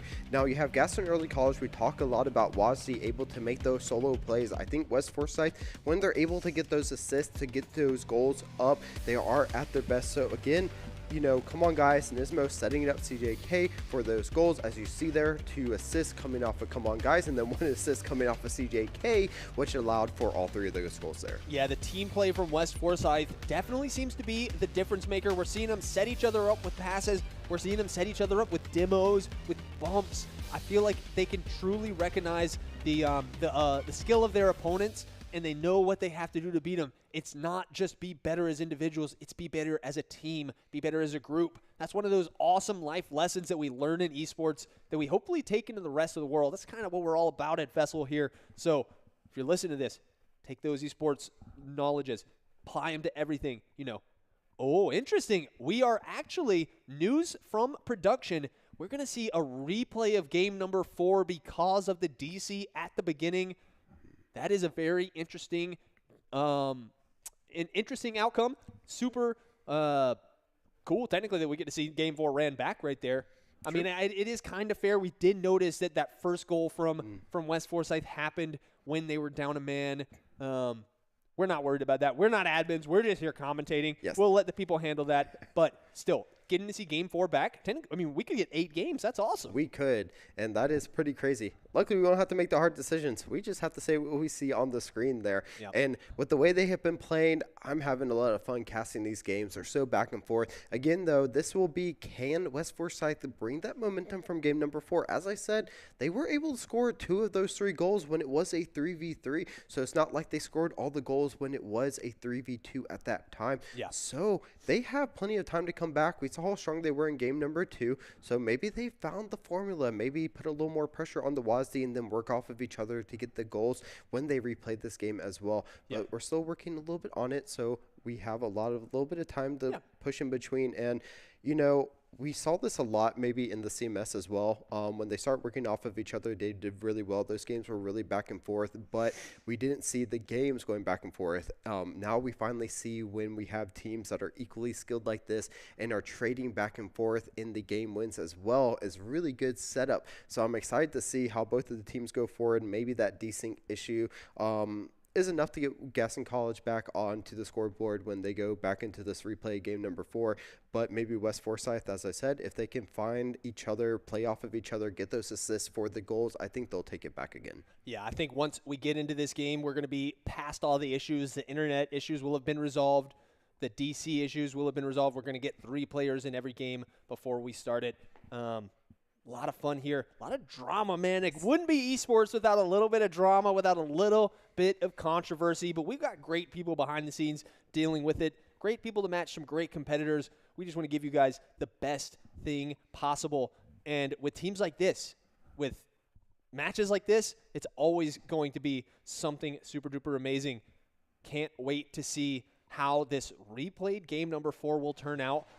Obviously, we're not expecting a quick early goal from West Forsyth, but that would actually be a little bit of irony. Let's see if maybe it'll happen. That would be just, you know, the RL deities happening in everybody's face. It is. And back to even. Yep, they do start out pretty strong, though, with that. They do want to find that goal right back again if they can. Oh, and they set up for it. CJK getting in a little bit of a touch, but it will be defended there. Come on, guys. Gets the ball right back, trying to dribble, but gets stopped by Wazdi. Wazdi wants to set up that goal, get back on the scoreboard for themselves, and get their team in the lead. A little bit of a scrum here in the pocket around the West Forsyth goal. The pressure staying on. It's not fast right now, but it is kind of smothering. Wazdi, had a nice look. The goal was open. It's still open. It was, but the shot just a little high. Oh, a quick answer. Follow up. They're trying to get it in front of goal, but just not enough for the side of West Forsyth. Again, they're setting it up. CJK finds goal number 1, and they take it back. They said, we'll replay it just as we did in game number 1. They take a little bit longer for goal, but then it is once again CJK coming up clutch for their team in game number 4. Twin Dragons flying out of the goal. West Forsyth. Doesn't matter if you got 3, doesn't matter if you got 2. We're getting the first goal, and we're progressing forward to tying this lead, tying this game back up in this series. A 1-0 lead. Can Gaston Early College find the answer? Racer in a really aggressive position. Wazdi, had a nice look at that ball. Nismo with the counterattack. Twiggy cuts it off. West Forsyth, they're looking lethal with these counterattacks. Got to be careful if you're Gaston. They do. They're setting it up really well, but finally Racer Ave might get a touch on it. A little bit of a miss from Nismo there. Gets into their corner. Can they find a teammate? Twig Boy over there sets it up. Just hits the crossbar. And there it is. Wazdi with a great follow-up and prediction. Evens up the goals 1-1 in game number 4. Throw it in reverse. Nismo tried to make that defense backwards, and it's not going to be good. Hard to stay on target when your eyes are not facing the ball. 1-1, Gaston Early College not to be outdone here in game 4. They are rearing, they're ready to fight. Racer goes up high. CJK intercepts it. Nice deep touch to the other side. They've got to get back. They've got to regroup. Can Gaston do it? They need to make some space now. Getting kind of choked out on boosts. Actually quite low. Twig does pick up a 100 piece, and so does Racer. They've got a little bit to work with now. Come on, unable to finish that aerial attack there, but CJK in a good spot puts it right over Wazdi. There it is. They're setting it up right above, putting it in the corner. Nismo trying to get in front of goal, but they will be stopped. Once again, the ball in the neutral area finally gets put into the side of Gaston Early College. They're trying to get back onto the offensive pressure. A little bit of a miss. The goal there is open, but come on, guys, in a great position for defense. Sets it up right in front for Nismo. Two defenders will stop that attack, though. We see a counter attack trying to come out into the corner of West Forsyth. Will be stopped. Come on, guys, with a clutch defensive save. Yeah, the last second right there, the ball looked like it was going to cross the plane. Maybe a part of it did, but not the whole thing. 1-1, CJK. Nice little look here. Actually fakes the up and then goes back down to Racer. Doesn't buy it, does not bite on the feint. They clash in the middle. The ball gets hit over to CJK. Ooh, the deflection so close. That would have been a very hard angle to react to. Backing up to get the ball to stay on the side of Gaston does not matter as Wasi puts it in the air. It will be met from CJK, who has had a really good defensive. He bumps, come on, guys, to tell them to go forward and says that I have the defensive effort now. Come on, guys, has this aerial ability, puts it down.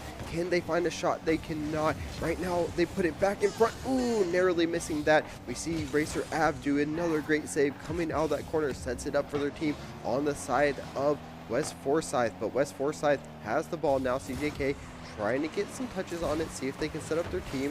Knocks him out, but Wasti with a great steal over there sets it up for their team. Will it drop in? But so another close. save. So close right there.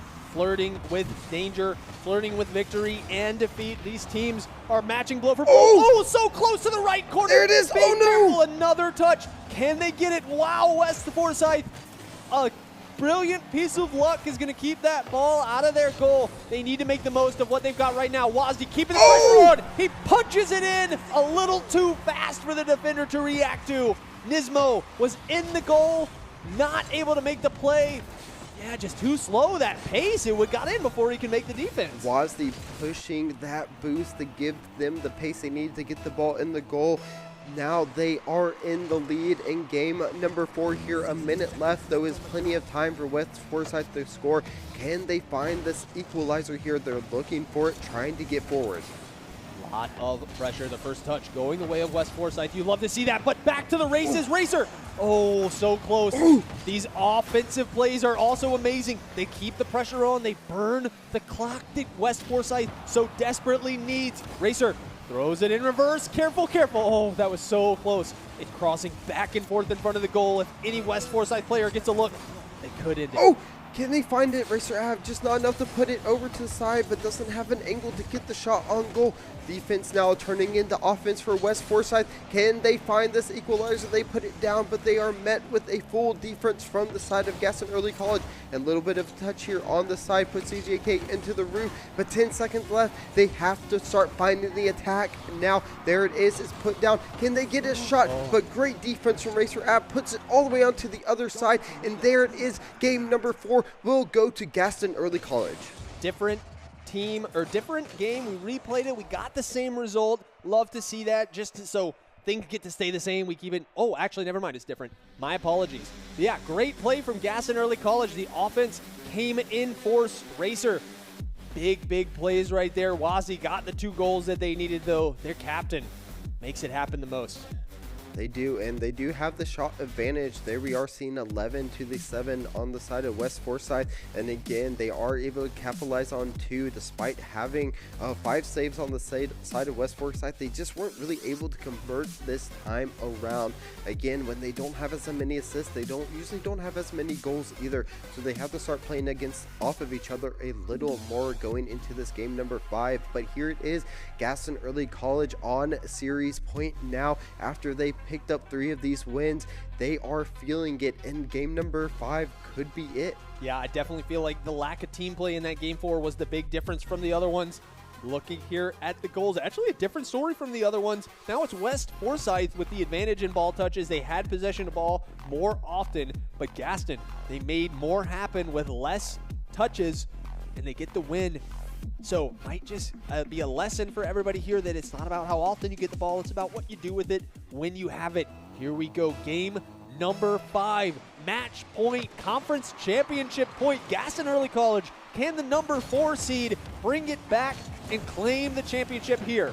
They are looking for it, but here West Forsyth says they want to go on attack from the get-go, trying to set something up. Ooh, just narrowly misses that, has to get past 3 bodies and are unable to at that moment. There they are. Can they? Everybody's missing. Yeah, they're trying to like find me a out way there. Yeah. Oh, definitely me. Would have missed every single shot so far, but they're going for it. Finally able to set it up. Twig Boy on defense there. They are trying to set up Wazdi, who is able to get the touch, but great job from CJ, able to get the ball. Can they find a teammate in the middle of it? Twig Boy again, defensive, but just not able to find enough of their teammates to get the ball going. Wazdi picks it up though, and this is where they shine, setting it up for their teammate, but gets defended. Yeah, Nismo met Racer there. Everybody knows what's going to happen when Wazdi goes up and hits it off the backboard like that. They're all trying to read the angle. They're all trying to get the first touch. Here we go, West Forsyth. Oh, nice touch there. Come on, guys. He was noticeably quiet in game number 4. Need this player to step up. What's he got? Oh, does not mix up Twig Boy, but the answering, no, Wazdi, team captain. So clutch on defense there. Never for a second thought the ball was going to go in, I promise. Well, I did, so I was definitely feeling it. Wanted to see that goal. I wanted to see West Forsyth come out and force another game for us. And CJ trying to do it, but again, a great defense out of Gaston Early College. They know what's on the line at the moment. They want to end this series here and solidify their way to go to states. But West Forsyth is making it hard for them with these shots. It looks like it's Mikey so going in clutch. Racer Ave with another clutch save. Wow, so clutch. Nobody around the goal. If you do not make that save, the lead has been given to the team that's trying to fight their way back into the series. These players are no stranger to clutch scenarios. A demo comes back and forth. Come on, guys, and Twig Boy. Both are going to sit on the sidelines for a short little bit. Racer as well. These players, they're looking for blood the same way they're looking for goals. They're trying to find it, but again, Racer Ave setting it up in a pretty good position, will be defended, but 2 members are kind of colliding with each other, maybe a bit of a miscommunication on who's going to get that shot. Opens up possibly a goal here for, come on guys, gets it in, doesn't drop though, unlucky bounce will keep Gaston Early College able to keep that ball out, and what a miss. The pressure from West Forsyth. Gaston has to be feeling it. These shot attempts are real. These are real threats at the goal. I don't know how Nismo pulled off that angle, but he's looking so solid. CJK flying into the middle, contesting the shots. This is a good-looking position. We're jumping on. Come on, guys. Oh, does not have that same backboard ricochet shot that he went for last time. CJK following up with it. Twig Boy coming out with a clutch save from distance there. Wazdi's able to pick it up. Can they get some dribbling? Tries to pass it off, but Nismo with a great steal. Twig Boy able to get back onto defense. Wazdi gets demoed, though, trying to get back onto defense. Will be able to respawn in time. Can they get it? They do find the goal. Come on, guys. Gets West Forsyth on the board, and this is going to give the pressure over to Gaston Early College. West Forsyth comes in clutch. A little bit of a pull shot right there, coming in from behind, tapping his teammate, saying, hey, I know you got it, but I want to get involved too. Great play there from West Forsyth. They've got the lead here in game number 5. If they can hold on to it, they will extend this grand finals to a game 6. I am absolutely rooting for that. The ball goes up high, hits off the top crossbar, but no West Forsyth attackers are there to capitalize. Gaston Early College back on the offensive, but come on, guys. So reliable on defense, always there when his team needs him. There it is. Come on, guys. Gets the ball once again. Puts it up for the teammate. CJK gets the goal, and there is the assist I love to see from this team. When they work with each other, they are able to get the goals, and there they go, up 2-0 with 1 minute and 12 seconds left in game number 5. That Twin Dragons celebration is appropriate. 2 dragons for West Forsyth. I 100% agree. When they're working together, the sum of the parts is so much greater. 1 minute left, a 2-0 lead for West Forsyth. Oh, it was so close, Wazdi. That would have been a great start to a potential comeback here in game number 5. But the ball back to the west, back to the side. Oh, Wazdi through the defense, just goes through his opponent. He didn't care. He makes that demo to save them from getting goal number 3. Now they're trying to get on the counterattack, but they only have 40 seconds left. They need to find something and something quick if they want to try to get back in this game. There it is, Nismo trying to buy some time, getting the ball out onto the corner of Gaston Early College. They still want to find another goal if possible. There it is, CJK in a good defensive position to again stop that ball from going too far. Racer Ave will get demoed and it will start the counterattack. 20 seconds left. It's got to happen now, Gaston. You got to make your move. You got to buy yourself some time to get the ball up and potentially get a second goal with 10 seconds left.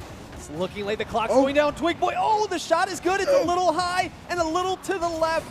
2 attempts is not going to be enough. Gaston, that's going to be game number 5 going the way of West Forsyth. How long can they keep this ball up? What can they do with it? Show us a little bit of skill here. Well, it touches down. You know, I honestly agree with that. Just get it to the ground, get it to the next game if you're Gaston. But West Forsyth coming out clutch in that. There we see 2 goals, 2-0. But again, once we see that, look at those shots again. They lead it this time with 9. They get that 1 assist and 1 lone goal to bring us to a game number 6. And this is a series. Yes, big difference maker there for me. Come on, guys. He was so silent in that last game. The scoreboard looks completely different here. I think we saw 4 zeros on his scoreline last time. Now not a single one active in every way. Defense, offense, teamwork, demos, everything was there. This is the moment when champions are made in West Forsyth. They're not going out silently. They are not, and this is what we love to see, a back and forth series here. They are showing that, okay, you're going to make us replay game number 4. Well, we're just going to take game number 5 and force you to a game number 6. Look at this here. This time it is the number of ball touches may have been that deciding factor to allow them to get those 9 shots, convert 2 of those to the goals. And again, they have those 3 saves that kept out those 4 shots. So 4 shots look to be on goal, were saved from the side of West Forsyth, and they just came out strong in this game. Yeah, they really did. They put Gaston on the back foot. This is a team that loves to play offense, loves to play high-flying Rocket League, and when they're not scoring, they look like shadows of themselves. Game 6 of the grand finals. Can West Forsyth do the impossible? Can they send us to game 7? 2 for 1. Both Gaston players go down. Nismo had a look there, but the last player makes it happen. Ball going, come on guys, with a great save, but they are coming out with a vengeance. Oh, what a save though from Racer Ave. Come on guys, is on fire coming into this game number 6 as well.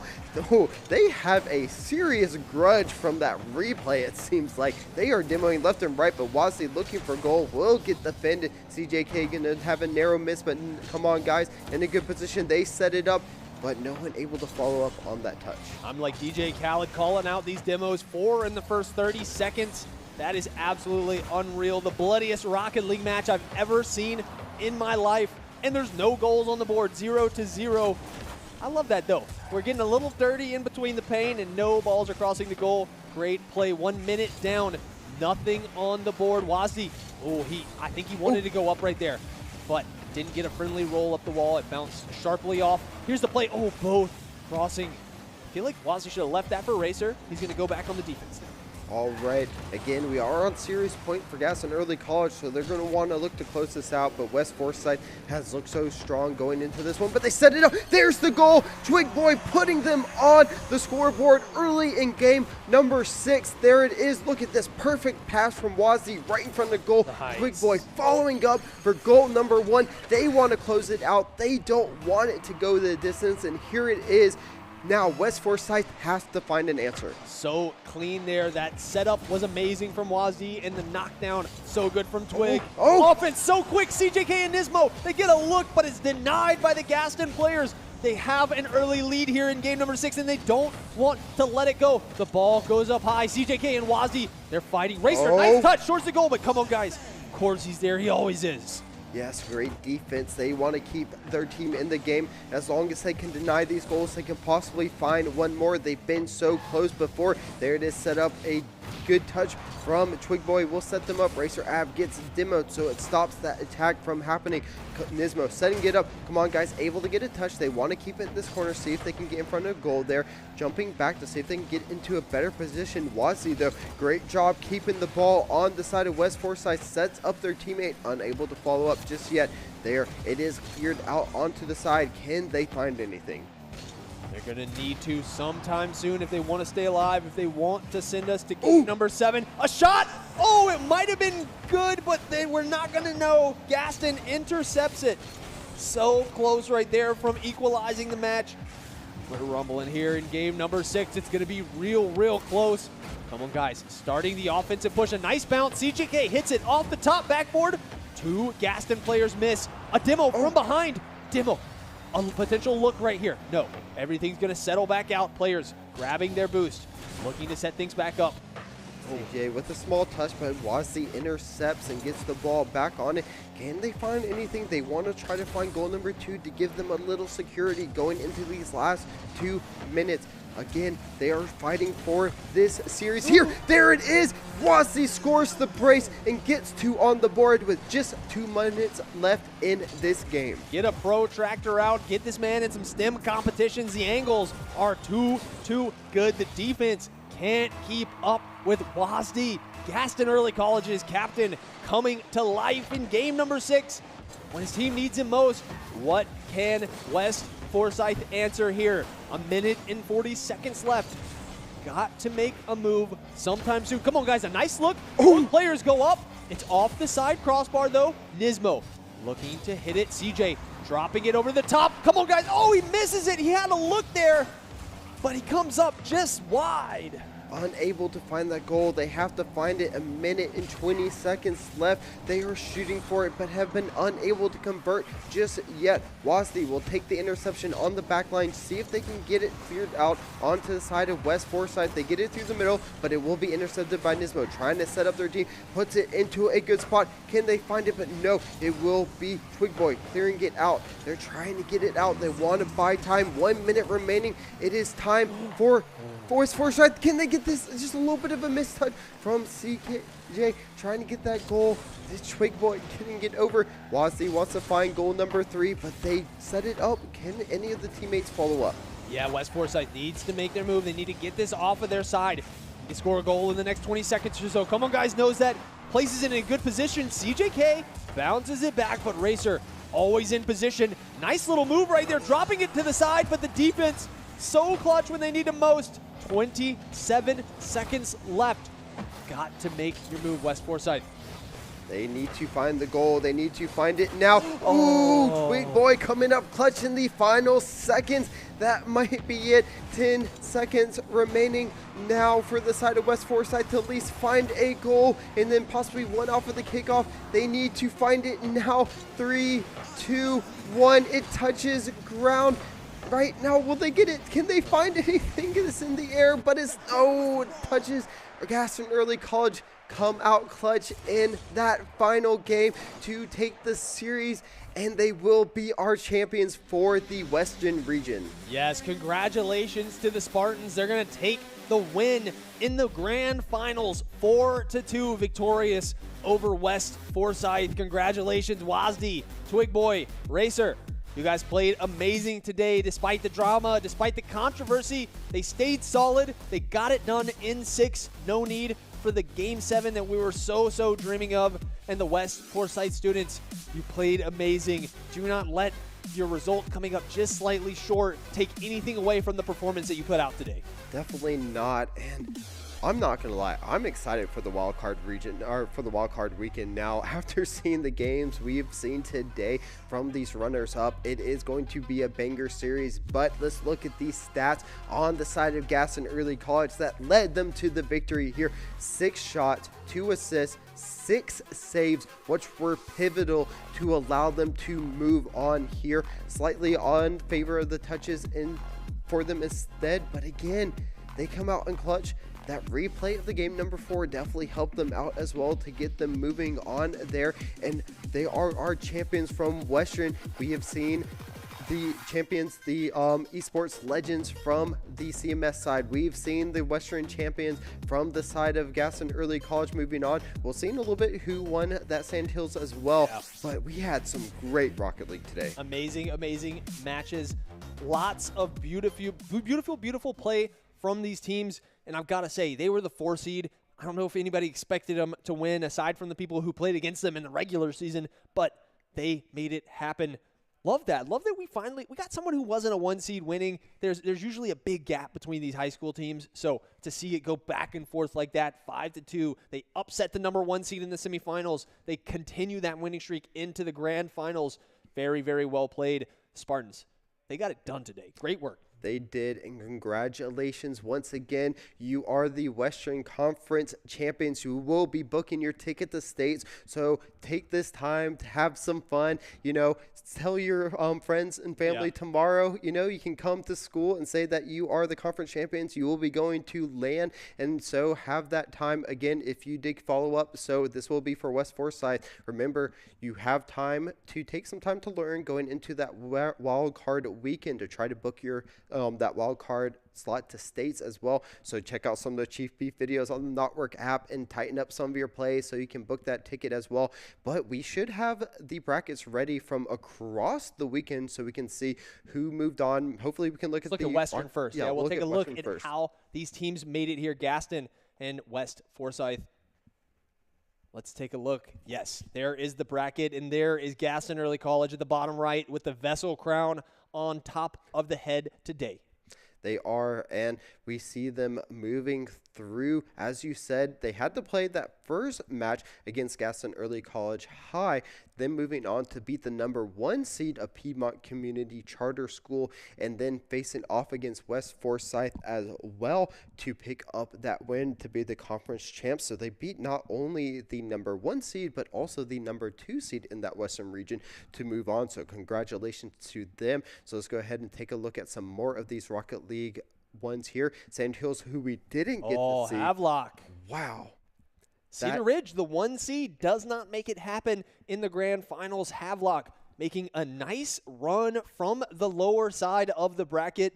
Chris, you're the Sandhills man. Did you expect this Havelock team to make a run like this? They actually were pretty good. Our bracket on the side for Sandhills is actually pretty crazy. We had 2 teams going in undefeated. Then we had 4 teams that were 5-1. There was barely any deficit between our top 8 going into this. It was anyone's championship to win. Havelock A coming out on top. They, were 5-1. Of course, we're losing a little more on that win to loss.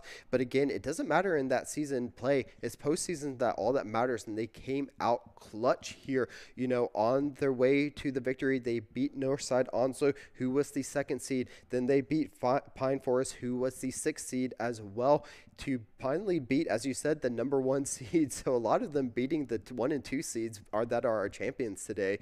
Havelock, congratulations to you all. Cedar Ridge, you will be going to that wild card weekend as well. So make sure you study up for that. But let's jump to CMS, the match that we got to see a little bit earlier. It is Esports Legends who took that victory over Rocky River A, and what a performance it was. Yeah, very dominant performance to be expected from Esports Legends. They're kind of the boogeyman in the VESL Rocket League world. Everybody's got issues with them, but nobody can beat them. Undefeated through the regular season, undefeated through the conference championship bracket, 12-0. They beat Providence in 4, they beat Audrey Kell in 4, and they beat Rocky River in 4. We got to see them twice. Man, the skill that those players have is absolutely impressive. And the rest of these teams too. Audrey Kell, Rocky River, Surrey, these are really, really solid teams. As we look at these brackets, keep in mind that the 3 who did not win will be into the wild card weekend. Let's move on from Rocket League. We're going to take a look at Western Smash Brothers here. Checking out the bracket. It is STEM Early College from NCA&T. A Little Gamer taking the win over Yeoni from Challenger Early College in the grand finals. Congratulations to him. I was shamelessly and unshamelessly rooting for Yeoni there. He was a pleasure to work with through the season, always available, always responsive, but A Little Gamer did what he does best. I mean, he won Smash last year, right, I think, and then now is making a deep run in this season. continuing greatness. Yeah, and remember though, for the Smash, both of those who make it to finals will make it to states. So we have both of those moving on. So Awesome. again, we'll see those ones that at least made it to the quarterfinals will be able to get to their wild card weekend as well. But let's go ahead and take a look at some of the other brackets. We'll take a look at Sandhills next, which is my region here. In the finals, we had Westover B, Brandon versus Jack Britt, Misty Bot, who's been a big challenger throughout Smash over the course of the VESL life expectancy as well. They've made it to a couple of those states, also is making it back to states as well. They play a lot of the Steve, they play a lot of the Me Gunner, and they are the only player from their school as well competing in VESL, and I'm glad I was able to get them into it because they have completely ran through a majority of the Sandhills bracket through the season into the postseason as well, and just so much fun to watch. Yeah, love seeing that monstrous Me Gunner player. I was really hoping to get to see the Steve. They stuck with the Me Gunner for the whole day today. Can't argue with the results. Victorious, wearing the crown. Let's take a look. CMS Smash Brothers next. Who won this one? It happened over on stream number 2. It's Palisades A, crowned, victorious. That Sheik player, he is a scary, scary player to run into. I've never seen a Smash player or character that moves as fast across the screen as Crown does the whole time. Yes, and they are definitely one of the front runners to win states as well. They've been praised in the office so much for their gameplay, so we'll have to see how they make their run going into it. But of course, Myers Park B player also did make it as well. They were a lot of fun to watch when we got to cast them earlier, playing a different champion each time. So they showed so much knowledge on all of them, and the mastery over so many different will make them so fun to watch when we get into states as well for that. So can't wait. And that Myers Park player made a deep upset run. Not a high seed by any means. Upset a lot of teams on their way to the grand finals. Had a little bit of a lower record throughout the regular season. I think that was more due to the schedules and their inability to play some of the matches rather than their particular skill. So here, once the big money was on the line, once the crown was available for the taking, they showed up. They made a deep run to top 2, which is absolutely amazing. We're going to take a look now at some of the stuff we looked at yesterday. First off, we got Western College football. It's Shelby High. TBK, Sincere Pettis, our reigning state champion, retains his conference champion title over Kearns Academy King Mode. The also returning state championship runner-up. We had a super awesome match. It went down to the wire, but Shelby did come out on top. Definitely going to be someone to watch out when we get there. Possibly you could see a run back from the last finals as well if they do make it there. So great job by both of them, but it will have to be Kearns King, as you said, is going to have to make that wild card run if they want to get the states. But let's look at a couple of the other brackets from the college football here as well. Going to the next one, we'll have to see if it's Sandhills. So we will jump into Sandhills, so I'll get to see again who made it there. Grays Creek coming out clutch. They were so strong throughout the whole entire regular season, and they are such an aggressive player. Always fun to watch them play. They are great defensive as well, getting a lot of turnovers and turning those into points. So they never held back, always went on those fourth downs, never gave it up. But let's take a look at the CMS team here as well. It will be Palisades A who is booked their ticket to the state finals as well. We'll have to see a little bit more from that, and I did get to cast a little bit of the CMS football. It was really good from both sides. Yeah. So we're going to have a really good, great games when it does come to states from all these teams. I actually got to cast that grand finals between Palisades and Butler. It was a back and forth match. Actually, a little bit of drama around it. It was a little crazy. We had the teams confused. I crowned Butler the grand champion, and then we had to come back and be like, no, it's actually Palisades. But we want to give the right player credit for what they did. Of course. It's just a little difficult when they pick. Everybody's picking a red team. Everybody's picking Alabama or Georgia. It's very difficult. We're doing the best that we can. But, yeah, that's Palisades there. Victorious. Now we're going to switch over Overwatch 2. Let's check out how Western went yesterday. Gaston Early College and Northwest Guilford are 1 and 2 seed, completely undefeated throughout the regular season. They faced off in the grand finals, but it was Northwest Guilford coming out on top. And what a game it was. Northwest Guilford had such great synergy around each other for that finals. I was going hype throughout the whole entire series and had a great time casting them. So once again, congratulations to Northwest Guilford High for taking that spot to states in Overwatch. We'll go next to Sandhills Hills, which again is my region, and none other than Durham School of the Arts. Swag boy. Swag Boy coming out clutch. And again, we talk a lot about the hamster and Swag Boy, but it is the play from the team around him as well that allows them to go in so clutch, and they just follow up so well. They took the win over Westover High and are going to book they're going to states, and Swag Boy will be a menace when we get there. Yeah, that team is super duper scary. They have one play style, but it is so scary. Let's look at CMS, see if this team who advanced to Audrey Kell A, could they be the team to maybe take down Swag Boy at the state championships? Audrey Kell, famous team in the VESL Overwatch world.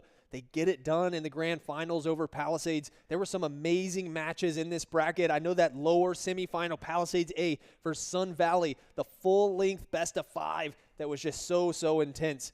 Man, CMS Overwatch, they came to play this weekend. They really did, and of course, we're going to see a lot of those teams in the wild card weekend as well. But congratulations to all our finalists, and all our players have moved on to that state. They won their conference. They are our conference champions, and they are moving on. So make sure you have a little bit of celebration. Those teams that made the wild card weekend, study up before that, because you will be facing against other teams in other regions as well. So we'll finally get to see some of that inter-region play coming ahead. That's right, a lot more fun play here in the postseason. The wildcard weekend is coming up soon. They're going to be competing for the last slots at the state championship, December the 7th, Charlotte, North Carolina. 3 teams from a lot of the games have qualified. 6 teams from some of the others. We'll get the rest of them soon. It's been an amazing weekend. Thank you for staying here with us. Thanks for being here the whole time. Our dedicated chatters, we love you. Our VESL staff, everybody, we love you.